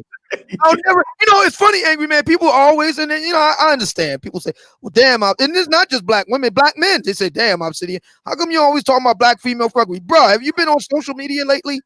I just got back on Facebook within the last 2 weeks. Atara Dallas has given me enough material for the rest of the summer. Yeah, you can't escape it. It's all around. Like we're immersed in black female. And you know what? I said something about that yesterday. I said, don't you find it interesting? Because I was going in on the movie For Colored Girls and different stuff, and I was saying, well, when you really think about it, black women have built their entire careers off of basically saying that we ain't shit. The Mary J. Bliges, just pretty much everybody. I said, why the fuck is it they're allowed to build careers and profit from saying that we ain't shit and telling a bunch of lies about us, but we're not allowed to build platforms and profit off of black female fuckery when it's actually true? There it is. Yeah, that come up a lot over here. We give people in the chat, they don't even think we should make a counter argument to what they're saying. It's not going to change them. It's not going to be. So what? We going to respond. They say some bullshit about black men. We going to respond. Laws passed. Yeah. Yeah. So, going. Yeah. Geneva Convention. I caught hell because I went in one live stream. I went all the way in on Maya Angelou. I caught hell for that shit, but I don't give a fuck. Man, I caught that live stream, Angry Man, and I was doing some research. I didn't know that Maya Angelou, because I didn't research before you had this stream. Yeah, but this lady, she pulled out a full ad in the New York Times calling the Black Panthers gay. Yeah. Oh, hell no, I ain't know about Like, that. what the hell is this? Yeah, look, bro, there's women in the black community that are celebrated that did all types of wild shit. Her, fucking Eartha Kitt. There's a bunch of them, and I went in, I don't care. I talk cash shit. I said, y'all getting mad at all of these brothers. You're getting mad at Robert F. Smith for having a white wife and all of the other brothers that jump over the fence, but y'all don't have a problem with Still I Rise. Right. Supreme Technocrat, thank you for that super chat. And Ben Sicko, thank you for that super chat as well. Go ahead, whoever was yeah, exactly. Twice to white men. So it's like, look, if you want to do the interracial thing, that's cool. You feel what I'm saying? But how you gonna shit on one group for doing it and then celebrate another group for doing it? It don't make sense. Yeah, the brother. How does it make sense for Crystal and Karazin to talk cash shit about our brother CJ King when I thought she was the girl that swore it should make a difference because y'all focused on getting with Brad, right? And keep in mind that at the same age, her husband was far less successful than this young man. Yep. Also, her father-in-law, who's a Supreme Court justice or Superior Court judge or something like that, was who she also speaks about in high regard, was also on the same level as this young brother. That's right. At the same time. Yep. Because we already years ago we found that out that she was with a subpar white guy, which is usually what swirlers do. They don't get the master of the universe white guys. They don't get the William Cartwrights. You feel me? They get the shit. I can't think of a reference, but you know what I'm saying. They don't get the top. Dagwood Bumstead white guy. You said what? You get the Dagwood Bumstead white guy. Yeah. Joe Dirt. I mean, really, and speaking of Karazin, now, because I'm watching her and she's talking about our brother CJ King, and I'm like, I'm just gonna go ahead and say it. The nerve of this hussy. The nerve of this hussy. Yo, man, you supposed to be focused on Brad. Y'all girls say y'all gonna cause it. Okay, fine, whatever. You gonna actually talk about this, bro? Now I will. Y'all, Angry Man probably know what I'm talking about. I think it was like a year, 2 years ago. Remember the big Bachelor? I think it was the Bachelorette episode where they had the black woman. She's the Bachelorette, and she so it was one brother, and he reminded me of CJ King.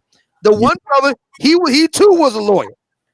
He went to law school. I think he passed the bar and all that.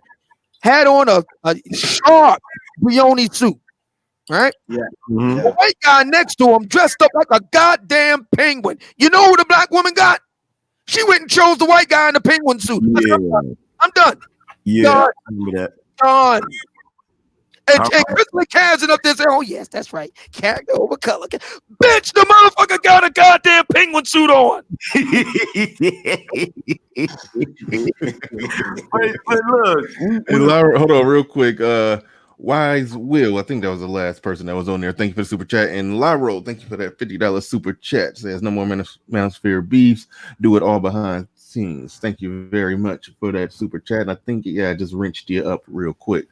So thank you for that. Yeah, and that was Wise Will. Damn it, I can't see. Wise Will TCP. Thank you for that super chat as well. Appreciate it.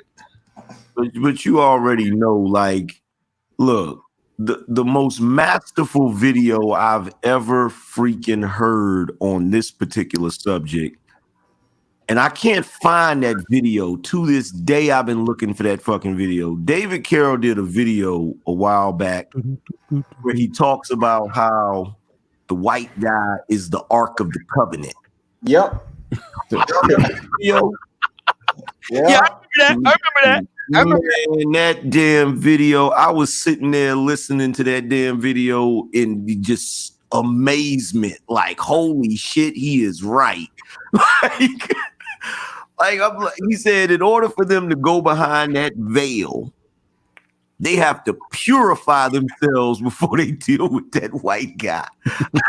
It fits too perfectly, man. It fits too perfectly, man. It's like perfectly. I'm like, yo, bro. But that's them. They will, and see, that's where I've been presenting the argument as well. I've been saying, look, you know that they are capable of act right. You know they know how to act right. Because if they didn't, they wouldn't be able to do that shit with other groups of men. They wouldn't be able to do that shit at a job. So at this point, you can look at this shit and say, look, we know what you're doing. You're doing this shit because you fucking want to.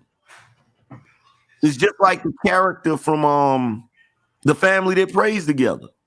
You feel me? She's treating dude like that because he's not William Cartwright. But if she gets with William Cartwright, she gonna act like she got some sense.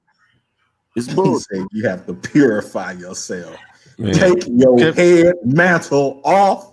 Wash your behind. hey, look, you all that fake stuff has to come off. Purify yourself.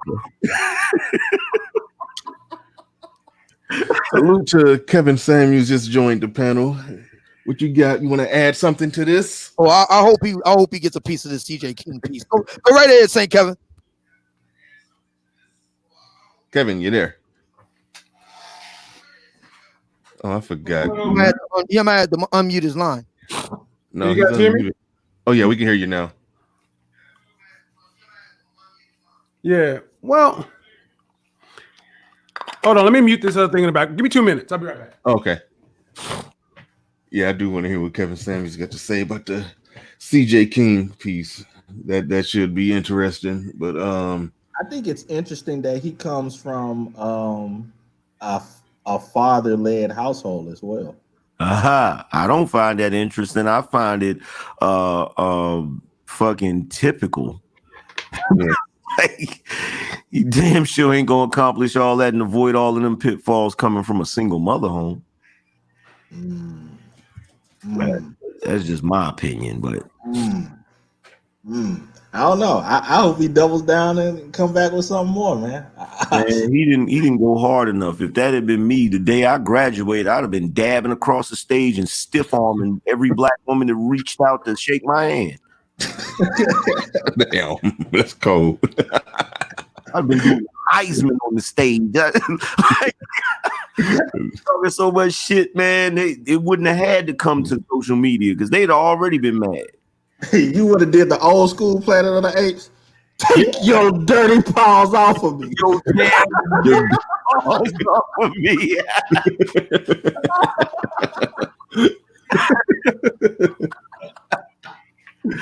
Hell yeah. Oh, man. Charleston Heston, goddammit. Oh, God damn. I'm sorry, man. I can't help it, man. When you hear people like Atara Dallas give her viewpoint, and then for her to be able to galvanize that many people behind her, and you heard even in her recent thing that was just played, she being able to have a call of arms, talking about all you women and whatnot, come back me up and all that. It's like, good grief, to know that that's out there. Taking paws off me, you damn dirty ape! You're taking paws off me, you damn dirty ape! You're taking paws off me, you damn dirty ape!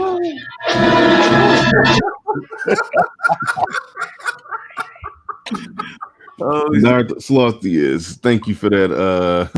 Thank you for that super chat. Y'all killing me with that one, man. Oh man, classic. I used to trip hard off of Charleston Heston. I see brothers now going back to the black community, and there's you got that Statue of Liberty head sitting on the beach. They blew it up. Damn you! All right. What's going on, folks? Kevin in the building. What's going on, man? Hey, I'm gonna drop down and let Keith up real quick, but go ahead, Kevin. You got it. Hey, I didn't see. I got to go look at the CJ King thing. Where did he make his comments at? I'm going to email you the my column. He originally made it on his Instagram, but I've included the whole entire text as well as the link to his Instagram, so you can see the original for yourself. But I'm giving you the column right now in email. I'm sending it to you in 60 seconds, and you'll be able to see the whole thing in its entirety for yourself.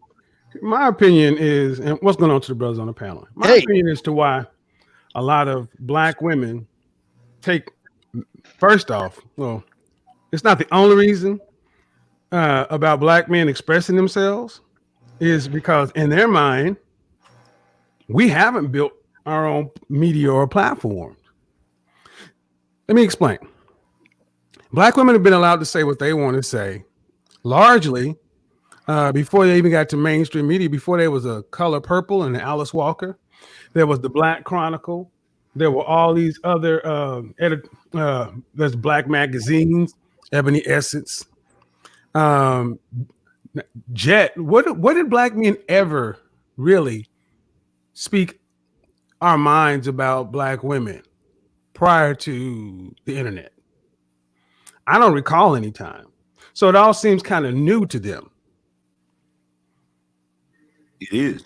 It all seems kind of new to them. And then you look at what a lot, and whether it's accurate or not is not the point. I've heard so many women say, yeah, but you're going on to YouTube and you're going on to these public platforms and speaking. They really don't want black men to say what we have to say. And who made the comment about, they do know how to act when they go to work.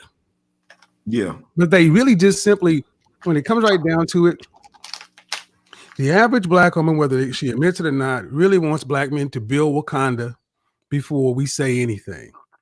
And they will look for any reason, and these kind of women will look for any reason to disqualify what you're saying, whether it's accurate or not.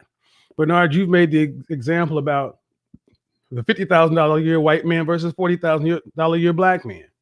We're not $10,000 away from getting respect from black women or getting women to act this way. The net of it is some of the stuff I've been hearing, especially over the last 90 days in particular. Brothers really have to assess if this can be done on a macro level. I don't think you can, because it's too big a part of the culture, too big a part of the way both men and women were raised, and at the end of the day, if you build Wakanda, what are you getting in return? You got to do all that. What you're going to get is what my man Keith Lamont, he's in the building. You got to unmute his line, but Keith Lamont said it best. You build the rocket ship that can go to the moon, they're going to say you didn't include time travel in it. Right. My goal is ultimately to have black men be in a position to where they can choose whatever the hell they want and then don't feel guilty about it. I made a video a couple of weeks ago talking about embracing the arrogance. Black men need to start talking themselves up all the goddamn time. Be your best self-promoter. I'm an advocate of, I'm a straight A student and I'm the shit. I'm the motherfucking shit. You might agree with that. And here's the thing. You need to embrace the goddamn arrogance, because you're going to get the sling as if you said it anyway. And then when you actually have the nerve to say something, what I think I heard CJ King say it, that he's the prize. That's an insult, man. Go ahead and give yourself. And here's the other thing. Black men need to embrace the arrogance, and we need to start giving each other big ups and pounds, because obviously if we don't, where are we going to get it from? To the point to where I think Keith is on it, to the point to where black men are in the position to, if they choose to, they can say, I'm going to date this Iranian woman, this Greek woman, this sister from the continent, this sister from the DR, Brazil, and have no issue with how other people look at them or how brothers look at them. They just as cool. Where the most qualified woman has to be able to say, yeah, I want to be in this category for this dude, because all this stuff about you got to build kind of, you need to be building this, that. I don't care what a bitch has to say. I'm going to be in the top 10% anyway, because that's just who I am. The question is, should you be in the goddamn line? Mm-hmm. And most of these women, go ahead. I don't want to hold the time, but that's really what it goes down. Brothers, I just hopped on real quick. Go ahead. I just had a few moments, but again, we're chasing the ball that they're telling you to chase. The correct answer is the building argument is bullshit. Again, it's just the new all niggas are in jail argument. That's why I said the thing about the inventing time travel. There will never be enough that you can do. There will always be something that you're not doing. Period. That's why you can't be listening to these and trying to follow and argue. Well, she'll make this argument, and then we keep trying to overcome all these arguments. Again, now we're talking about building, and then you'll build the whole world. You'll build a planet on the moon, and then they'll say, okay, well, you didn't build a colony on Jupiter. Then you'll build a colony on Jupiter. Well, you didn't take us to the Delta Quadrant. It's a constantly moving target. And as it was said before, the whole goal is to keep you focused on nigga dancing. Mm-hmm. So you don't see that you getting bamboozled because you too busy, with what you see the old Westerns and the niggas, firing bullets at his feet. Dance, nigga, dance. All right. So you just wasting your time, man. For some reason, I just got an image in my mind of Yosemite Sam. Yeah. You know what I'm saying? So all of this shit is fruitless. The truth is, these are people who just want to do whatever it is they want to do without paying the price for it. Boom. That's it. Boom. Just because it's crazy, it don't mean it ain't what they want. This is why culture's understood is you don't listen to them. Put this sheet on your face. Put this sheet on your face and cover up the titties and be quiet. Because the world don't get built by y'all talking. No, I don't. Period. Keith, the next one is gonna be well, I did build a time machine. You ain't build it like the white man did. Yeah. Well, where are the dinosaurs? And you just gonna be chasing these motherfuckers around. You need to treat these motherfuckers like Biff Tannen, stuff they ass in a barrel of manure. God damn. Fuckers, we over here doing all this nigga that, well, okay, she said if I do this, we've been having these conversations for 10 years. Wait a minute. You said Biff. You said Biff. You said Biff. You know what I'm saying? I hate manure. The modern American black man is faster, stronger, smarter. You know, you when you go to work, you know, you're trying to conversate with customers and working off 3 or 4 computer screens, and you know, you're going to work and doing all this other night. Like, you are literally dealing with the most advanced human male that has ever existed in the universe, and it ain't enough. Yeah. Yeah. Because it ain't enough. We're killing our fathers and what our fathers had to do in a financial market that's fucking crazy, and our women are talking shit. Man, fuck out of here. That's all I got to say. Yeah, bro. You know what? You hit the nail on the damn head, because right now we're about to go into another depression. There's a fucking pandemic going on, and nigga, I don't even feel it. So like, don't even feel it. Nope. Same here. So it's I mean, other than going out to Dallas and driving around and notice, like, damn, this is Dallas and it's kind of empty. And then you go to grocery stores and it's not as busy. My regular life, I'm actually making more money now. So like, none of this shit. Like, but Man, I do. I'm sorry. Go ahead, Keith. But I am getting, like, I've gotten quite a few calls, man. I've gotten a few calls. I had a couple of chicks talking about they wanted to move in my house. Like, all of my, you ain't said nothing but a thing. Making far more money during the pandemic. Yeah, expenses are down because no commuting, no more eating out like I was. This has reshaped a lot of things. But here's the real question: for black men who are doing, like you said, we're producing more than any other group of ADOS black men. How comfortable are ADOS black men of actually going to get a non-ADOS black woman? Yeah. Because that's what it really comes down to when we talk about these. And here's the thing: content creators, we're going to always talk about women and evergreen topics because we got platforms. But I want brothers to get to the point to where they are comfortable talking to the best quality women that they can get. And then make ADOS black women, if they want to be in that conversation, shut the fuck up and compete. Yeah. Because I will tell you this. The first time I ever dealt with a non-ADOS black woman, I did not know how to act because I've been putting up with our particularly toxic way we deal with each other. I didn't know how to be treated normal.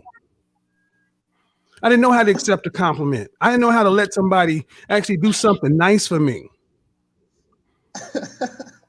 I bullshit you not. Yeah, I've told the story many times where I was just confused. The crazy thing is the key word is when you said normal. That's the key word, is normal.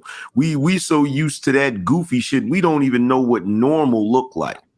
Nigga, there's a video called Ratchet Love on I think the brother's name is King V. He has a comedy channel. Mm-hmm. And he talks about BMS, battered men syndrome, some funny shit. That's Clayton Thomas. That was Clayton Thomas. So Kevin Aggravated, you mean to tell me dudes they have gotten used to driving the hoopty, and when they get the new car, they amazed. Oh man, I don't gotta. You're like, this shit's got power windows. Yeah, you know what I said? This is what I said the other day on a stream. I was having discussion. I forgot who I was having discussion with, but I said brothers are so used to because somebody was making an excuse, I think, in the chat room about women and how they behave, or matter of fact, I know exactly what it was. There was a guy in the chat room that said something about, well, that's the way women are, this, that, and the third. And I said, bruh, you're so used to driving that hoopty that's leaking oil. And that you gotta freaking buy quarts of oil and keep it in the trunk of your car and keep putting oil in it, that you forgot that cars are not supposed to leak oil. Oh, let me expand on that, Angry Man. I was so used to driving the hoopty, and I lived right after Oklahoma City. I moved to Houston, one of the hottest places in the United States of America. My air conditioners in my cars seemed like they would always go out. Every car I had up until a certain age, the AC was gone. You roll with me, there was no AC. We called the AC 260. 2 windows down, 60 miles an hour. You had a big gulp of ice water and a white rag. Hold on, nigga. It gets even better. I was so broke I couldn't afford to get it fixed right, so the car would start to overheat. What do you do when a car starts to overheat? Turn the heat on. Yeah. Nigga, you driving you in Houston with the heat on at 80 degrees in August. The heat on in August. Imagine what that does to a man's mind. You trying to dress all fly and shit in August and July. You got on a shirt and tie. I couldn't get dressed until I got to the spot. Yeah. Had to ride around in a t-shirt and shorts and shit. Imagine what that does to you if you do this for 5, 6, 7, 8, 10 years. To the first time I bought a brand new car. Mitsubishi 3000 GT VR4 off the lot, 12 miles. Oh, that was my dream car back in the day, Negro. Yeah, boy. And I bought that VR4. That's what's up. And I bought it, and I was making payments, and I had plenty of money. But the first time I got in the car, and the air didn't blow, cold. I'm thinking, oh shit, the air done went out. I start panicking. But you know, instead of, I was so used to being fucked up. I rode around 2 weeks before I realized I had before somebody told me, no, the air is fine. You just didn't push the AC button. So the car wanted to treat me better than I was used to, and I learned how to take a VR4 and drive it like a goddamn hoopty. That's how a lot of black men do when they deal with women that ain't those black women like we're used to. Facts. And the truth is, man, this whole issue is here because they know, again, they don't qualify for that guy. That's why brothers like that always get the you must date white women card, right? Because they're basically saying, fuck, you just got just too good enough for us. That's basically what they're saying. They know you too good for them. Well, Keith, ask yourself the question: the sisters who really qualify for you, the ADO sisters who really qualify for the kind of brothers like you, they don't talk like a lot of. They are nice, they're feminine, they're cool. When they're around Becky, and when they're around Anu, and then when they're around Marisol, and when they're around Luciana, they're just, hey, how you doing? Because they realize if I want a man on this level, here's my competition, and I'm going to have to be the best option out of all of these things. They ain't trying to sit around and shit. Anyway, go ahead. But the unfortunate thing is, Kev, now because us brothers, where we are, we have way too many options. So that's kind of, they just become another number, though, unfortunately. So even though they may be the best of black women, now they're competing with all women because I'm looking at them all. Good. So that's where it needs to be. And someone was mentioning Persian. I'm actually dating a Persian woman, and I highly recommend it, man. I highly recommend it, bro. That's the way it needs to be. See, the black man shit. I'm sorry, I don't want to dog this up, but I was on the show with Judge Joe Brown on the Real Dana's channel, and I did a breakdown of this video, but I had to take it down. It's listed on my channel if you want it, on Patreon if you want to check it. Judge Joe Brown talked about how he had a white woman who was always around a bunch of rich men. She worked in the green room, and she said she loved to date nothing but black men.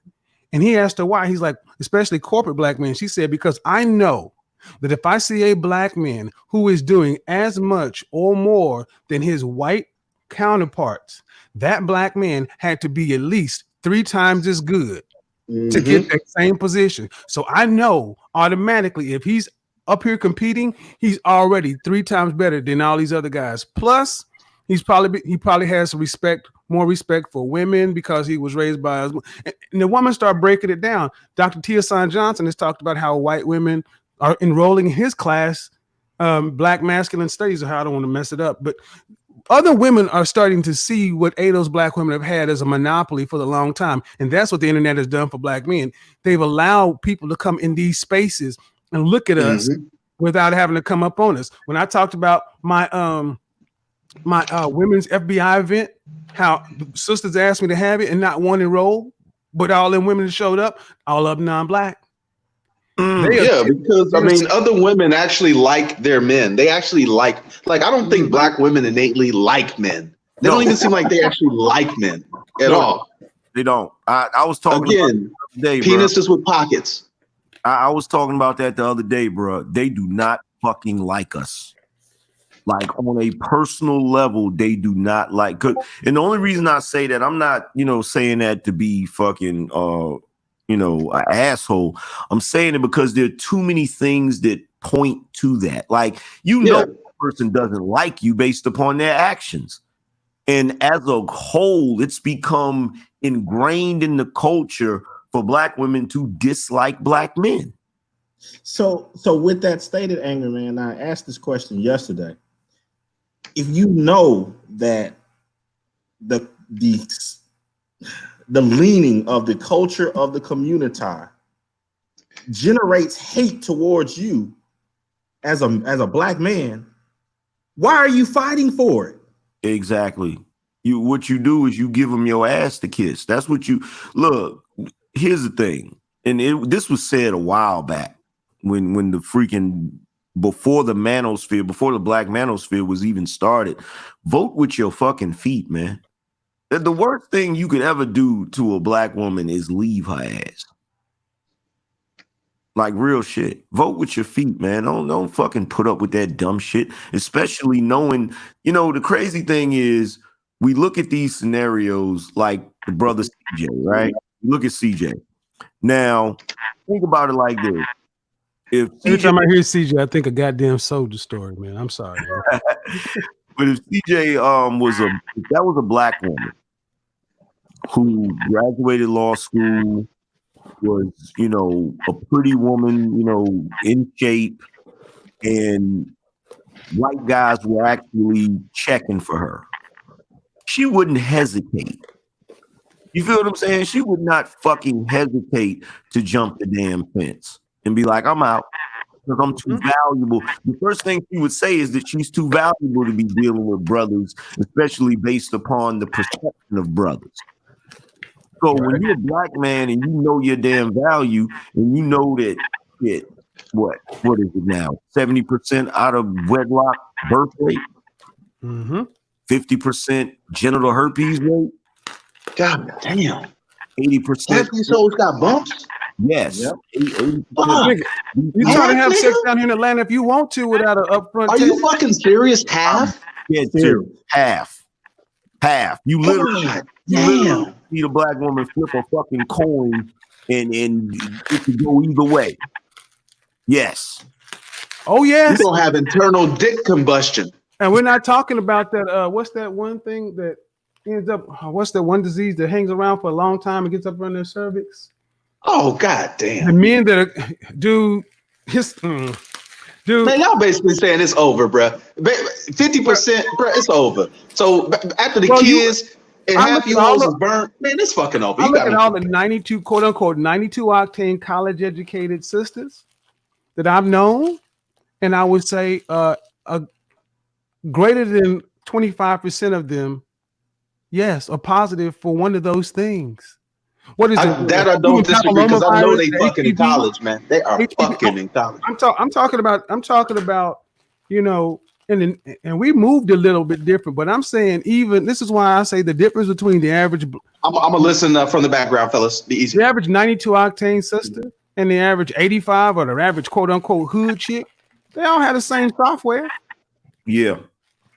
Yep. But you're gonna have a slew of dudes that are gonna come to you, angry man. They're gonna say, "Nah, man, all women are like that, man. All cars are supposed to overheat."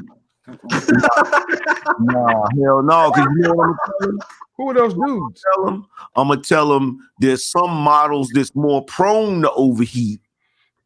Well, and at the end of the day, you're not gonna have that problem if you go get you a look. Last year, I went and got me a brand motherfucking new car. And I got me a brand new Chevy Impala Premier. I don't have none of the problems I used to have. And the reason why is because I stopped fucking buying used cars. That's an isolated event, angry man. To the point where you even kind of a little timid to say that. You're like, I don't want to say something because I better knock on wood, make sure nothing happened to this motherfucker. Yeah, because we're so used to driving fucked up cars. We can't even praise our good cars without knock on wood. I don't want to speak it into existence. Translate that to women. That's why a lot of us can't deal with shit that ain't dysfunctional. Hey, look, Kev, I had to go over the weekend. I had to go to VA, and last time I had my car service, they were telling me that they were saying, "Hey, man, you might want to go ahead and get you a set of tires. It's almost time or whatever, right? Because one of your tires look like it might be going bad, right?" And so, the thing that used to always happen to me is if I had to go on a trip or something, I would always have an issue with my car, like a tire would go flat or something stupid. I was so afraid to go on this damn trip. I made sure I got my tires straight before I left and shit. But that comes from that anxiety of being used to being in certain situations.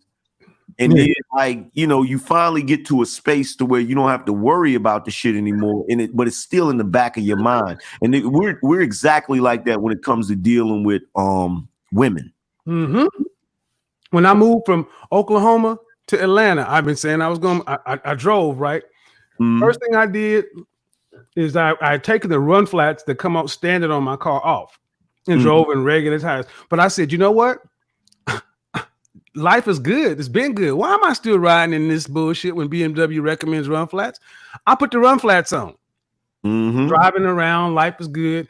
Hit one of these and I'm driving, and one day I come out and my car, I'm in Atlanta 3 months later, and my tire won't hold pressure. I go put air in it because we're used to having tires to fuck up and stuff. I'm like, oh shit. I'm like, now understand, I got run flats on this motherfucker. I got the premium AAA service. And I'm like, what the fuck I'm gonna do? What am I gonna do? How am I gonna do this? And I'm like, wait a minute.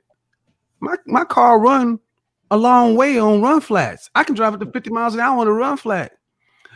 Instead of getting a mobile service to come change your tire, it's gonna be all these different things that's gonna prolong everything. I said, wait a minute. I bought from Discount Tire. I called them up, scheduled an appointment, drove my car over there, and they changed your tire. And they changed my tire, and they said, "Oh man, it's free." Yeah. I'm like, what? Yeah. Oh, yeah. You bought because what you bought, how you did shit the right way, and you got the shit up front. It's free, and I'm like, yeah. It took me a minute to process. I'm like, I was so used to the dysfunction instead of having shit the right way, and I was like, well, goddamn. and imagine when brothers starts to be the norm for you, the way you start looking at all of life, women, everybody else, the way you get treated in the workplace, the way you get treated in the world, the way you expect to be. Yes. Then and here's a question. But I asked any sister, how are you going to compete? What you going to do when black men start to liberate themselves to that level, to when they start recognizing that they are the shit? And they can get what everyone else gets. Well, actually, go ahead. Well, actually, Kevin, when I worked in the high schools, the high school boys who had something going for them were being treated like crap by the high school girls in their school. So guess what? They ventured outside of their high school and they met girls of different cultures, and they competed and they won, to the point where the mothers came up to the high school and tried to have these boys suspended. Oh yeah. Because the girls in the high school, it's not just happening to black men when they're older. It's happening to them while they're in high school. And it went down to the junior high school boys. They don't want to be put up with they don't want to bother with the BS that Did these we have some girls bullshit and these women about are giving mothers them. wanting to expel kids for colorism or some shit?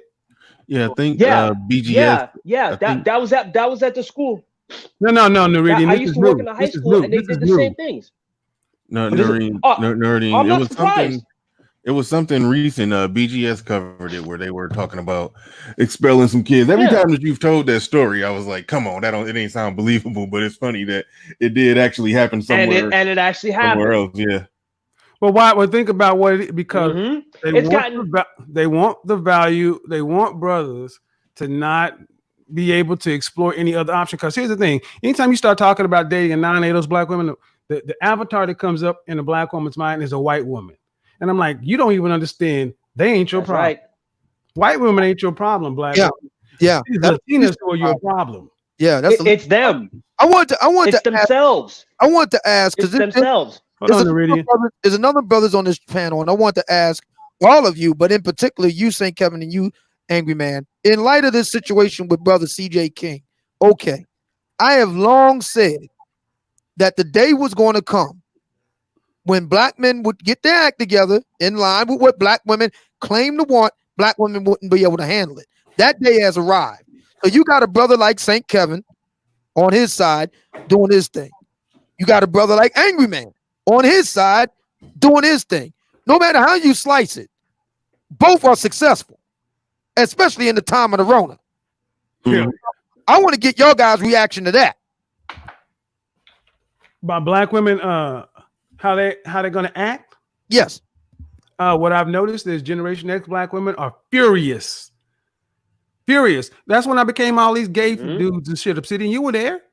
When I came back and actually just answered your question, well, yeah, Obsidian, I did see Roman packs of sisters by themselves, and in Atlanta. And when I mentioned that when I hung out with the young sister and the older sisters were just staring daggers at her. That's all right. Of a sudden I became gay and this and that and a pedophile. I'm like, where the fuck this come from? Because that's an I example. couldn't believe it when they were saying 2 years ago. Here's the thing. Generation X black women, Generation X ADOS black women realize it is over for them. Yeah. They know it's over for them because Vivica Fox, Lisa Ray. I'm glad you brought Selena that. Johnson. I'm glad. Selena Angry Man, I saw what you did, brother. So when you have they're clapping, slow clapping, and humming along. So when you have arguably Vivica Fox, know her well. Well, not well, but know her, put it that way. Lisa Ray, when you have two of the quote unquote ideal black women, the bad ones from the 90s, and they're still sitting on a bitter bitch panel at 50. What ADOS black Generation X black woman can say, I can pull something better. I look better than Vivica or Lisa. They know it is over. Yeah, it's a wrap. It's a fucking wrap. Look at the average ADOS. You look at the average ADOS Generation X black man, especially 45 plus, smiling from ear to ear. The ones that are still alive, you know, even though they got 3 teeth, they smile and cheese and they're like, nigga, we survived. We survived crack, AIDS, Reaganomics, and you keep it going. If you still here and they realize that and here's the thing, millennial black women are starting to check for older men because women have always liked men with power or resources. You have 3 generations of women trying to get at older black men, and ADOS black women, Generation X black women, realize they're not doing anything to compete. I'm gonna give the mic up after this. I went to Walgreens right around here just to pick up some more little quick supplies. Now I walk in there 6'4", 203 pounds. I wear a 40. I am in good shape. Dressed just in a jeans, t-shirt, and some cool shoes. I'll go in and I see this woman who I can tell she has to be my age. She is at least a foot shorter than me, every bit of 280 pounds or more. Blue M&M hair with white trim, bangle earrings, and a big Spellman shirt on. And I'm like, and I looked at her and I'm like, that's what I'm supposed to have? Fuck that. Yeah. And she looked at me and she looked at me like, first she kind of smiled, then she kind of twisted her lip. I was like, I know exactly what that look means. You like, you realize, no shot, bitch. No, we don't match. We don't match. Obsidian, and here's the thing, Obsidian, you know I'm telling the truth because I have sent you the fucking pictures of these wildebeest and buffaloes and shit to keep to keep trying to holler at you online in your mailbox. And this is after you have made it clear in your twin. Well, I don't know if it's Tinder or Match, whatever it is. Both of them. All of them. Clear that listen, I'm looking for this type of black woman or this type of woman, what have you. And you list the because I've seen the ad. You list the requirements on, but they still hit you up anyway. And then when you politely decline, and you know, here we go with the whole gay thing. Well, see, you know what this is the result of. This is the result. Like when you look at our generation of women, Gen Xers, right? They are the beginning of a lot of this bullshit.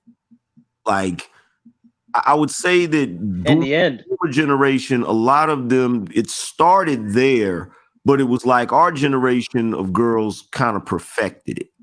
You know, with the thought culture and the baby mama-ism and the single mama-ism. And their generation of women are the generation of women who basically ignored every bit of advice they got from mama, that basically said, we're going to do things the way we want to do things. And even if we're wrong, we're going to uphold each other in that wrong. Yep. So now you have two different, and I've said black men and black women nowadays are so drastically different that we could actually be different races. Man, who said it? Generation X black women. I saw this happen real time because I'm a white collar brother. They were counted as a double minority in the 90s. Black women. Who said it the other day? Mr. Research said it. Black don't act like, he's telling Daniel George and Concrete Rose and that panel. He's like, don't act like black Concrete men Rose did not help black women get to where they are.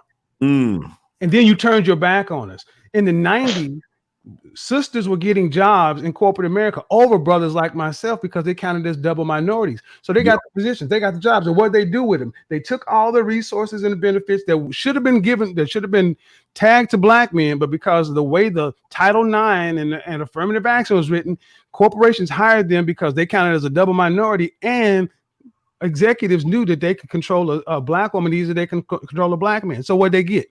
They got promoted over us. They felt like they were better than us, and all this other kind of stuff, and they mismanaged everything they had and go back and look at some of the movies in the 90s, the Waiting to Exhales, and Jap does a good job of breaking this shit down. The women in the 90s, our generation of sisters, especially the white collar sisters, turned their backs. They were hostile to us to the point to where it's like, okay, you should be winning. But guess what? Everyone saw this stuff, and they ended up being the very thing. They end up being their own downfall because they realized that ain't nobody else gonna deal with you other than us, and you disdain the very men that you actually are supposed to be dealing with. They raised their boys to be more timid and all these other things, to where now men. But the thing that changed the game was the internet, allowing forums and spaces for men to actually talk. This is actually sped up a part of the culture that they weren't adjusting for, to where now the quote unquote chickens have come home to roost for the ADOS Generation X black women, to where they are married and coupled up at a rate of less than 26%. Dude, they're dying alone. Yeah, DJ Nath, thank you for that super chat, and also Black Wolf Inc., thank you for another super chat, and Nuruddin, thank you for those super chats too. I don't even think I formally thanked you. I'm about to bring Keith back. No problem. He said it's the law. They're dying alone, and here's the thing, and even when they know, they hear, they don't really feel. There's a section of black women that just really don't think black men are worth nothing. We're not even worth listening to. Yep. And the thing is, that's cool. They can go over there. I don't think they're worth listening to. There's some women I don't even listen to. I bullshit you not. I'm just like, I don't even want to hear what you got to say. You don't exist. I mean, they got what they wanted, right? They didn't want or need men, and now they're gone. Everyone's happy. And guess what? Other women of other cultures are taking them.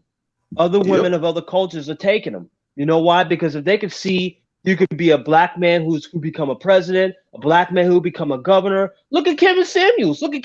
He's successful in his own right as an image consultant. And when you told me about that class that you would get ready to have, right? And only white women participated, non-black, because they see that brothers like you are coming up, and now it's gotten to the non-black women. And guess what? It's gotten to the point where the high school boys, and not even high school boys, the junior high school boys ain't dealing with it. And I worked in the school system for a while, and I told this story forever and ever.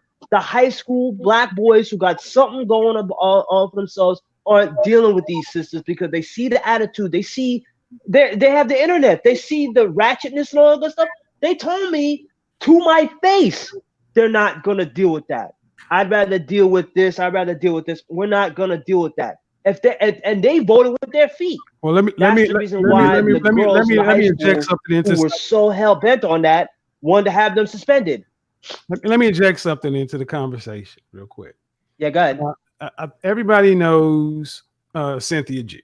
Angry Man did a masterful job of talking to Cynthia G. And I think actually going further than anybody did with kind of talking her down or kind of getting her on the same page. But it didn't seem to work. No, well, you're right. He tried to talk it down off the ledge. That was true. Obsidian, we've long known that you want the Rumble in the Jungle. That would be like Ali Frazier for the internet. That would be actually that should happen. There's a lot of money involved in that. But okay, the point I'm making is the other day she had a show with her sisters. And I want to say the last show she had, it was and if you go just take a snapshot at the women on that screen, whether they're your type or not, you cannot say those women aren't attractive. 5 of them. Now, I knew that she had the sister. Her name was V. Smith, but then there was another woman. She got all together. She's got 4 sisters? Yeah, go on her channel right now. Wow. Go on her channel right now. And the people on there, I think her name was Onyx ZX. I want to say another one was, just go check her channel. And I didn't know they were her sisters. But the point is, I just want you to turn the volume down, take a snapshot, and say, these women, as far as physically, they're attractive women. Doesn't matter, even if they're not your taste. But then you got to ask yourself, how many of these women are happily married? And they talk about the black community and all this stuff. And Obsidian, you said yourself, all right, you want to make a good black community? Find a good black man, marry him, have some children. That was so simple. That's right. That was so simple. But then you got to ask, if that's the case in the core of the community and you're pro-black and all these other things, why haven't you done it? And here's what tends to keep coming back, because ain't no black man no good. The question that she asked last week that I saw, that where are the black men who are competing, who are competent, who are producing and building a community, and where are the black men building Wakanda? I'm like, what? You don't get to do that as a 20-year-old black man. You either catch us in the beginning and you ride with us while we're building Wakanda, or if we've built Wakanda or the Wakanda Annex and you want to come along later, I'm sorry, you're out of the running. If I have to go build Wakanda and the Annex, do you think I'm going to thank you at 40 plus years old instead of a 25-year-old? But you know what, Kev? There's a myth in here that I don't think a lot of people are really paying attention to, which is the fact we are in the age of black men winning. Mm-hmm. We're in the age of that right now. And the truth of the matter is, a lot of us have really outgrown them. And they're trying to see the success of a black man. Downplayed. It's always been downplayed. It's always downplayed so much. It's kind of like, I look at it like if everybody was racing on a track and field, the black man is weighed down. But what happens when he finally, when this weighed down man is still keeping up with everybody, and then you finally take the weights off? He's going to pass everybody. And that's what's going on right now. Some of the weights are coming off, and these brothers are blowing past everybody, because like even with these women saying that they can't find successful brothers and things of that nature, I know that's bullshit. A lot of my audience members that watch me on a regular basis, these are 6-figure guys. These are guys that own businesses, guys that are owner-operators. Which brings us back to Atara Dallas. Yeah. Atara Dallas, and while I believe what she's doing is comedic, she's saying, yeah, all those exist, but then I need you to still be fine with a big dick. And it's like, well, goddamn, because what I was asking myself last night, I go into pure analytical mode. I said, this could be 5 sisters.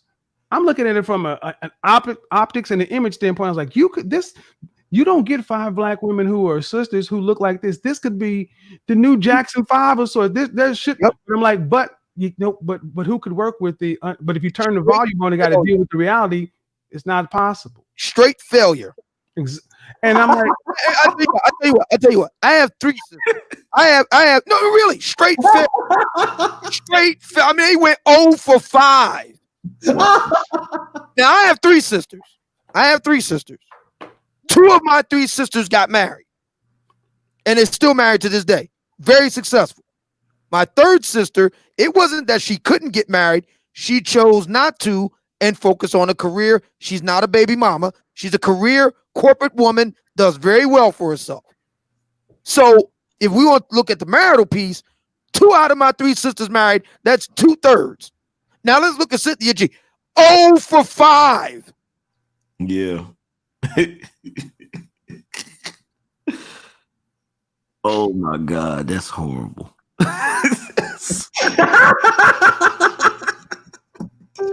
That's unforgivable. There's just so many jokes in that, man. Kara, thank you for sending this video. You know where it comes from, though. You know where it comes from, because the only thing, you know, in that one-on-one I had with her, the only thing that really came out of it is 2 things. One, she didn't know that people burn down. She didn't know if you burn down a forest, it can grow back more lush, which I found to be really interesting for somebody that's supposed to be college educated. She don't know about homeostasis? No, she didn't. No. Because I said to her, you know, sometimes we don't play that. No. I said, sometimes the forest got to burn down in order for it to grow back more lush. And she said, what do you mean by that? I said, what do you mean? What do I mean? Mm-hmm. Like, because I literally thought she understood that, you know. The most educated group, ladies and gentlemen. Yeah, so, you know, that came out of that. So, you know, I had to question her entire educational background. But then what do you mean by the word "the"? Right. Yeah. Basically.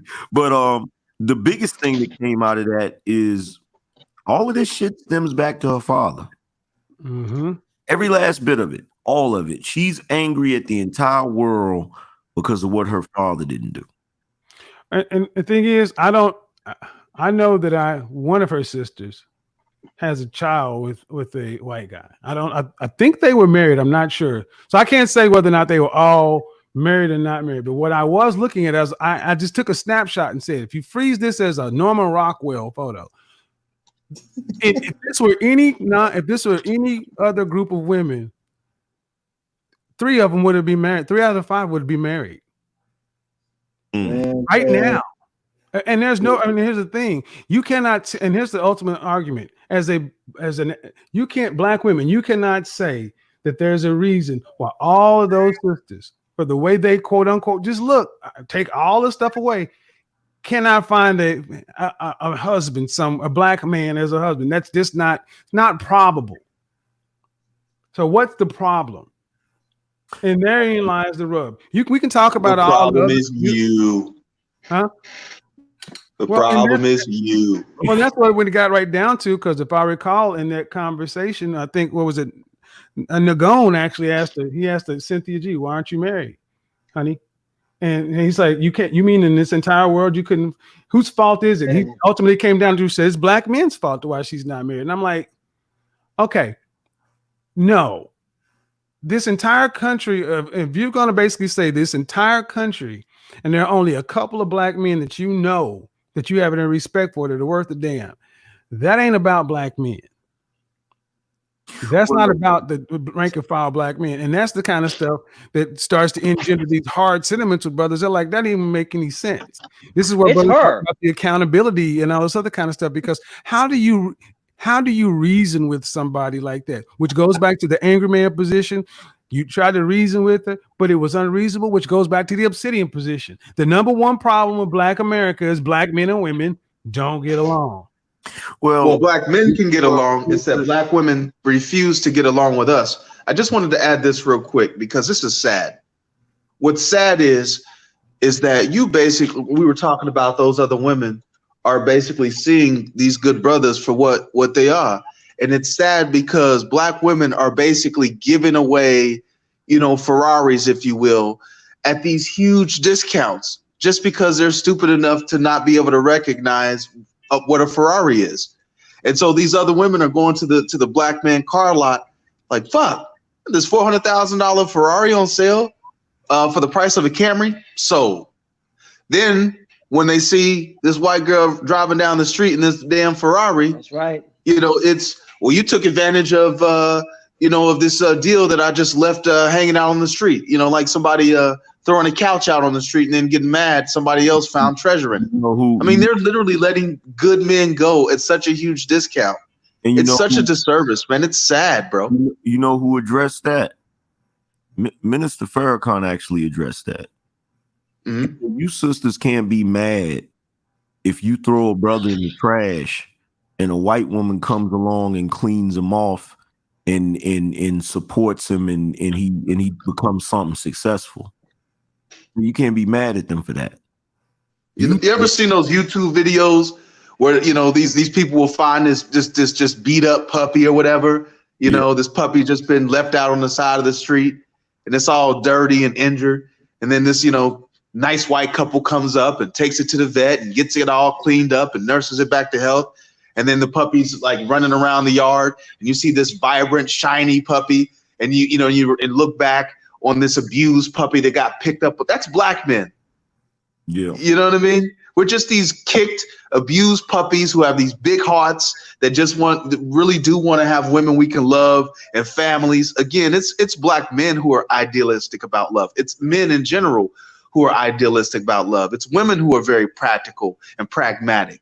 It's men who've been under this illusion that, women are these little fairy tale creatures that are to be loved, and they don't shit or poop or piss. It's men who think this crazy shit, man. Yeah, well, to reference back to that issue with who and her bullshit.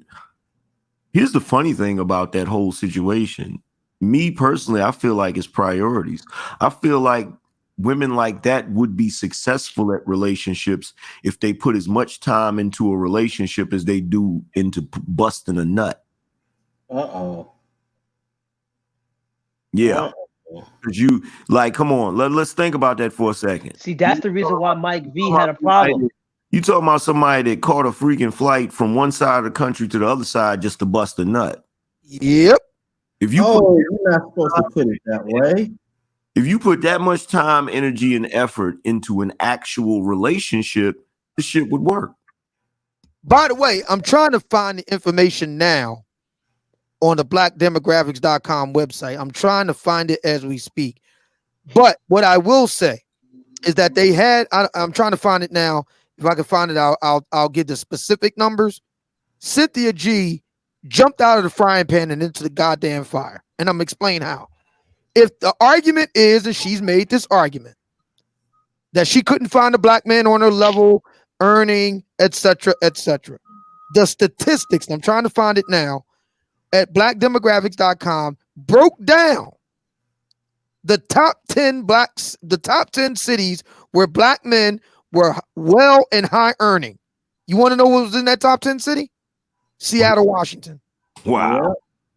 Wow. Yep. And one of the cities with the lowest unemployment. I don't know if the exact city she's in your state, Angry Man, but I do know. Pardon? Was it Greensboro? I think it was Greensboro. That was one of the worst. Yeah.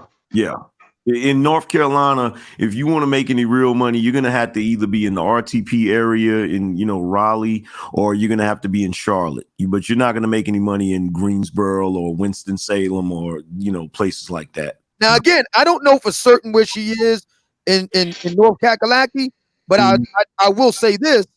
The blackest areas tend to be the lower end of it. Yeah. Lower end of the income distribution for black men. Yeah. So she literally jumped out of the frying pan and into the fire for some dick. Right? Obsidian, it's weird.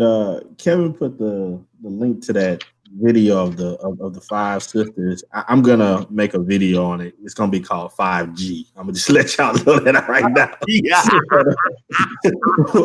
but how is it possible to go? When I talked about Atara Dallas, now I didn't see the whole thing that Angry Man did, but I saw enough to get the gist of it. But my take on it was, okay, so you got this brother, good-looking guy, athlete guy, successful reality show guy, model and all. Okay, fine. He gets on bended knee, presents not one but 6 rings for you to choose from. You got the Lord of the Rings, sister, and you could make it happen. You went 0 for 6. She got the damn infinity gauntlet of proposals and couldn't make it happen. Yeah, you went 0 for fucking 6. Now we got Cynthia D and her sisters. You got 5 of them together. 0 for fucking 5. Where you notice one thing, City. I was just looking at it on silent while I was listening to you guys, and one thing that I noticed about this whole picture is these chicks don't smile. It's like they're angry at all times. Yo, remember I told y'all, if you look at pictures with brothers with other women, notice the pictures. Both of them they always smiling ear to ear. They're having fun. It's like when you see them white people on them snowboarding commercials. That's how black dudes look at pictures with their other women, right? Like bitter women, man. Anytime you see a brother with a sister, they both in the picture mean mugging, like he miserable to be there, you know. And she's like, "Fuck, I couldn't get bottom shelf bread." I don't know what it is, but you know, anytime I see brothers, it makes sense though, because if you are in a situation, if you're one of those 5 sisters and it's 0 for 5, you feel some type of way too. It's called RBF. It's called resting bitch face. Man, they all got it. It's like inherited. But that's what do you or IBS, irritable bitch syndrome. Look, what type of face do you think they're gonna have when they come from the home of infinite losers, man? Like they're in perpetual loserdom. You know what's funny, Obsidian, is all this mirrors. Again, I love these receipts. Yeah. You know, what was the dating coach? Rebecca Lynn Pope, right? Oh yeah. By now, our Goddamn, video's gotta be over 1 million hits by now. It's gotta be. Right? I mean, isn't she basically saying what Rebecca Lynn Pope already said? Right? Yep. It's all about the BJC, right? Fuck if the guy's accomplished. Fuck if he has good character. Fuck if he has the ability to go places. Fuck if he's gonna make a good father. What that dick do? That's it. Pretty much. Pretty much. I mean, look, man. Hey, it's a free country. That's how you roll. That's how you roll. But you can't be mad when you get the results. Yeah. And what would we say? You know, it would be a difference if those things were just important by themselves. But BJC is more than character and drive and honesty and integrity. All that shit combined. So you're gonna choose the D over the other 12 other traits that makes a man an awesome man to be with. You'll sacrifice all that for the D, but not vice versa. You know what I mean? It's so wild. So, you know, I'll take the abuse. I'll take the bull. Well, they won't say that. They'll complain about it at the end. Oh, they won't innately say. I played the testimony of Sister Atara Dallas. She came up to the altar and laid it all down. You heard it right there.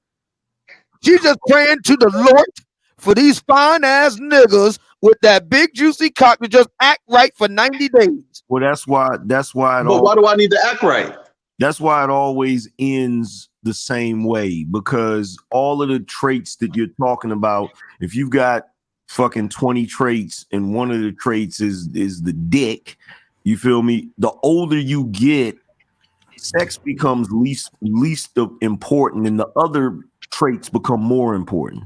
That's why it always ends that way. That's why they always end up, alone. You feel what I'm saying? But yo, man, I got to get up out of here, guys. Bernard, appreciate you for having me. Yeah. And talking to you guys. Anytime. This is great. Yeah. All right, Angry Man. Keep up the great work. Yeah, and check the email too. I sent you that Atara. Do your thing, Angry. I know you're gonna want to get a piece of that Atara thing on your show. Yeah, I'm definitely gonna get into it. Yeah. But yeah, I mean, look, this is where black women are with it. Now we're getting down to the white meat.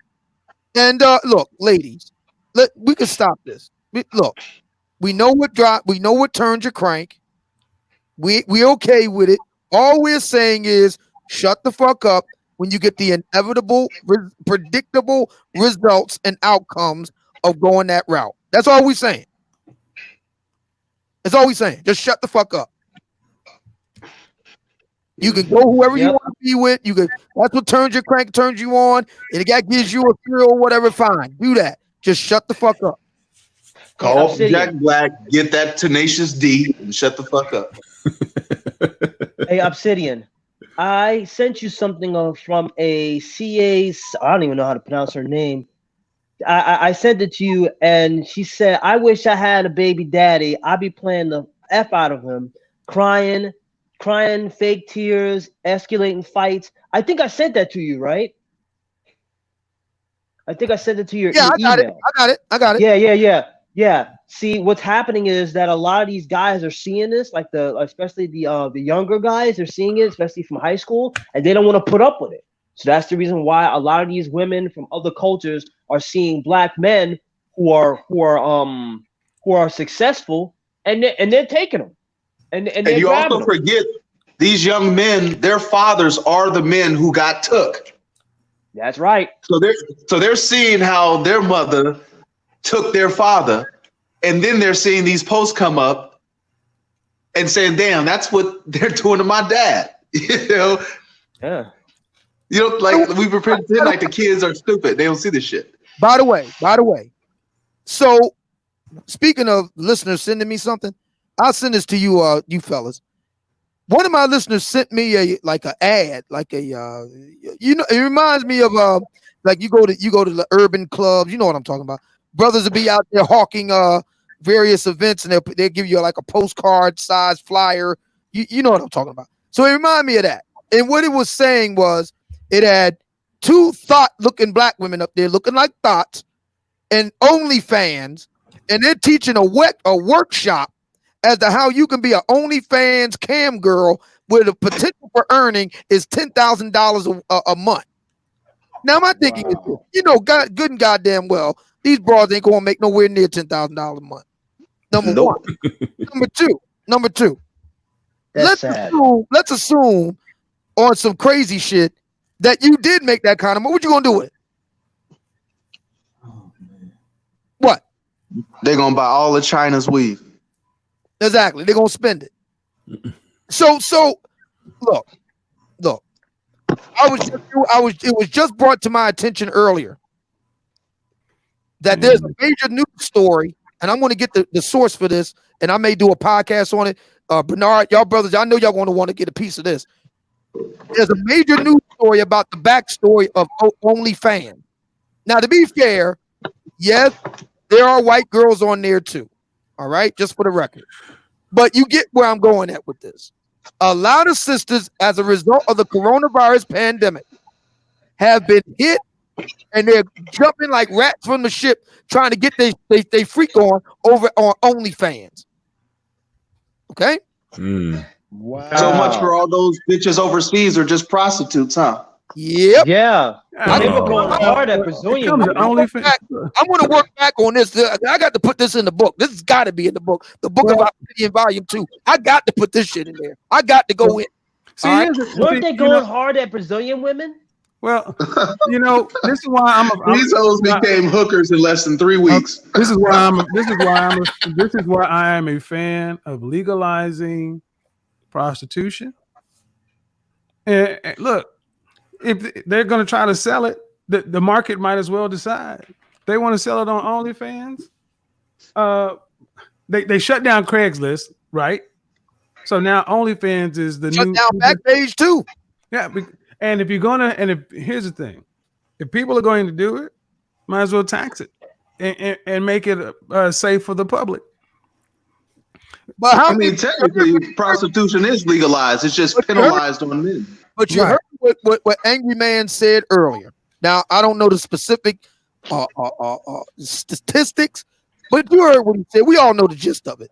A lot of black women have some form of STD.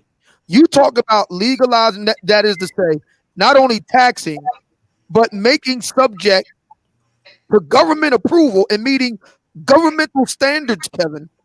It's going to be more safe. Being fit to do your duty as a hoe.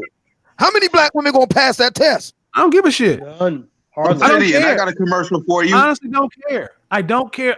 That ain't my problem. You want to do it? You need to have a government card and be working at an official place. Look, if you want to be an engineer, that's what happens. If you want to be a pilot, you got to get on a plane. I don't care if they can pass it or not. They choose the profession. If they can't get up to it, then they got to go do what they got to do and do it off the books. And then here's the thing: let's just go the bunny ranch route. If it's legalized and not criminalized on the men or women's side, everybody know the deal. What happens if you get caught out being a renegade? Then we need to throw the book at you. Also, they're not taking into account that it's just new. The OnlyFans has a bubble, okay? The reason that OnlyFans is popping right now is because it's new. What they're not going to realize is you're going to have the have and have-nots on OnlyFans, all right? You're going to have the very attractive women who all the men are going to go to see and pay for, okay? And then because basically you got these ghetto bitches thinking they can just get on OnlyFans and make $10,000 a month. Those aren't the brides that are going to make $10,000 a month. Keith, what they don't realize is that this shit is still a business and it takes hard work. They think it's just post a couple snaps and they don't understand the actual work. Just like they think making YouTube videos is just talking some shit on a camera, or microphone, and then uploading some videos. What was doesn't work that way? OnlyFans, Snapchat. There's always been this market of women being on, and before it was that, there's always been these peekable pictures. They've been even before the internet. We had it to where you could buy women were selling underwear and selling nudes and selling this and that. Okay, fine, let them sell it.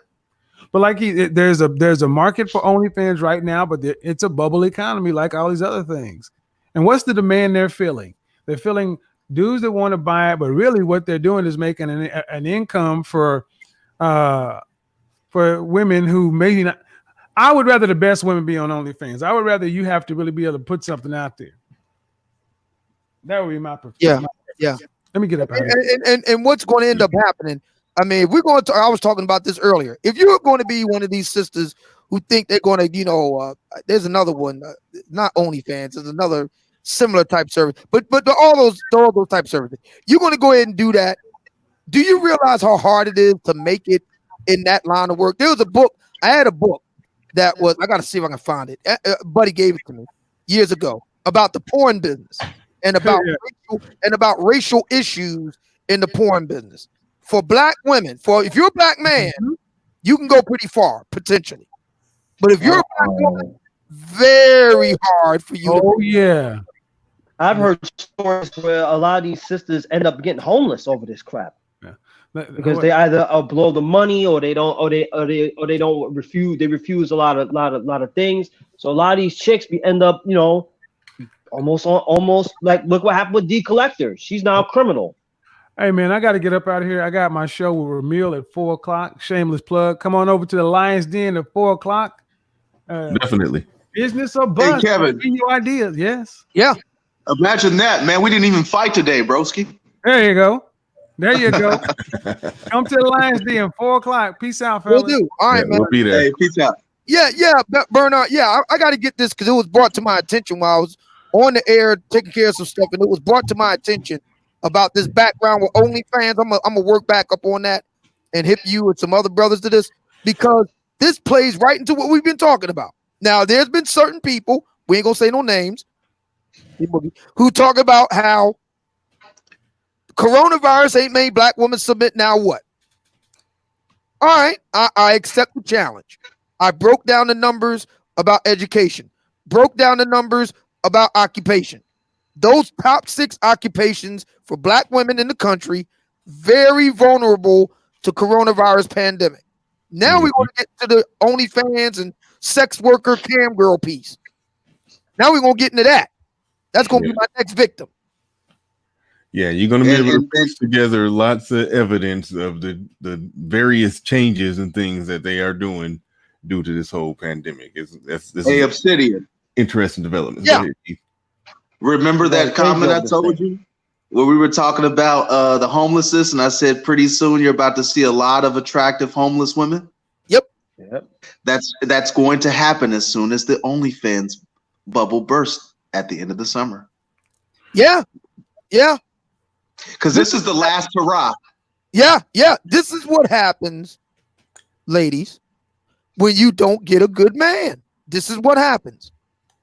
And you've been saying it for a while. and even the prostitutes overseas, you've seen the stories where the prostitutes overseas have had to lower their prices. That's right. And they're selling ass cheap as fuck, right? Right. That bubble's gonna happen here too. It's gonna happen after the end of the summer. In Germany. And a lot of those jobs ain't coming back, baby. In Germany. We're not talking about, because in the minds of a lot of black folks, Brazil and all that is Thailand or what have you is third world. Fine. In Germany, the price of a hoe is about a Big Mac. Wow. Yeah, man. Okay.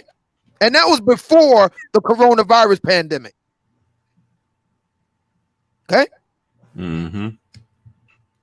So I say again, to those sisters for whom it applies, if you think you're going to transition out of your job that you was furloughed or laid off from, your low paying customer service, pink collar service sector position job, and transition over to OnlyFans where you can make 10 grand a month. I got a really nice bridge I could sell you right here in Philly for dirt cheap.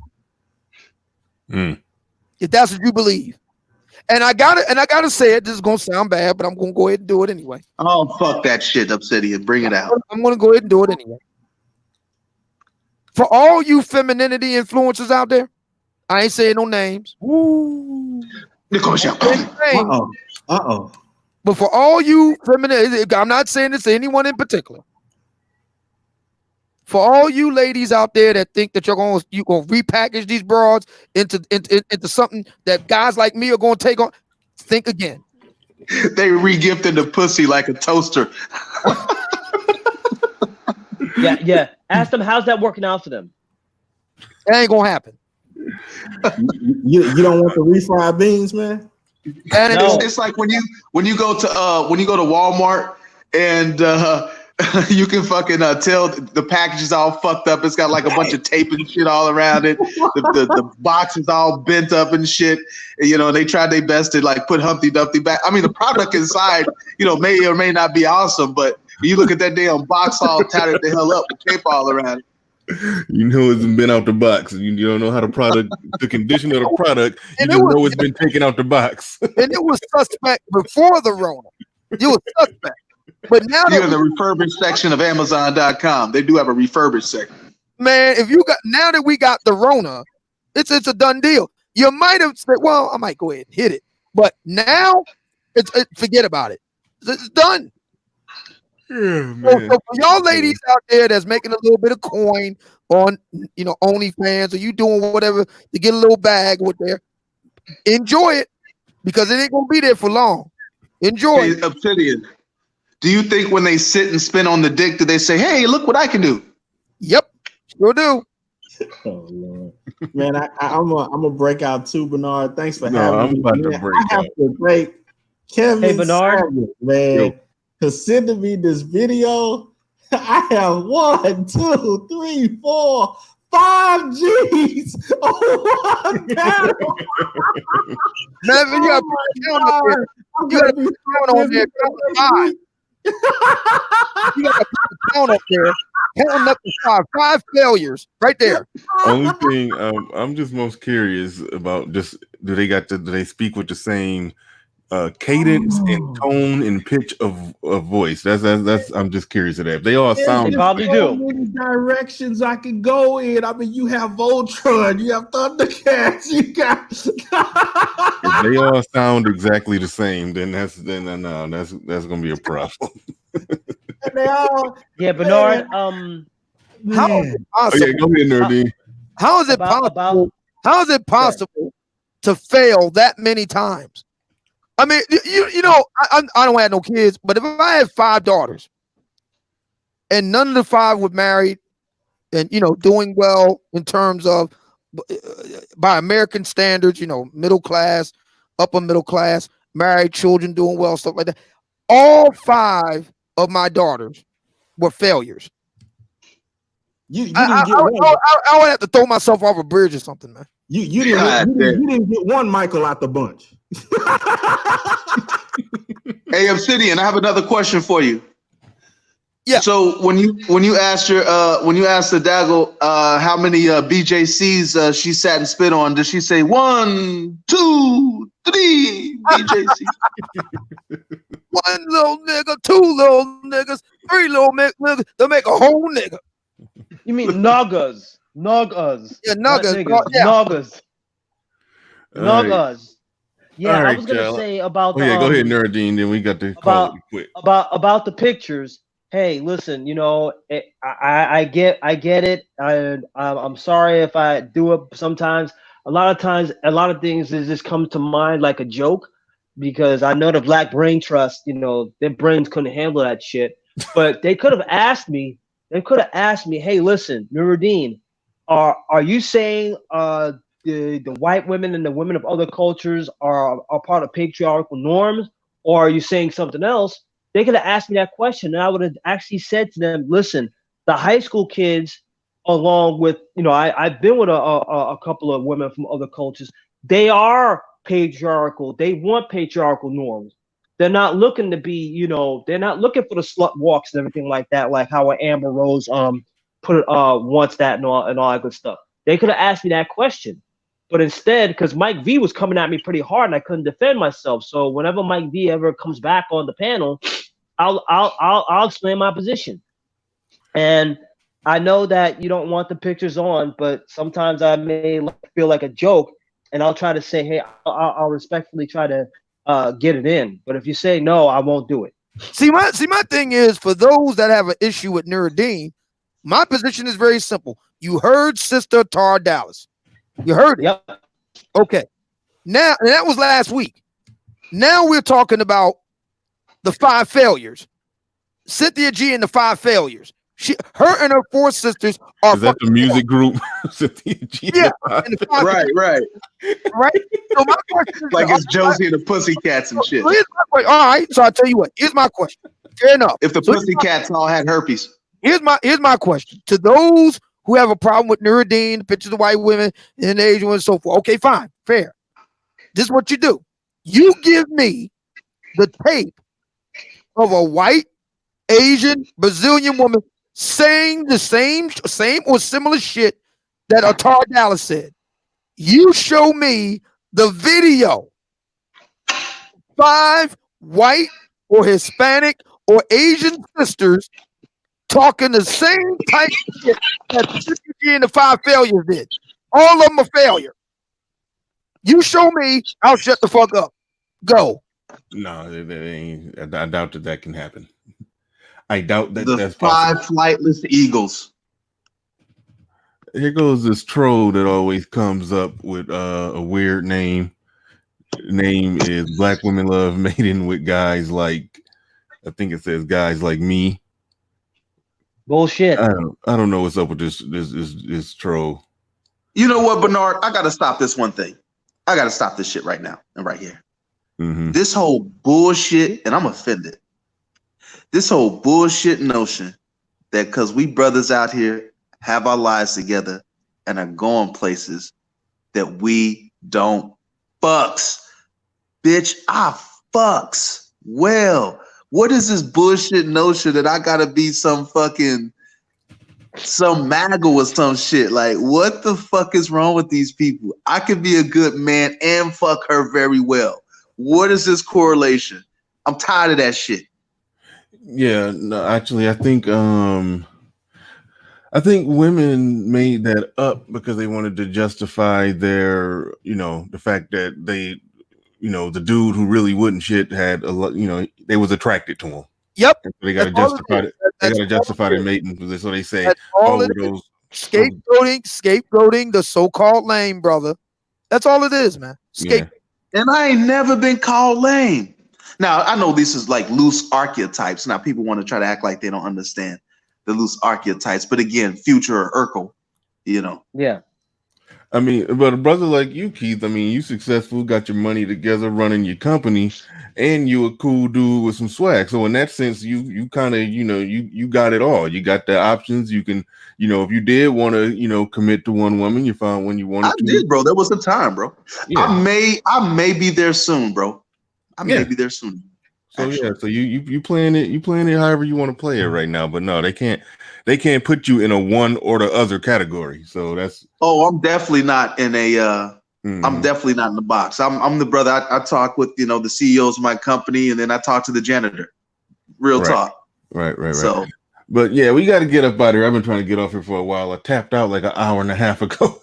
but yeah, we got to wrap this up. We'll be back tomorrow. I'd like to thank everybody who hit the super chat. I know I missed some of y'all, but my bad. It happens. The chat moving fast. But thank y'all all very much. Everybody who liked the video, hit the super chat, hit the cash app, or if you just sat here and watched, I appreciate you too. Everybody. Hey, Bernard, it's always love, bro. I appreciate you always showing a brother love. Mumia and Obsidian Ali, broski, man. We make a great show, bro. Yeah. Thank you. Yep. Thank you, everybody. Peace. Nuruddin, my man. Hey, peace to the chat. I appreciate you. Take it easy. Yep.